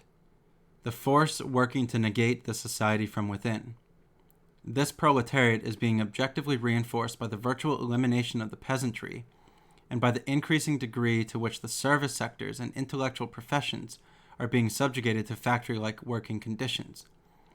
Subjectively, however, this proletariat is still far removed from any practical class consciousness, and thus goes not only for white-collar workers but also for blue-collar workers, who have yet to become aware of any perspective beyond the impotence and deceptions of the old politics.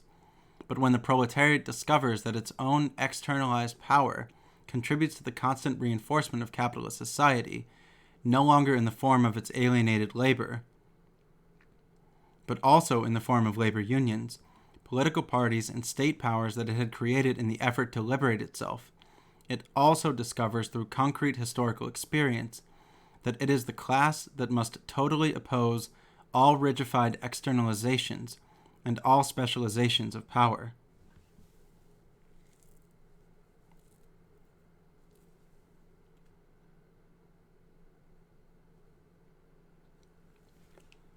It bears a revolution that cannot leave anything outside itself, a revolution embodying the permanent domination of the present over the past and a total critique of separation.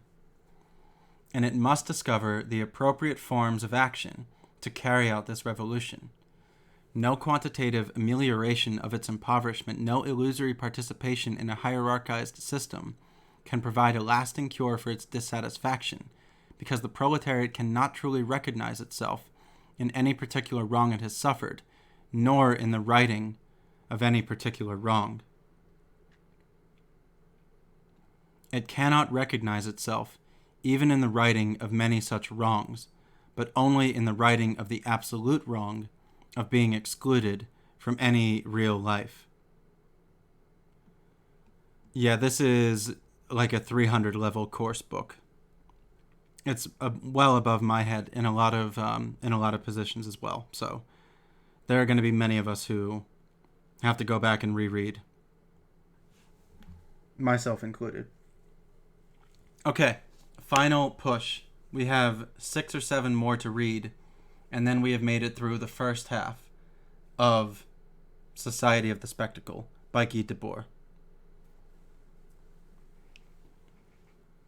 115. New signs of negation are proliferating in the most economically advanced countries.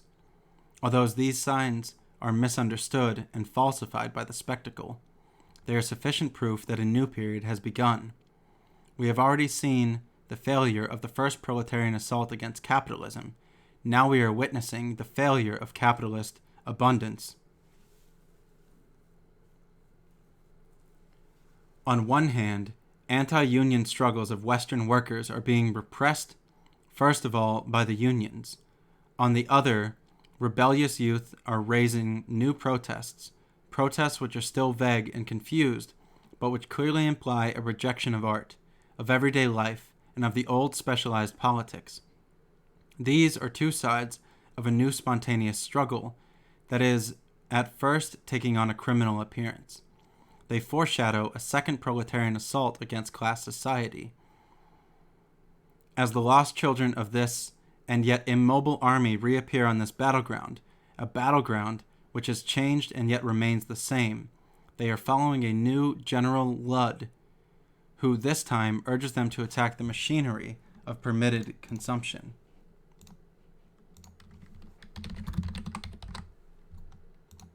I have a video here for you. Here you go. Here you go. There's a good video for you. And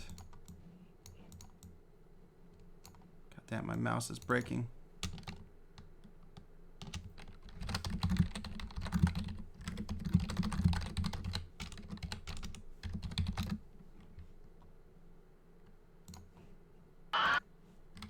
Here's another pretty good one as well.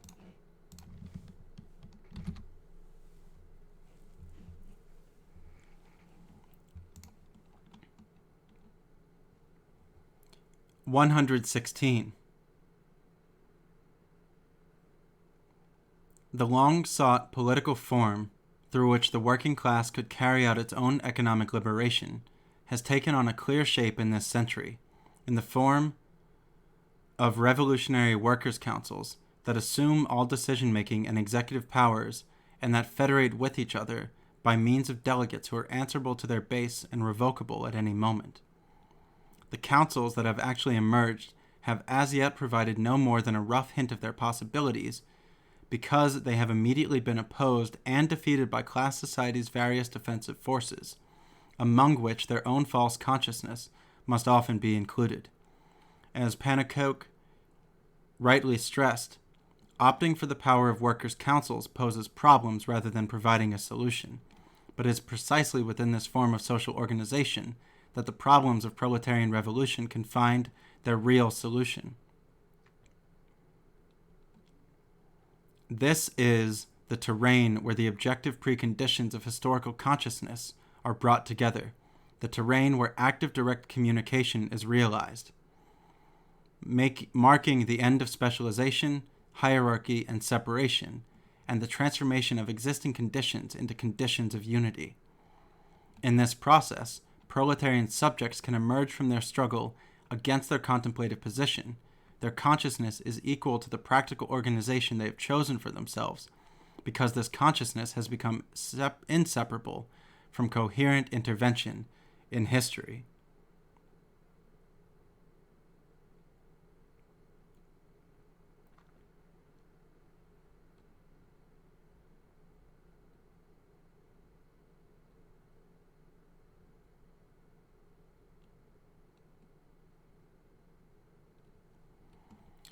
(117)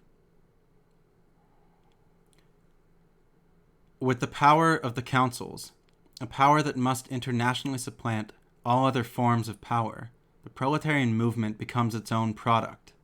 This product is nothing other than the producers themselves, whose goal has become nothing other than their own fulfillment. Only in this way can the spectacle's negation of life be negated in its turn.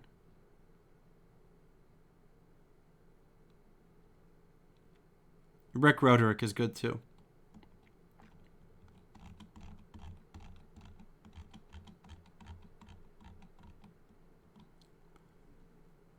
(118) The appearance of workers' councils during the first quarter of this century was the most advanced expression of the old proletarian movement, but it was unnoticed or forgotten, except in travestied forms, because it was repressed and destroyed along with all the rest of the movement.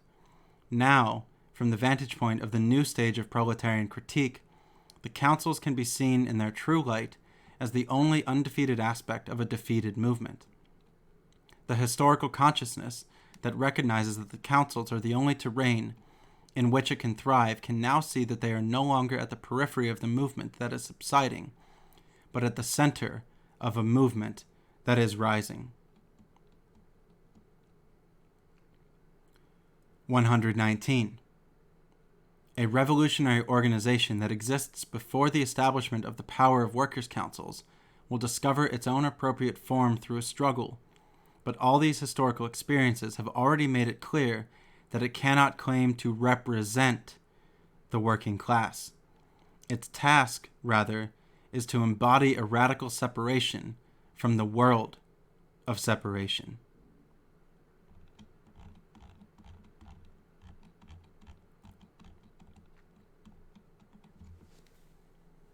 (120) Revolutionary organization is the coherent expression of the theory of praxis entering into two-way communication with practical struggles. In the process of becoming practical theory, its own practice is to foster the communication and coherence of these struggles. As the revolutionary moment when social separations are dissolved, the organization must dissolve itself as a separate organization. Man, Debord was a well-read and well-articulated individual.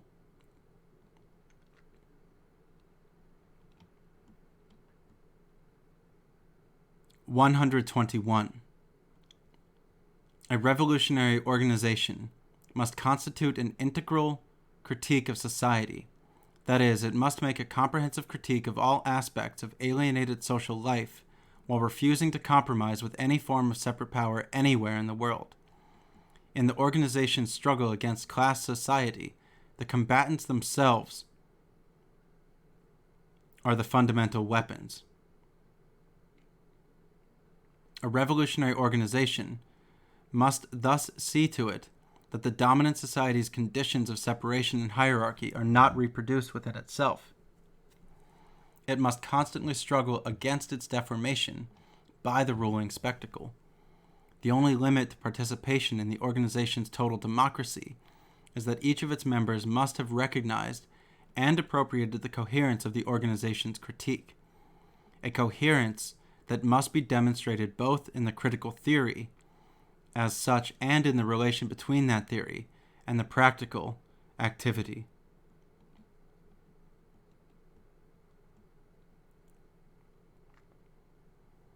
(122) As capitalism's ever-intensifying imposition of alienation at all levels makes it increasingly hard for workers to recognize and name their own impoverishment, putting them in the position of having to reject that impoverishment in its totality or not at all, revolutionary organization has had to learn that it can no longer combat alienation by alienated forms of struggle.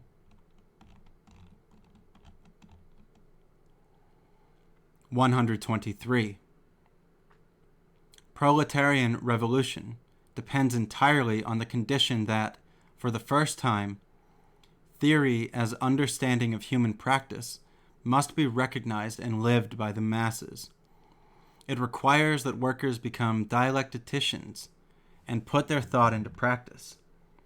It thus demands of people without qualities more than the bourgeois revolution demanded of the qualified individuals it delegated to carry out its tasks, because the partial ideological consciousness developed by a segment of the bourgeois class was based on the economy, that central part of social life in which class was already in power. The development of class society to the late stage of the spectacular organization of non-life is thus leading the revolutionary project to become visibly what it has already been in essence.